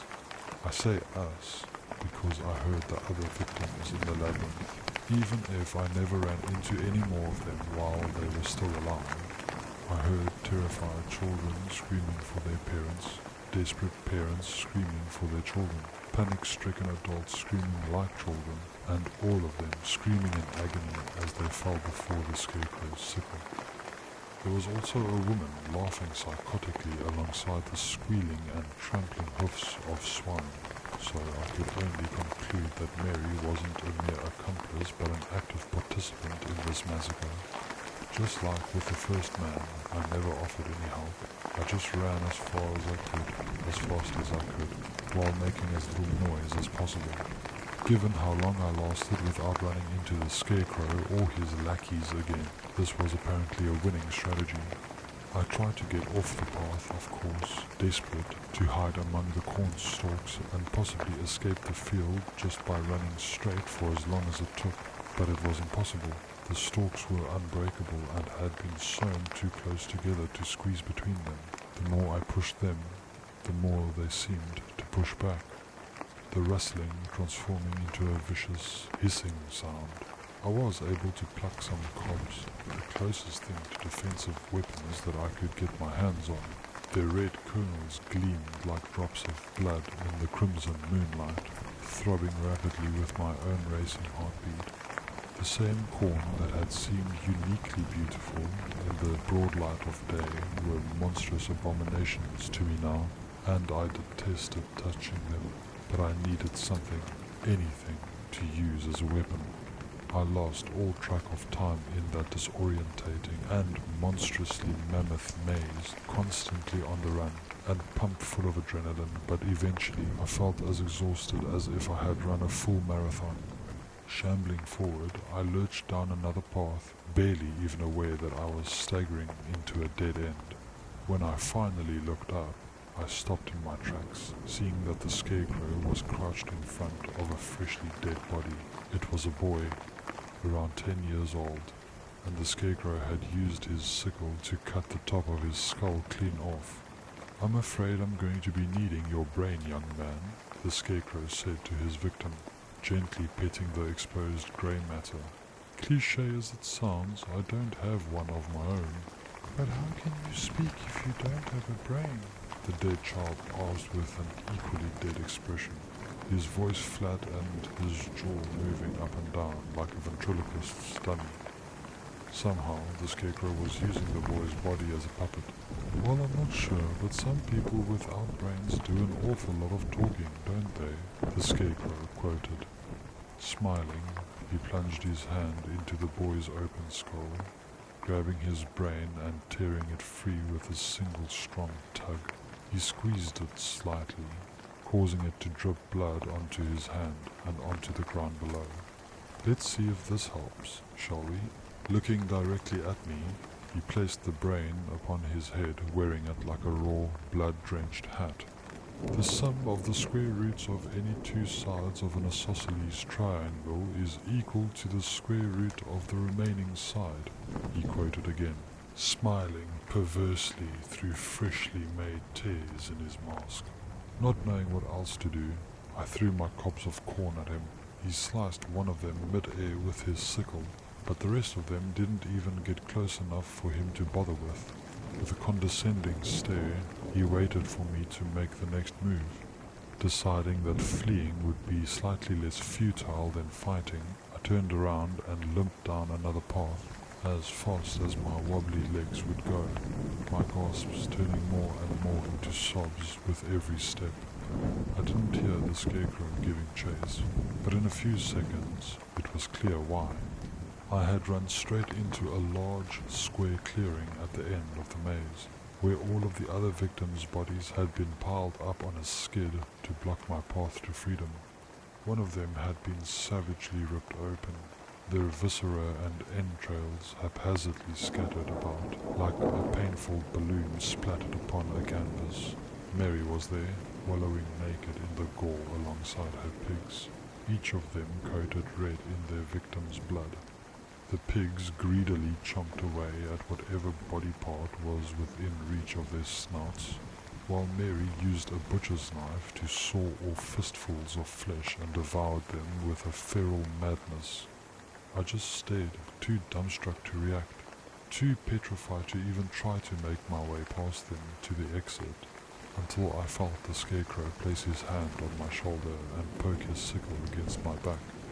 "You were supposed to say, 'That's a right triangle, you idiot,'" he said, and I felt the warm, squishy brain being shoved on top of my head.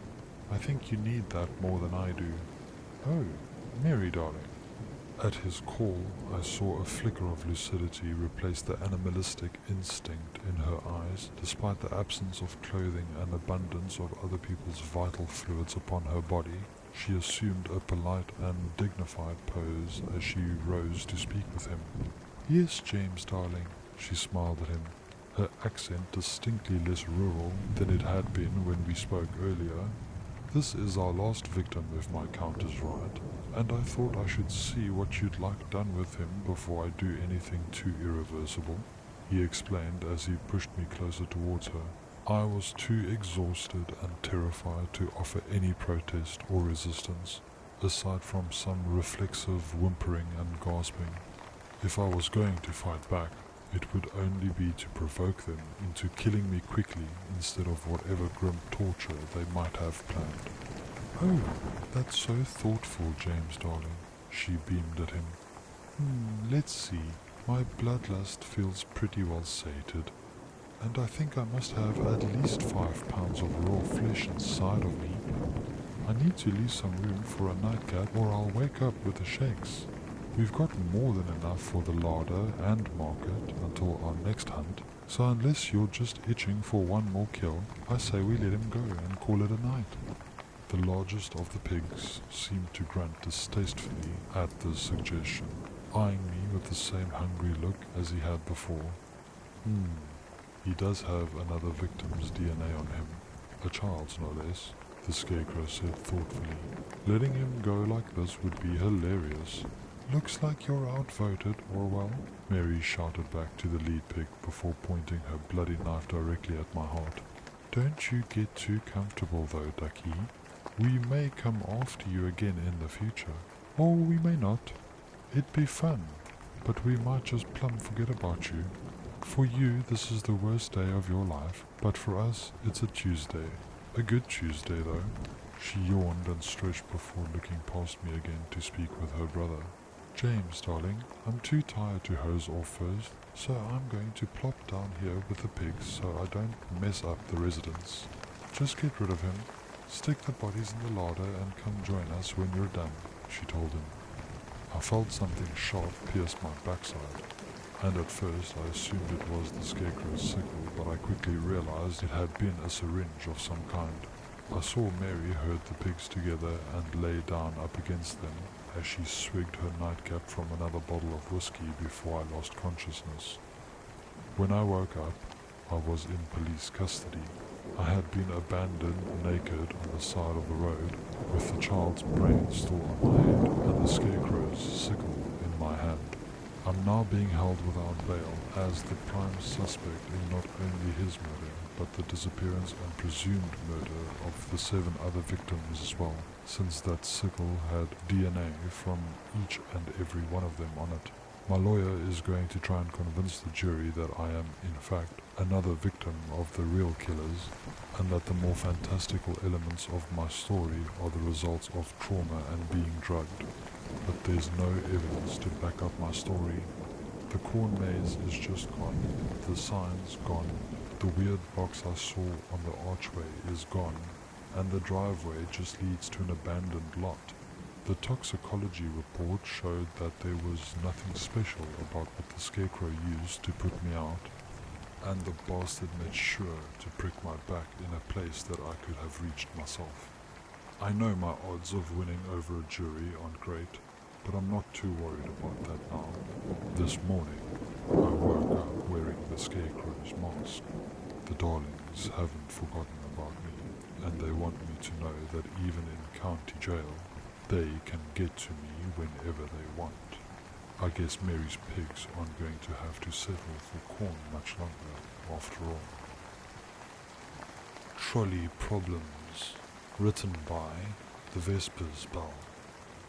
I stumbled out of an unlit hallway, recalling nothing of how I arrived there, just as I had countless times before. As always, my most recent memory was of my last ride on the trolley, vivid enough that a lingering phantom agony still pervaded my once again whole and healthy body. The old trolley station was now depressingly familiar to me. It was made almost entirely from mottled grey bricks, unevenly eroded by the slow trickle of leaking, fetid sewer water along their surface. Harsh yet faint incandescent bulbs caged against the walls and ceiling provided the only source of illumination, other than the garish black light of an automated drink dispenser, our only source of sustenance should we desire any. At the edge of the rusted old tracks was a single iron bench, the kind they deliberately make uncomfortable so that the homeless won't sleep on it. It was long enough to hold 5 people, and there were already 4 upon it. Since I was the last one needed to fill up the bench, I knew that the trolley would be coming soon. I recognized the man nearest to me, a heavy-set and dark-skinned man by the name of Gregory, as we had ridden together before. He was doing his best to remain stoic, but I could tell by the slight tremble of the coffee in his hand that he was dreading the oncoming trolley as much as I was. At the other end of the bench was a disheveled middle-aged woman quietly sobbing to herself, and next to her was a younger woman who seemed more confused than frightened, almost certainly a first-timer. In the middle of the bench sat a preteen girl with dark black eyes and wavy dark hair pulled back in a half ponytail, wearing a red and white velvet dress, knee-high white socks, and shiny buckle-up shoes. It wasn't just her age or her well-groomed appearance that set her apart from the rest of us, but the fact that she was happily swinging her legs and sipping at her hot chocolate as she waited for the trolley. She even gave me an enthusiastic wave as I approached the bench. "Hey Max, good to see you're still keeping it together," Gregory greeted me, raising his coffee cup slightly in a commiserative toast. "Ladies, this is Max. I've ridden with him a few times before. Max, this young lady next to me is Sarah, and that there's Desiree. The woman at the end isn't talking though, and she's got every right not to. We've got a kid with us today, which might boost our odds of being the surviving trolley. On the other hand, we've got a newcomer, and the committee will probably think that she needs to pay her dues." Hello there, Sarah," I said to the girl in the softest tone I could. "Is this your first time here?" "Nope, I've ridden the trolley lots of times," she replied with an enthusiastic grin. I gave Gregory a bemused and horrified grimace, to which he merely shrugged in response. Hi, I'm sorry, but I still don't understand what the hell's going on here," Desiree interjected. I must have gone into the wrong station, but then I tried to go back. I just ended up back here. It doesn't make any sense. The only way out of here is on the trolley, I explained to her patiently. Passengers only come in through the hallways, not out. The trolley never comes until there are enough people to fill the bench, which varies each time. Never miss the trolley. If the trolley leaves and you're not on it, the lights go out and you're stranded here in pitch darkness. Then you'll start hearing things, whispers at first, but they get louder. They talk about you, but never to you, not even when they're standing right in front of you. First, they'll talk about how horrible you are and all the terrible things you've done, all your worst sins and secrets. Then they start talking about all the horrible things they'll do to you as punishment once they finally find you. It's such a bizarre and unnatural form of torment that you're sure you must be in hell. Then the lights come back on, and the older woman broke out into anguished wails, and I couldn't bring myself to finish. I hope I didn't need to finish. Okay, you people are messing with me, right? This is some kind of hidden camera show or something? Desiree asked in disbelief. They're in the tunnels too, but at least then you can escape for as long as you can see the light, Gregory added, not bothering to try to debunk her skepticism. And don't think you can get out of riding the trolley by throwing yourself in front of it either. Trying to take the easy way out will only make it harder on yourself, Sarah warned with an insidious smirk. Before Desiree could ask her to clarify what she meant, we heard the god-awful screeching of the trolley as it pulled itself along its rusty cables and saw its cyclopean incandescent headlight in the gloom of the tunnel. It's here! The trolley's here! The trolley's here! The trolley's here! Sarah screamed, excitedly bouncing up and down on the bench. Sparks flew off the overhead cables and the tracks as the trolley screeched itself to a stop in front of us. Its flaking crimson paint hardly distinguishable from the rust underneath. The number 5 was just barely legible on its side. The doors slid open, and the woman at the end of the bench immediately raced through them, and the giggling young girl skipped along after her. With a heavy sigh, Gregory rose from the bench and trudged along after them. I patted him on the back as I followed, standing in the doorway as I waited for Desiree. I understand why you're skeptical, and why you wouldn't necessarily want to board a death trap of a trolley with 2 strange men, an obviously disturbed woman and a possibly psychotic little girl. But the trolley really is the only way out of here, I implored her. If you stay, you're going to find out the hard way why none of us would ever risk missing it again. She seemed to deliberate for a moment between the risks of being alone at the station or being trapped on the trolley with us, grudgingly settling on the latter. She hopped onto the trolley, and the instant I stepped out of the doors, they snapped shut.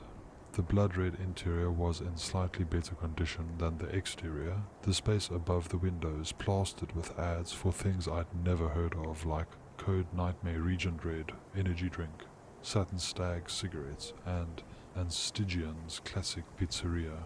Buckle up and be sure you're able to hold on to something, I advised Desiree as I sat across the aisle from Gregory. The older woman had curled up into a fetal position at the back, and Sarah had claimed the front seat for herself. Wait, what? What's going to happen? Desiree asked, the alarm obvious in her cracking voice. Before I could answer, the trolley speaker system crackled to life. Good evening, passengers, and thank you once again for choosing Gedanken Express, turning philosophical thought experiments into real-life atrocities for far too long, a soothingly smooth male voice announced in an old-fashioned cadence, exhaling like he was smoking a cigarette. I'll be your conductor for this evening, and for anyone who hasn't boarded their trolley yet, this is last call. That's right, newbie on platform 3, I'm talking to you. You're sure you don't want to get on now? No? That's fine. That just means a previous trolley dodger gets your ticket for next time. I'm sure they'll be thrilled. With a loud pneumatic hiss, the trolley began slowly chugging down the track and into the tunnel. For anyone riding Gedanken Express for the first time today, or any of our regulars in need of a refresher, there are 10 trolleys on each track, each with a varying number of passengers, the conductor explained. Every one of our passengers has had both their Kantian and utilitarian moral value quantified by the infallible experts on our award-winning ethics committee. And if you take issue with your ranking, tough cookies. You're not an award-winning ethicist, now are you? Actually, I can see we do have an ethicist on tonight's roster. That's part of what makes this so fun. While half the trolleys are controls, filled with random people, the other half are filled with passengers deliberately chosen to confound the system. Tonight, for example, I can see that trolley number 9 is filled with genetically identical clones of Adolf Hitler, but none of whom have any actual history of violence or extremism. Don't ask me where we got them, that's not my department. At multiple junctures along your journey, I will be required to choose which trolley must be sacrificed to ensure the survival of the others, until there's only one trolley left. I can base my decision on each trolley's net moral value, either Kantian or utilitarian or average moral value, or which individual is most or least deserving of surviving, or maybe none of the above. But I will tell you this, when in doubt, I pull the lever, since that's usually the correct answer to a trolley problem. Please keep in mind that while this isn't a social experiment per se, any attempt by passengers to sway the odds in their favor or take out the competition will result in me making ad hoc deductions to their moral scores, decreasing their overall chance of survival. I realize these experiments can be stressful, but keep in mind that you're doing it for science, or philosophy rather, which is just as important as science. I'm pretty sure. Try to be good sports about it, and remember that even if you don't make it, there's always next time. Wait, how is there a next time? He's going to kill us, isn't he? Desiree demanded. Then he brings us back. Don't ask us how, Gregory explained. We just stumble back onto the trolley platform like it never happened, just so that we can do it all over again. Over and over again, Sarah cheered, bouncing in the seat as the woman in the back sobbed to herself.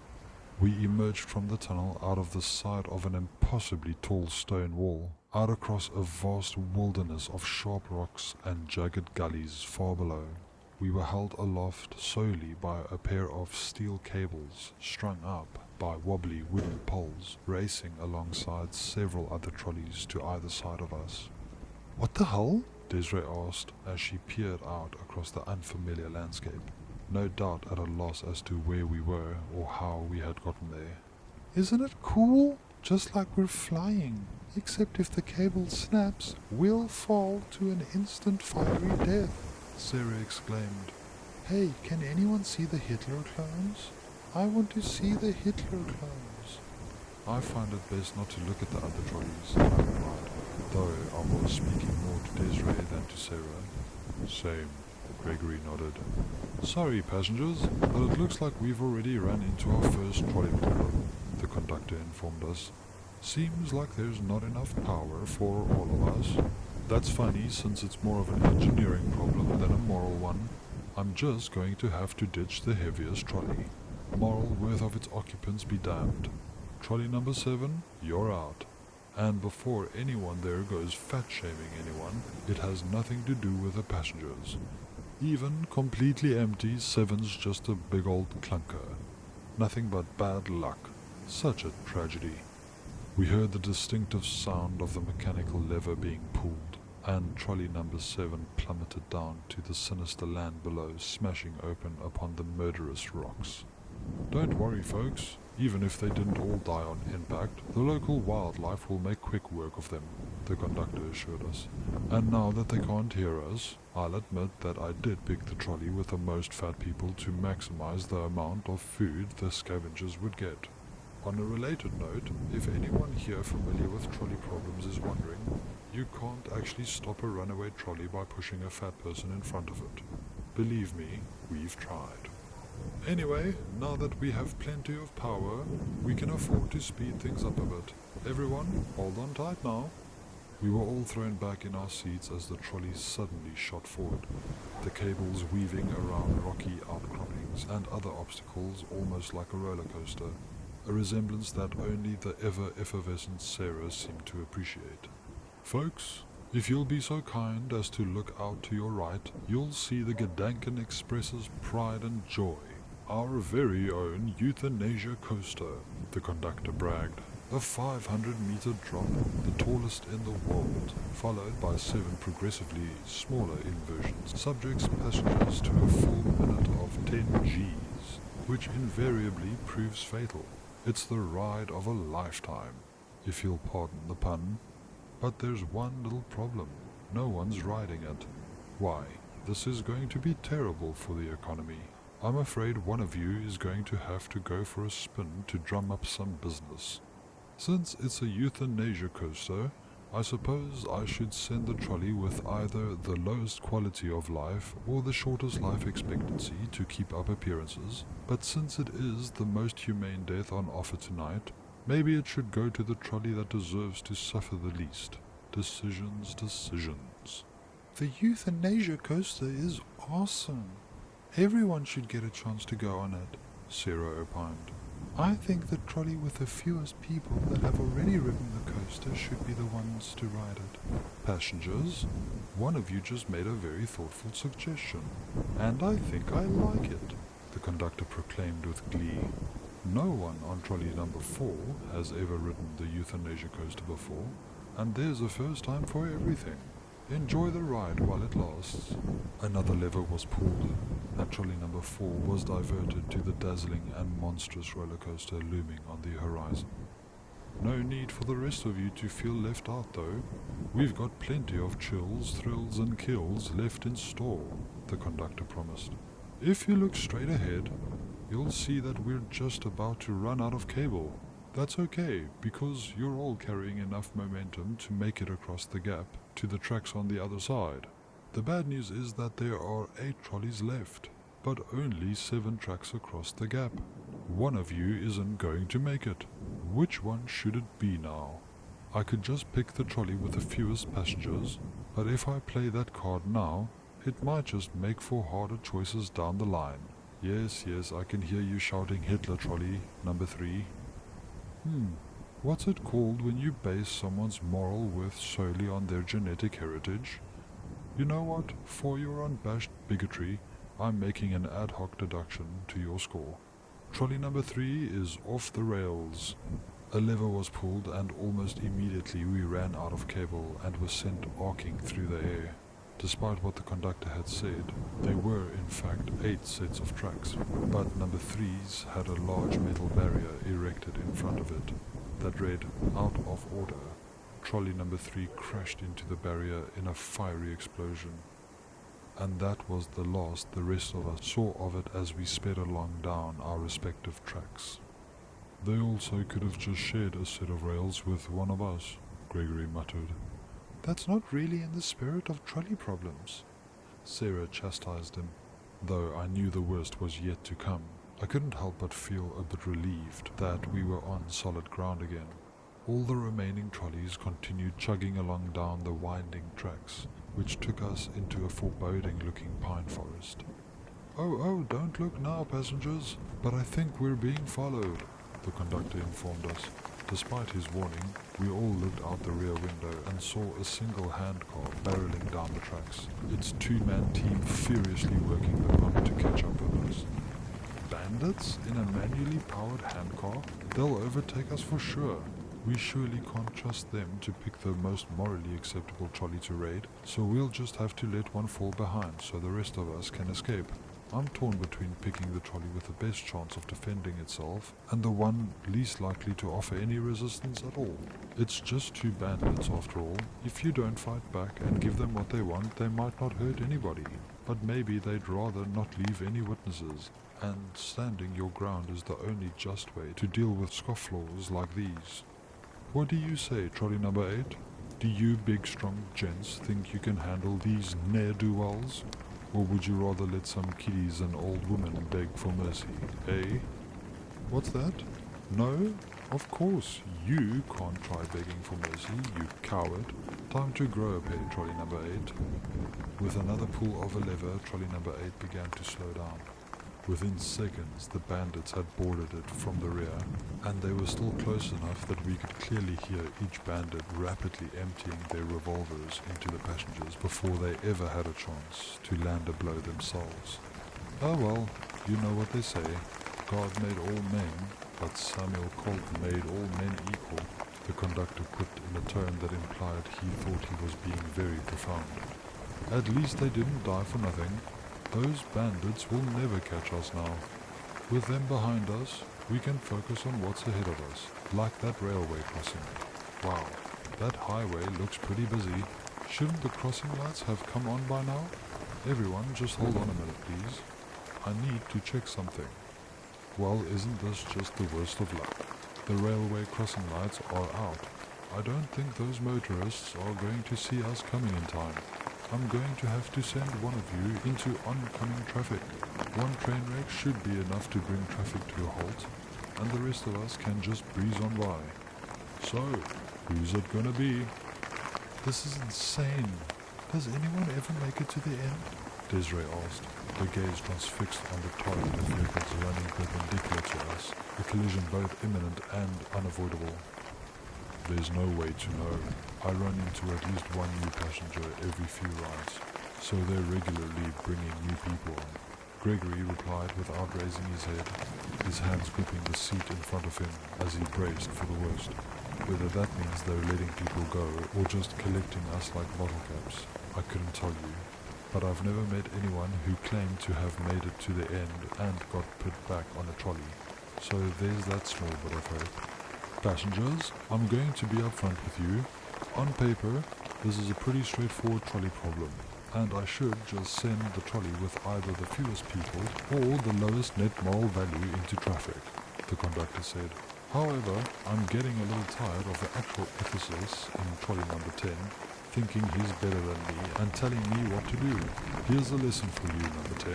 Moralizing at the person holding your life in their hands is never the right choice. The conductor pulled another lever, and trolley number 10 shot ahead of the rest of us. The instant it made it to the highway, it was T-boned by a transport truck and plowed right off the tracks. The car behind the truck slammed on its brakes and caused a multi-vehicle pile-up.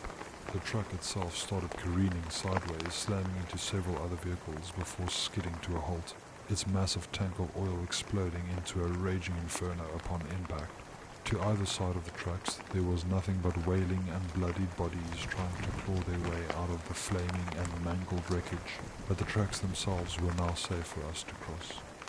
So beautiful, Sarah gushed as she gleefully gawked out at the carnage as we rode by, the sanguine firelight reflecting in her wonder-struck eyes. I think that little accident killed more motorists than trolley passengers. I bet they're regretting not taking the trolley now, the conductor mocked them. Hopefully, the next time we put them back on the platform, they'll make better choices. Well, passengers, that's 5 trolley problems down. That means there are just 4 more to go. By making it this far, you've proven to be more morally valuable than average. You should be very proud and hopeful. Even if you don't make it out this time, the odds are in your favor that you'll make it sooner rather than later. Don't let him get your hopes up, Desiree. I've made it to the halfway point more often than not, and I've lost count of how many trolley rides I've been on, I cautioned her. Passengers, I don't want to alarm you, but I've just received a message from the Ethics Committee, the conductor said in a hushed tone. It seems that bombs have been planted aboard each trolley by terrorists. Not real ideological or ethnocentric extremists though, more like the kind you'd see in an 80s movie. Anyway, the only way for them to figure out how to disarm them is for me to intentionally set one of them off. Don't ask me how though, I'm not an explosive expert, just an enthusiast. Oh, these trolley problems are getting tougher now, aren't they? I just said that you were all above average moral value. None of you really seem to deserve to live or die more than anyone else here. In that case, I guess the only ethical choice is to pick a trolley at random, since killing some of you is better than letting all of you die. However, the conductor pulled the lever and trolley number 9 exploded, bouncing off the track slightly before capsizing altogether. And boom goes the dynamite. I just killed 5 Hitlers, he boasted. I know, that's a little hypocritical because of what I said earlier, but come on, in what moral dilemma is killing 5 Hitlers the wrong choice? Besides, killed 5 Hitlers will look great on my CV, as long as I don't go into too many details. I'm going to update that now, actually. Have any of you ever tried just breaking the door and jumping out? Desiree demanded, her head rapidly swiveling between all the windows in the hopes of getting some early warning of the next horror we would be facing. It's not easy, unless the trolley problem requires us to go outside, Gregory explained. But even when you make it out and survive the jump, you never make it for long out there. It's not just the trolleys that are unnatural, it's this whole place. Even if you get off the tracks, there's no escape. And if you become a trolley dodger, they'll put you on the motorway or worse until there's a spare ticket for you. The only hope is making it to the end of the line. Desiree looked like she wanted to object, but didn't know what to say. The surreal horror of the situation was difficult to process, and I don't fault her one bit for not knowing how to react. If anything, she was doing better than I did my first ride. She turned back towards the front window, a bewildered and terrified expression overtaking her when she saw what was next for us. "What the hell is that?" she demanded, pointing to the shark-finned SS emblazoned airship hovering in the distance. "Yes, Nazi Zeppelin! Nazi Zeppelin! Nazi Zeppelin! We made it to the Nazi Zeppelin!" Sarah cheered, bouncing in her seat again. "Hey again, passengers. I'm genuinely sorry for this one. I know these trolley problems tend to get a little more absurd the longer they go on for," the conductor said in a tone that sounded, if not apologetic, then at least sorry it was happening to him. I heard some ice clinking, and I presumed he was taking a drink of something alcoholic. Let me just try to read the nonsense the ethics committee gave me for this one. So the SS command is not happy that I killed their Hitler clones, despite their refusal to participate in any Nazi atrocities, and now they've come to avenge their loss. Just goes to show that even making the most ethical choices can have negative consequences if they piss off unethical people. The Zeppelin's going to blitzkrieg us as we drive under them, and because when all you have are trolleys, everything looks like a trolley problem. I'm supposed to elevate one of the tracks into a ramp to send one of you flying into it, destroying it Hindenburg style. So yeah, apparently Heinrich Himmler is on that thing. The memo in front of me doesn't explicitly mention time travel, but I can only assume this is a time-traveling trolley problem. I'm not sure if I'm only supposed to be considering the impact of destroying a trolley or all the ramifications throughout the timeline here. So I'm legitimately pulling a lever at random this time. No matter what trolley I pick, Himmler goes up in flames. And a 1, and a 2, and a 5, and a 6. A lever was pulled. The track in front of trolley number 6 rose up on a 45-degree angle, and Tchaikovsky's 1812 overture began playing over the speakers. The trolley went sailing through the air and collided straight with the Zeppelin, causing the hydrogen-filled balloon to ignite and engulf the entire airship in flames. The burning wreck rapidly descended to the ground, frantic screaming and angry German expletives still audible over the roaring fire and classical music. And we were just able to make it to the other side before it crashed. "Oh, the humanity," the conductor lamented theatrically. "Okay, despite my reservations about the setup, that was admittedly pretty amazing. It was a good enough spectacle to sacrifice a random trolley for, at any rate. Rot in pieces, Heinrich. Rot in pieces." "Wow, 4 explosions, 2 of them pretty big ones. And we got to see the Nazi Zeppelin. This is such a good trolley ride," Sarah gushed. "What the hell is the matter with that kid?" Desiree whispered to me. "Never seen her before," I whispered back. "But there are worse coping strategies than that, I suppose." "All right, passengers, listen closely now. The penultimate trolley problem gets a little complicated," the conductor announced. 3 other trolleys on a set of tracks perpendicular to us left their station at precisely 3:43 p.m. Mountain Standard Time. Each is transporting live human organs for medical transplantation and is thus travelling at a maximum speed and will not slow down for any reason. The slowest trolley is moving at 73% the speed of the fastest trolley, which is moving at 112% the speed of the middle trolley. The fastest trolley is carrying the organs with the shortest shelf life, and the slowest trolley the longest. However, the shelf life of the organs does not necessarily correlate with their moral or economic value, or that of their intended recipients. We also need to factor in the carbon footprint of each trolley and the potential labor rights violations of the railroad.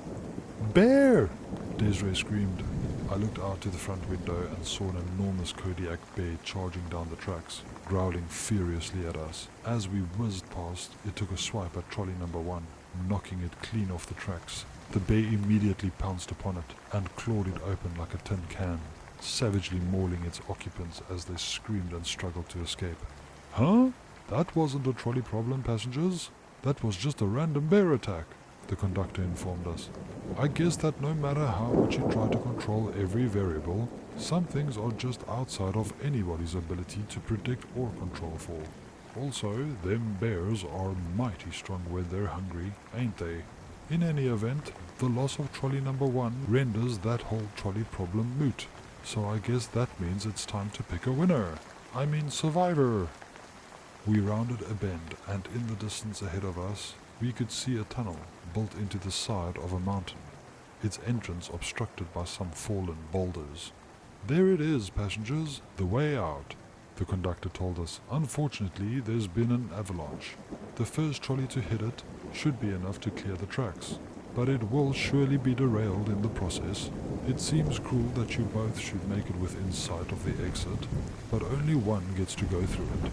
Trolley number 2 is ahead of number 5, but I can change that with a pull of the lever, and you all know my policy on pulling levers. Haven't made it this far since my first ride. The bastard likes to get the newbies' hopes up, that's for sure," Gregory said. "If I don't see you again, Desiree, remember to never miss a trolley," I stressed to her. "I know that dying over and over again is hell, but what waits for you on those platforms isn't any better." She looked at me with horrified, tear-filled eyes, and we all just waited for the sound of the lever being pulled that would signal our end. But it never came. Trolley number 2 stayed in the lead and crashed into the boulders, clearing them from the tracks before toppling off itself. We rode right by it, disappearing into the blackness of the tunnel before us. "What?" the woman at the back of the bus croaked, the first thing I had ever heard her say. "And we have a winner!" the conductor proclaimed, though I think we're all still more incredulous than relieved at making it to the end. I know I said that I always pull the lever, but today the head of the ethics committee wanted to ride to the end. Remember, passengers, the true answer to any trolley problem you may face is whatever the boss says it is. Desiree understandably looked at me and Gregory with suspicion, but we both knew that neither of us could have been the one behind the trolley system. Technically, I suppose it could have been Desiree, or even the woman in the back, but Gregory and I didn't even entertain that thought for an instant. We both looked straight ahead to the person sitting in the front seat, the only person the conductor had ever listened to, the only person we had ever seen enjoy the trolley ride, and the only one of us who didn't seem surprised by what was happening now. Before we could decide how to react to this revelation, the trolley emerged from the tunnel at what looked like a train station in the real world. "We're out," Gregory murmured, a tear rolling down his cheek. "We're actually out." "That's right, passengers, and thank you for riding Gedanken Express," the conductor said as the trolley slowed to a stop. "You made a real contribution in the field of moral philosophy, and you should be very proud. While your phone plans may have lapsed, all your devices should be fully charged and capable of making emergency calls. Any changes to the timeline you may notice are most likely the result of me killing Heinrich Himmler. Let's hope that was worth it. Please exit the trolley in an orderly fashion and have a pleasant evening. We hope you'll ride with us again someday." With that foreboding farewell, the trolley came to a full stop and the doors slid open. The woman in the back immediately bolted through them, screaming and weeping as she ran across the platform. Gregory was next, followed by Desiree, neither wanting to miss their chance at escape. I was lost, but as soon as I had one foot on the platform and one hand on the door, I paused. I looked at the front of the trolley where Sarah was still sitting, still smiling. I felt rage boiling up inside me, and as much as I wanted to get as far away from her as possible, some part of me demanded justice for everything I and every other passenger had been through. Why? I demanded, the word coming out as a barely intelligible guttural growl. It didn't matter to me then that she was a little girl, or had taken the form of a little girl. I wanted to smash her skull against the window until there was nothing recognizably human left. I like it when people die, she replied in the same innocent tone of voice she had the entire trolley ride. My senses are much better than yours, so I experience the fear and pain of every death in every trolley in magnificent detail. And not just the trolleys. I have other playsets besides this one, but I don't like killing people, because then I can't play with them anymore. So I bring them back, good as new, and I get to watch them die all over again. I know it hurts you, but it makes me far happier, so everything's right in the end. I'm what philosophers call a utility monster, and that is my professional conclusion as the head of the ethics committee. And I'm still nice to people, sometimes. My favorites get promoted from playthings to playmates, and get to live forever with me. But the rest I usually just let go when they get too worn out from dying so much. It wouldn't be right to keep them after they stop making me happy. Catch and release, you could say. I've watched you die enough now, so you're free to go, honest. Thank you for making me so happy. Well, aren't you a darling? I hissed under my breath, seething as my desperate need for freedom and safety clashed with my apoplectic desire for revenge. And then she laughed. She just started laughing as if I had inadvertently made some hilarious joke or pun, and it was the sound of that laughter that finally made me run. It invoked some kind of primordial fear in me, and I knew there was no sense in attacking her. Her small form was brimming with otherworldly and unholy powers, and there was nothing I could do to oppose her, so I ran. I ran out of that trolley and back into the world I belong in, never to set foot in a train station again for as long as I live. Back Alley Brain Surgeon. Written by The Vespers Bell. Content warning. This story contains depictions and mentions of abductions, torture, incest, cannibalism, normalized drug and sexual abuse, and verbal child abuse. The first thing I saw when I opened my eyes was the bright glare of an overhead lamp. After a few seconds of dull confusion, panic set in when I realized I couldn't possibly be in my own bed. I tried to jolt upwards, but found that my body was completely paralyzed. I couldn't speak or scream or even voluntarily control my own breathing. The only things that I could move were my eyes. As they adjusted to the bright light above me, I was just able to make out enough detail to realize that I was in an operating theater of some kind. Had I been in an accident? I strained my simultaneously drowsy yet adrenaline-shocked brain to remember how I could have ended up here. I was just barely able to recall a slim young man with slick black hair and blue eyes. I had been on a trip and ran into him at the hotel bar. During our conversation, he mentioned that he distilled his own whiskey with homegrown corn. It sounded intriguing, and he told me that he had a small bottle of it back in his hotel room. He said that I was free to try a glass, and if it pleased me, he could arrange for me to purchase some. He had been charming and affable, and with his slight frame I didn't deem him much of a threat to me personally, so I followed him back to his hotel room. Then I felt a syringe being plunged into my back. and everything went dark before I could so much as utter a whimper in protest. Someone repositioned the swivel light so that it wasn't pointed directly at me, and I could see that the operating theatre was ancient, likely dating back to the turn of the 20th century. Instead of the sterile white that would be expected in any modern medical facility, everything here was browned and yellowed and stained with time. There was wood where there should have been ceramic tiles, and cast iron where there should have been stainless steel.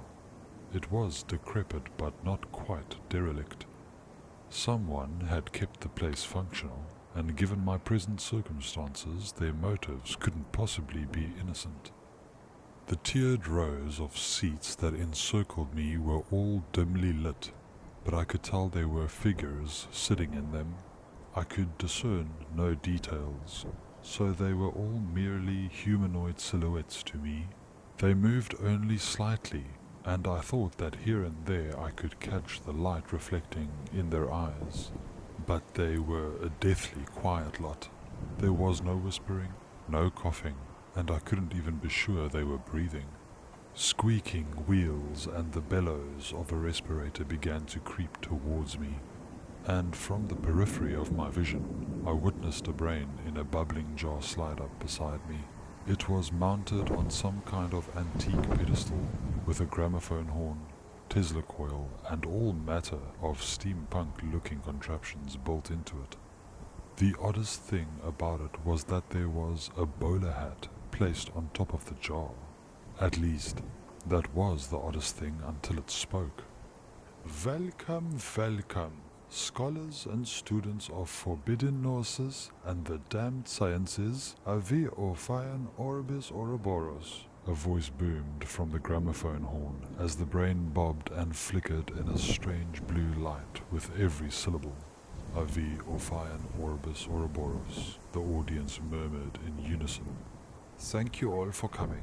For those that don't know me, I am High Adamant Professor Whittaker C. Crowley of the Heroic Chapter House, paternalist, parapsychologist, cryptoanatomist, alchemical consultant, and when the occasion calls for it, enthusiastic vivisectionist. For your education and entertainment, tonight I will be demonstrating the neuroethereal functions of the human brain with this fully paralyzed yet fully conscious test subject. Though he cannot move an inch to save his life, he can see, hear, and most especially feel everything that happens here tonight. Whether or not he will survive or be in any mental state to remember any of this when it's over is uncertain at best. Of course, due to my physical limitations, I will not be performing this vivisection alone.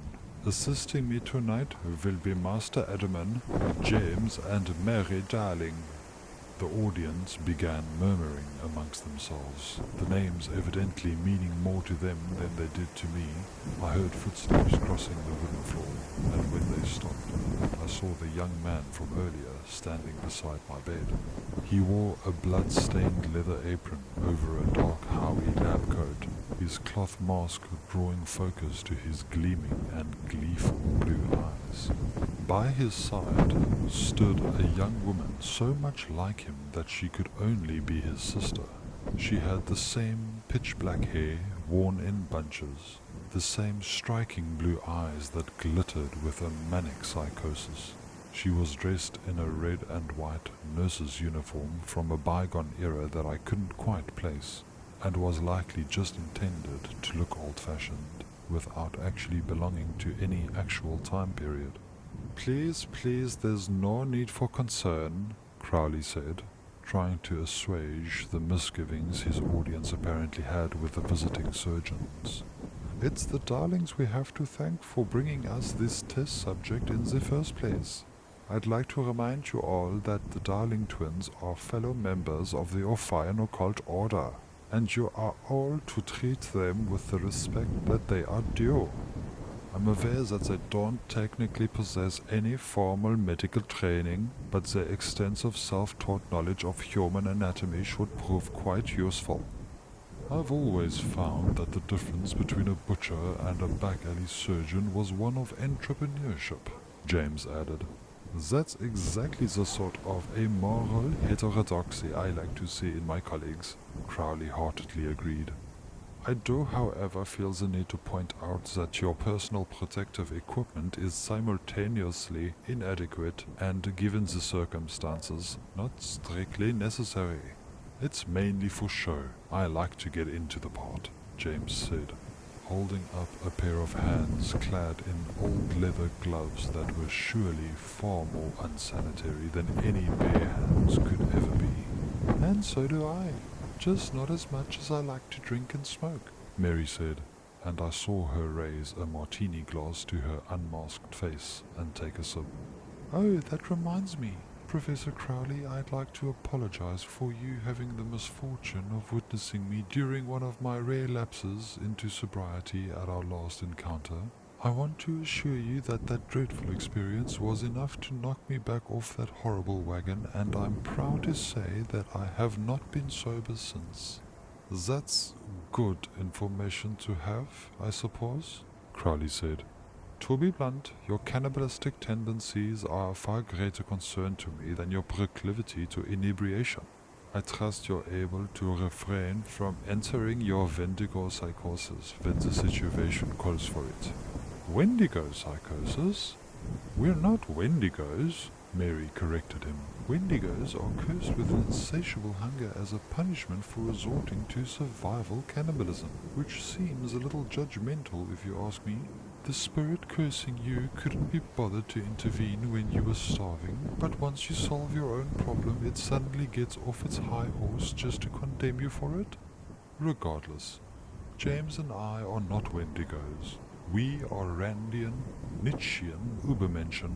We recognize our intrinsic superiority and reject morality as a means for the weak to oppress the strong. We do as we damn well please, and we find living off the flesh of our victims incredibly pleasing. If no one can stop us, then why should we stop? Also, Wendigos have antlers. No, they don't, Crowley objected. White Wendigos do? I'm pretty sure those accounts take precedence, Mary said. Right, well, random racism and self-serving philosophical butchery aside, I was referring to your propensity to strip down and wallow in your victim's viscera as you gorge yourself on their raw flesh, Crowley clarified. Whatever it is you call that. I call it a good time, Mary said, raising her glass in a toast before taking another sip. You will refrain from resorting to any such debauchery tonight, Crowley insisted. Tonight you are here to work. Is that understood? Work? Me? Absolutely out of the question. James promised me I'd never have to work a day in my life. Isn't that right, James, darling? Technically, I forbid you from working, but you being you took that as a very loving gesture, James corrected her. If you say so, James, darling. It's a moot point regardless. I don't know what's more ridiculous, that a pretty girl like me would ever have to work, or that a drunk like me could ever hold a job. I think you're being a bit hard on yourself, Mary darling. You've always managed to be a spectacular homemaker in spite of, perhaps even because of your drunkenness, James complimented her. Now don't go getting all woman's lib on me, James darling.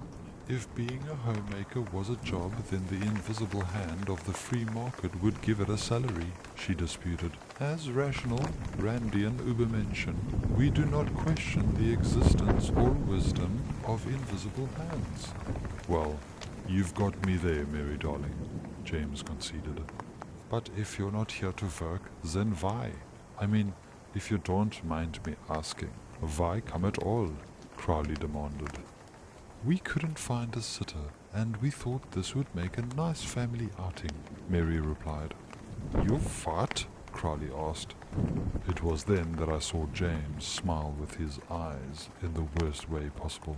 Sarah's here, he explained, waving up at the tiered seats. Hello, Sarah darling. Hello, Daddy darling. Hello, Mommy darling. The cheery voice of a preteen girl called out from somewhere outside my field of vision. I heard the audience react in dismay at the revelation of her presence, which was very confusing as I couldn't fathom how a young girl's presence could have gone unnoticed in such a setting, or why it would be the cause of such trepidation. "You brought your forsaken child into my operating theatre?" Crowley demanded, a violent outrage somehow surging through his mechanical voice. "Forsaken? How dare you? We may not be helicopter parents who oversee our daughters every waking moment, but we gave her everything she needed to grow into the truly magnificent abomination she's become," Mary said. "It's true we don't often take her out hunting with us, as she often prefers much more elaborate means of tormenting her prey than we do. But this isn't a hunt," James added. "This sort of thing is much more her style, and we thought it would be a genuinely educational experience for her." "Educating bright young minds, full of potential and advancing intellectual progress is always a valid reason for vivisecting a low-utility plodder like this," the girl asserted. "You see how conscientious she is, always thinking about the ethics of things," Mary doted. "I honestly have no idea where she gets it from. But if she says it's morally obligatory for superior beings like us to do as we please in order to maximize overall happiness, I'm not going to argue with her." "Is everything all right, Crowley? You're looking more wrinkly and pickled than usual," James said with a menacing grin that stretched out his mask. "Our darling daughter is welcome here, isn't she?" "I promise I won't be any trouble, Mr. Crowley," the girl said sweetly. "I'll be as quiet as a church mouse who's terrified of what the priest will do to him if he tells his secret." The brain pivoted in his jaw, turning back and forth between the Darlingtons and their unseen child in the audience, as if he could somehow see despite his lack of eyes. "Yes, of course. She's welcome here. My apologies. I'm just not accustomed to having children around, but of course, your daughter is the exception," Crowley muttered in a forced and flustered apology. "She's more than exceptional, Crowley. She's a darling," James boasted proudly. "When you're as perfect as we are, inbreeding only makes the bloodline stronger." "I'll defer to your considerable expertise on the matter of incest. However, I feel we've kept our spectators waiting long enough," Crowley said. "Whenever you're ready, we can begin the procedure." "Of course, Ducky. You might have to bear with me a bit though. Usually, when James and I play doctor, I'm the patient, not the nurse," Mary explained. "I get drugged up, stripped down and felt up. Always a good time." "That's not how Daddy and I play doctor," Sarah chirped out. "Oh, Sarah, darling, that's because Daddy loves you and knows that if I ever saw you as a sexual threat, I'd kill you," Mary replied, casually taking another sip from her martini. For a moment there was dead silence, not a single person daring to risk interceding in this bizarre and disgusting threat between mother and child. "You mean you'd try to kill me?" Sarah said at last, her tone flat and cold. The juvenile joy and innocence I'd heard before now utterly absent. I may have spotted a transitory glint of fear in Mary's eyes before she burst out laughing. "Atta girl, Sarah darling. Sometimes I forget how much we're alike," she said. "I'm sorry, I didn't mean that. Mommy's just a jealous old drunk. So long as you don't get any older, you can be Mommy's little monster forever." "Don't worry, Mommy darling, I won't," the girl promised. "Puberty doesn't sound like it'd be any fun anyway." "That's because you don't have a brother to play with," Mary chortled. "Which I suppose I should get back to. James darling, what should I do first?" "Well, Mary darling, even though you're not playing the patient today, I would never dare deprive you of your beloved drugs, and I think it would be best if I gave them to you now before I get too occupied with surgery," James said. "Good fellas?" she asked hopefully. James nodded, and Mary eagerly outstretched her hand and allowed him to tap a few pills into her palm. She raised the pills to her mouth, but paused before swallowing. You're not just giving me these so that I'll be out of your way during the surgery, are you, James darling? She asked. No, of course not. Just, I'm still going to have my way with you later, he promised. Okay, good. I was worried there for a second. She sighed in relief before chasing down her pulse with what was left of her martini. Everyone out there in the audience, a moment if I may. I may not be a real nurse, but I have a lot of first-hand experience with prescription drugs. As any reputable pharmaceutical representative will tell you, an addiction to prescription medication is a crucial component of a happy and fulfilling life. I can personally attest that amphetamines and benzos have justly earned their reputation as mommy's little helpers. I take Adderall when I need the mood and energy for housework, exercise and lovemaking, Valium to help me unwind and to keep the shakes from waking me up through the night, and of course opioids whenever the booze isn't quite enough to keep me in my happy place. Oh, and don't pay any attention to the silly little warnings on the labels telling you not to mix them with alcohol. They pair together marvelously. Though I do think I ought to sit down before this hits me any harder. James, darling, I'll just be over here if you need me. You just relax, Mary, darling. I've got this. James nodded as Mary stumbled off out of my sight, the sound of her collapsing and falling to land on a wooden chair following soon after. James reached for an electric bone saw from the surgical table and held it up high to the light to examine it. Then, turning his head down to look at me, he addressed me directly for the first time. Hey there, buddy. How are you feeling? He asked. Listen, don't feel bad about ending up on the slab here. Smarter people than you have fallen for my ploys, and I wasn't even lying about the whiskey. I realize it's customary to have some kind of painkiller during a procedure such as this, but as you just saw, my missus cleaned me out. Happy wife, happy life, right? You understand, don't you? Besides, my little girl's up there, and nothing makes her happier than human suffering. You don't want to let her down, would you? The good news is that you've got plenty of paralytic pumping through your veins, and a complete lack of movement on your part is essential to reducing the risk of collateral damage. As much as this is going to hurt, you wouldn't want me to slip, would you? The rotary blade began spinning, singing its distinctive whirring hum. Placing his left hand on my chest and savoring the futility of my rapid pulse, James brought his saw down upon my forehead. I felt the ragged blade tear up my flesh and mutilate my nerve endings, every rotation of the blade feeling like a fresh cut. The only thing worse than the agony was the fear, the overwhelming compulsion to escape, to fight back, to do anything, all to no avail. I was completely helpless as I stared up with fully dilated pupils at my attacker, his mask unable to conceal the demented Joker's smile underneath as he delighted in his mayhem.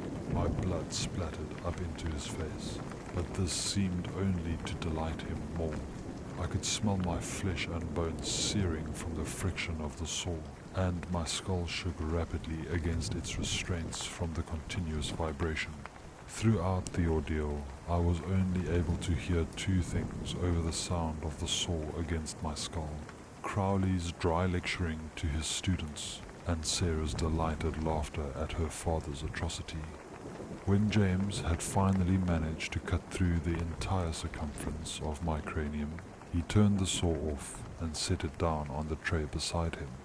There we are, Crowley. Not one bit of grey matter nicked, he said proudly as he slowly lifted off the top half of my skull to reveal my exposed brain. And he's still conscious. I guess he didn't lose as much blood as it looks like. A successful craniectomy, and he was awake for every instant of it, Sarah exclaimed. I could hear him screaming in my head the whole time. I've never felt terror that was so urgent and helpless at the same time. Thank you so much for letting me come to know, Daddy darling. You're welcome, Sarah darling. But we're not done yet, are we, Crowley? Not remotely, no. Since the craniectomy went smoothly, it's time to move on to the next phase of the procedure, Crowley replied. James, please insert the thermic electrodes in accordance with the diagram provided. Everyone, please take note that these electrodes are comprised of 100% pure Sealy silver, so their thaumaturgical conductivity is quite high. As you should all be aware, the panpsychic force is the only direct link between the astral and the physical planes, with consciousness being the only thing that exists across both realms. All preternatural phenomena are the result of focused and coherent panpsychic force on either physical or astral reality. Now that James has all the electrodes implanted, you can see on the readout here that the brain's thaumatological activity is nearly a flat line, which is good, as I do not much care for sharing my contraption here. Fortunately, these electrodes work both ways and can channel psionic waves into as well as out of the brain. Please watch the readout carefully as James initiates electrothermic stimulation to the test subject.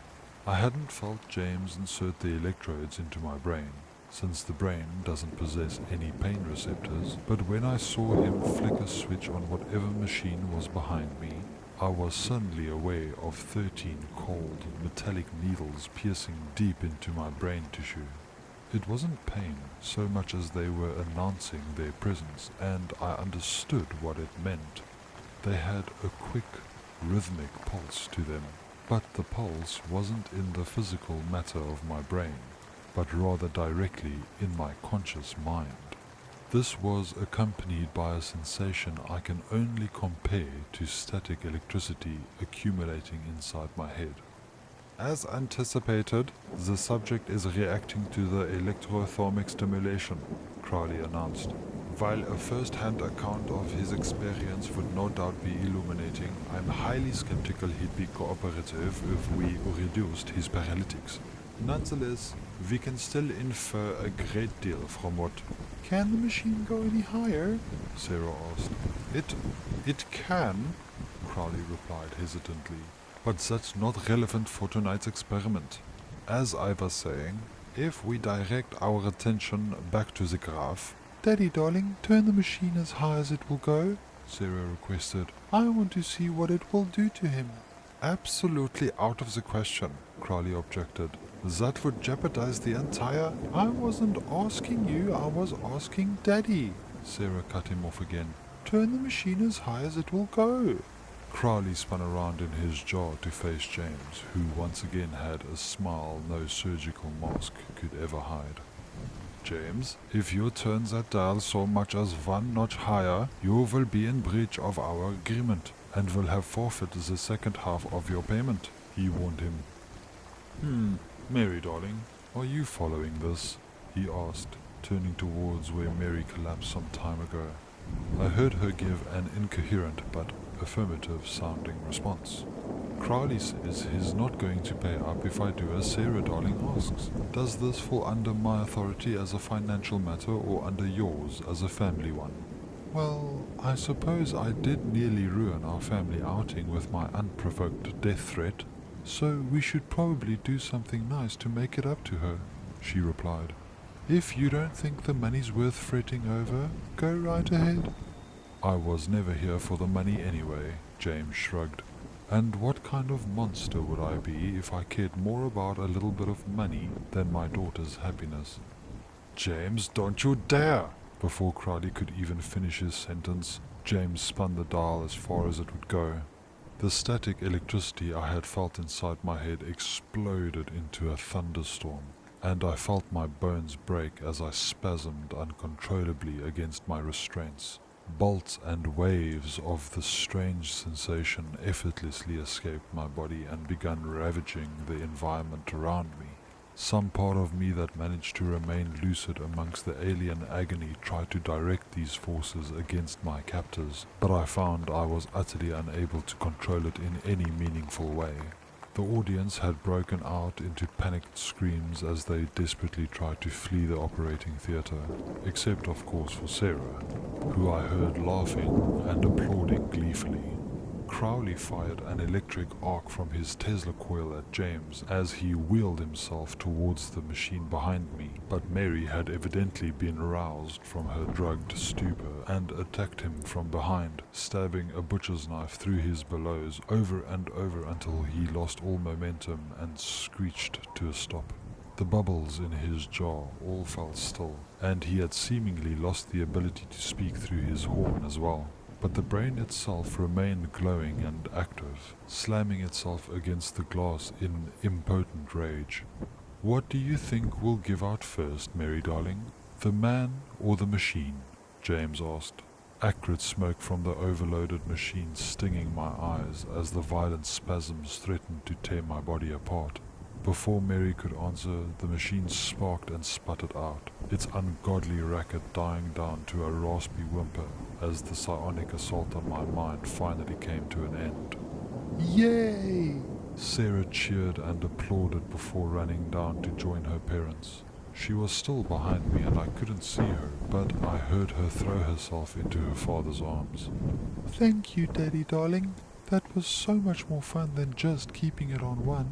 He's never felt pain like that before, and he still didn't die. It was marvelous." "You're welcome, Sarah darling," James cooed. Though our subject's surprising resilience does present us with a bit of a dilemma, doesn't it? "Mary darling, do you think we should finish him off?" "There's no fun in killing someone who can't put up a fight. He'll probably be pretty ornery once the paralytics wear off. But I don't really want to wait around for that, especially not with Crowley's associates likely on their way," Mary replied.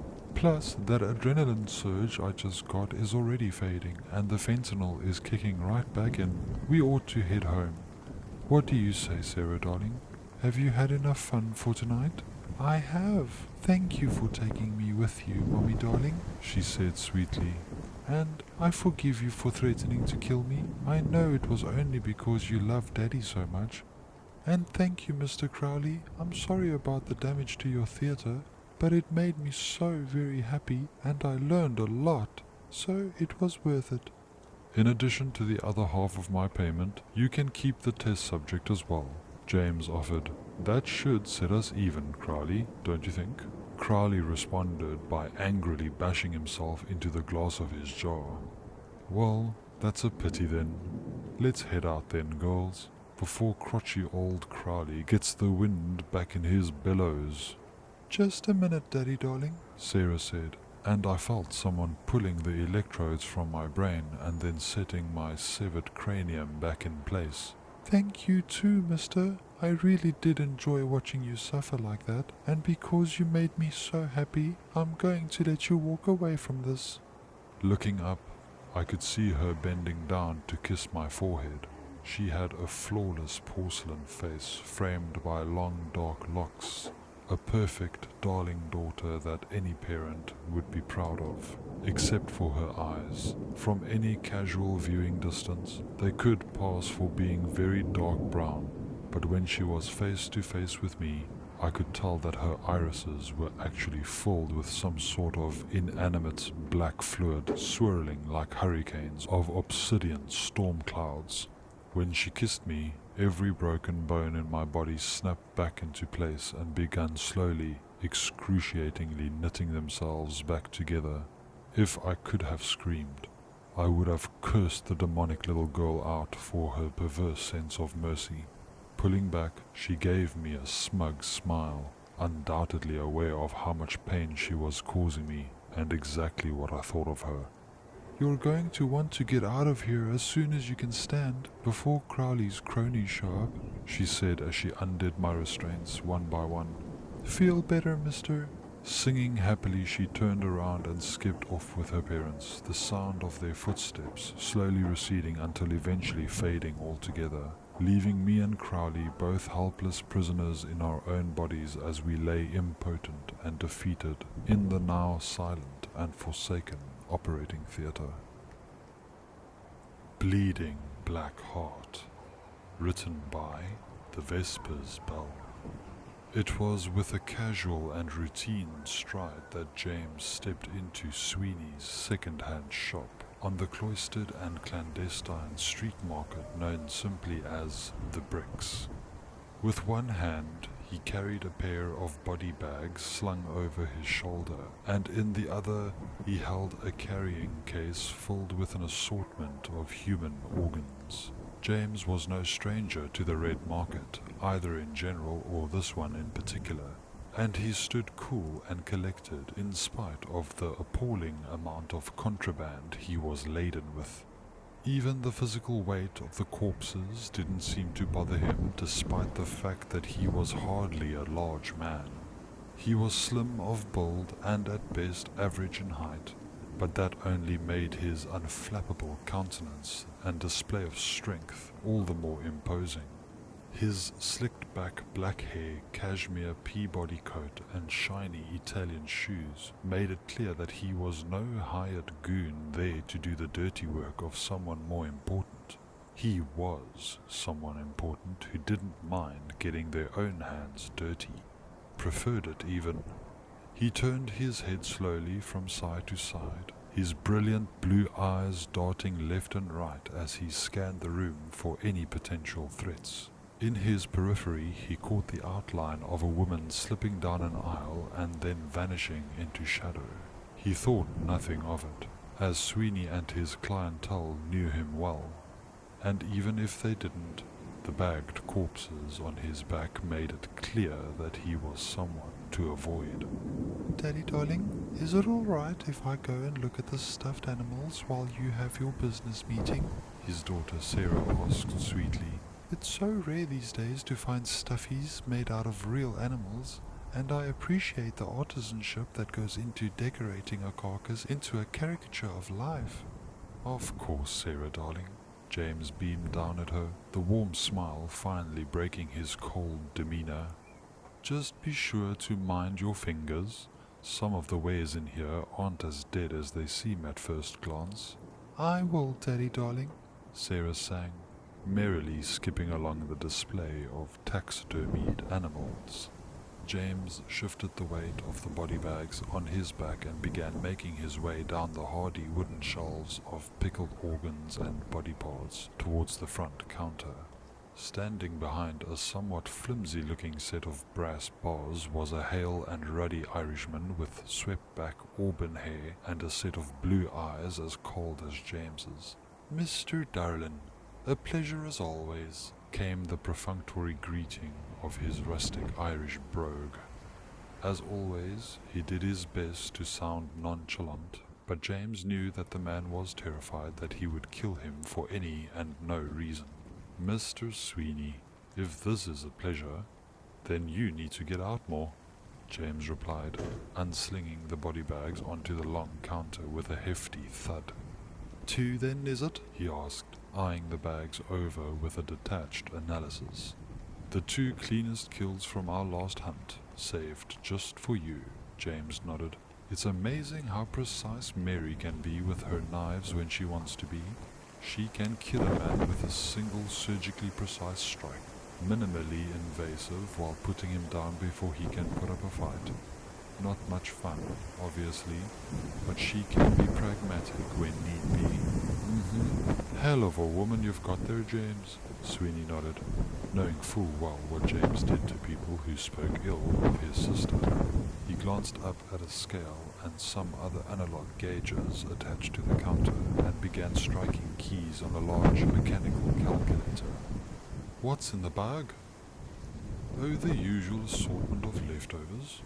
3 hearts, 3 ovaries, 6 eyes, 2 brains, a skull, a spinal column, 100 and some teeth, a virgin's womb, a whore's womb, a fetus, no points for guessing which womb it came from, and a penis whose sexual history is completely irrelevant because old occultists are really concerned with such double standards," James replied. "Though if I were to hazard a guess based on my impression of its original owner, nothing too impressive. Oh, and of course, the gratuity." He unzipped the bag and reached in.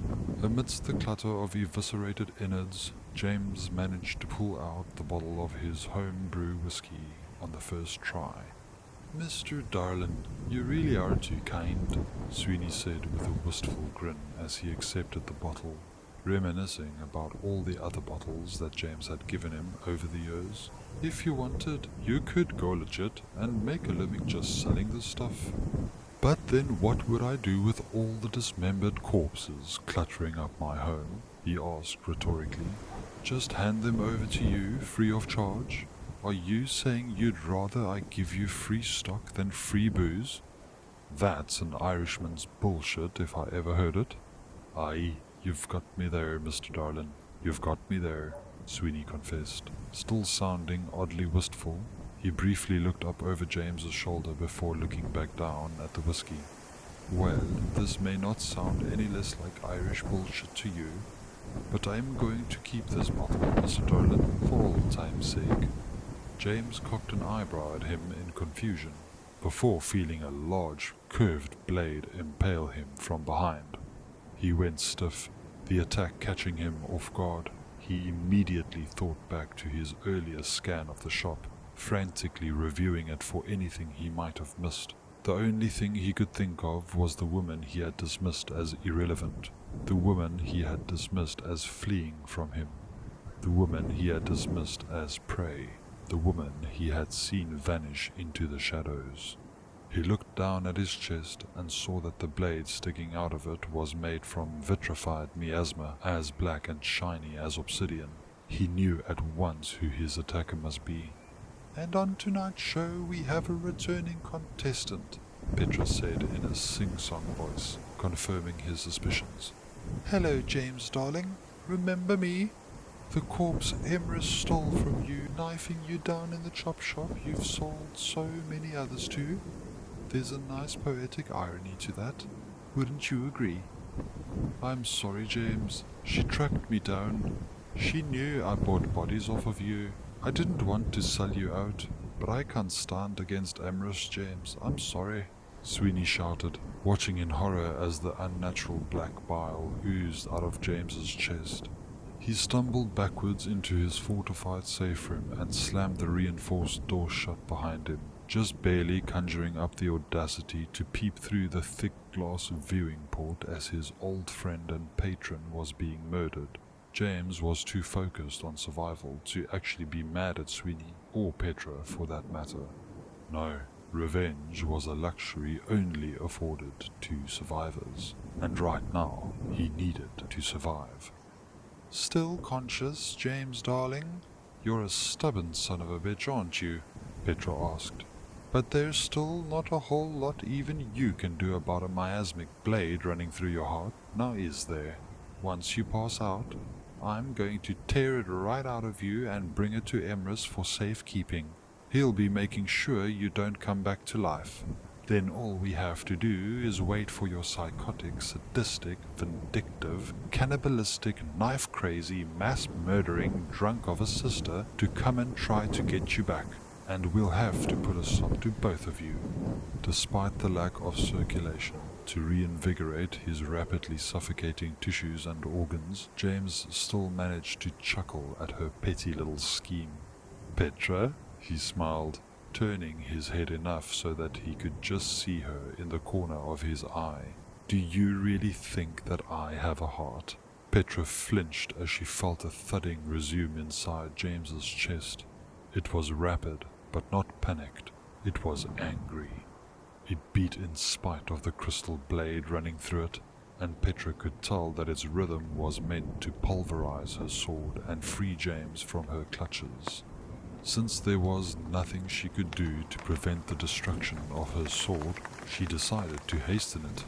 She spoke a spell of command, and the blade shattered into countless tiny shards, some of which succeeded in embedding themselves deep into James's flesh, including whatever cardiovascular organ he had in place of a mortal heart. Screaming out in agony, James dropped to his knees and clutched his hemorrhaging chest, trying to hold onto as much black bile as he could. Petra reformed a new miasmic blade and raised it up to decapitate him in one fell swoop. "Daddy!" Sarah cried from across the shop. The sound of a child crying out in horror at the sight of a beloved parent being murdered in front of her was enough to make Petra falter. "What?" she murmured in disbelief, her eyes darting back and forth between the young girl and the murderous abomination she had just called Daddy. Sarah stared her down with a look of cold and absolute hatred in her black eyes. And James just laughed, even as he was bleeding out. Sarah snatched an idol of a forgotten god carved from a human femur off the nearest shelf and threw it at Petra so hard it broke the sound barrier. Petra slipped into her shadow form just a fraction of a second before the idol struck her, letting it smash to pieces against the wall behind her as she retreated to a more defensible position. Sarah raced to her father's side and hurriedly placed her hand on his chest. At her touch, the black bile seemed to become reanimated and began slithering back inside of him, slowly but surely going about the business of repairing the damage. "It's all right, Sarah darling. I'll be all right," he assured her, smiling and gently petting her head. "The shards," Sarah wept with a shake of her head. "I can't get the shards out, Daddy. They burn the bile too much when they touch." Petra sighed inwardly when she heard this. So long as James had those shards inside him, he'd be vulnerable to Emrys's power. She pondered if she was strong enough to kill him with the shards by herself, or if she'd have to leave him to Emrys. Sarah's head snapped away from her father as if she'd heard this thought, the grief on her face immediately transmuting into a blind, murderous rage. Her eyes raced across the room, jumping from one shadow to another as she tried to locate her quarry. "I know you're still here," she shouted. "I know what you are. Mommy darling killed you in our playroom. Why couldn't you have been a good prole like the others and sacrificed your worthless life for the sake of your betters? You could have been useful. Mommy darling could have served you to me at breakfast and you would have made me so happy.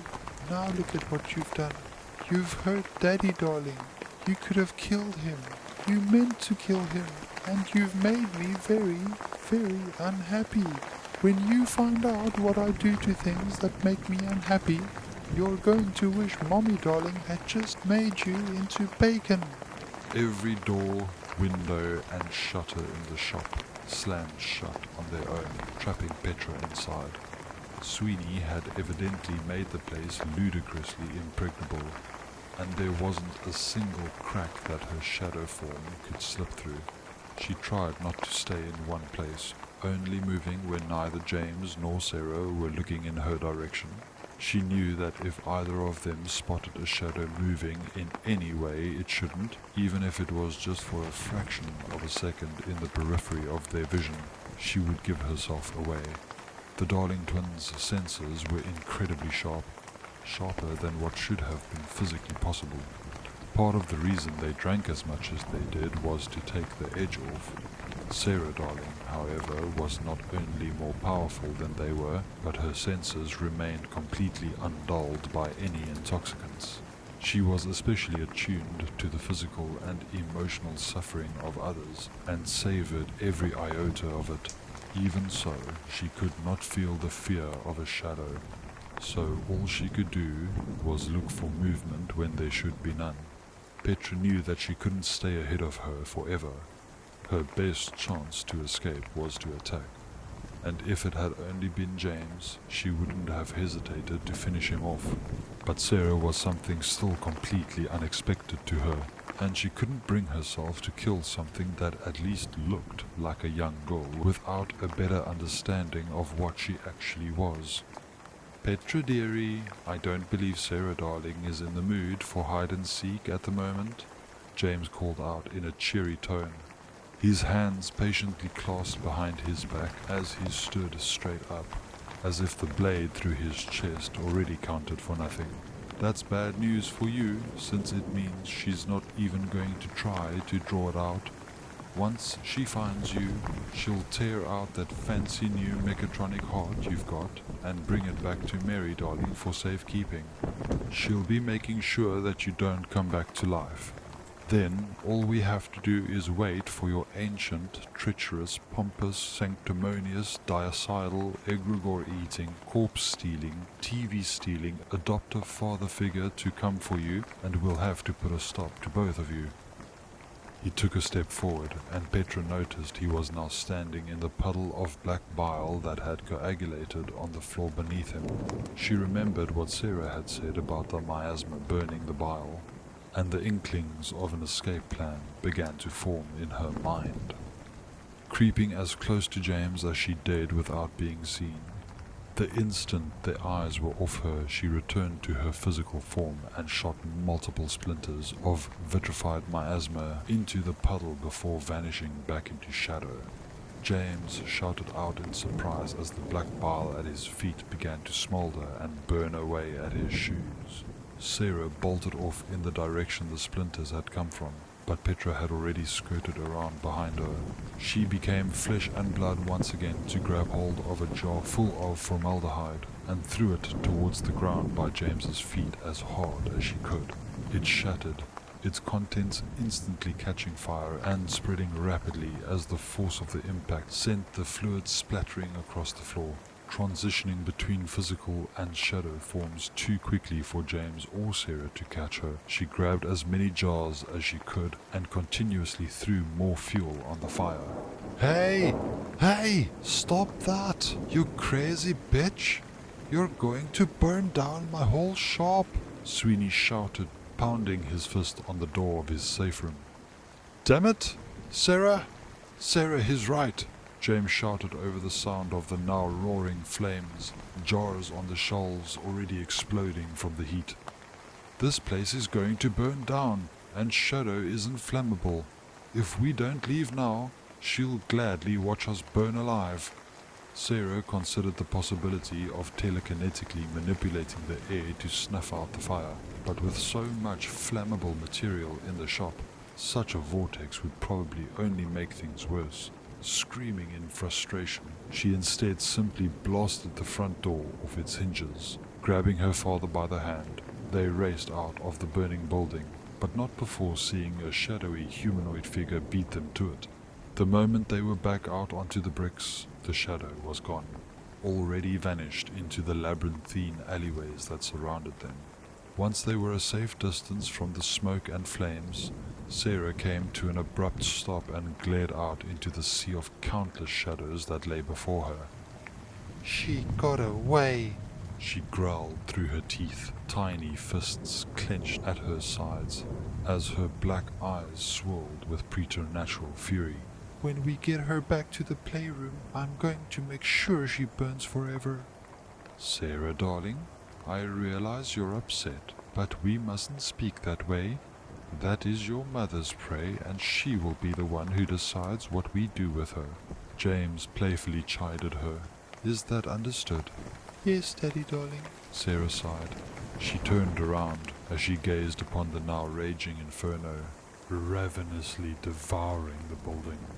The rage in her eyes finally yielded to her usual state of childlike delight.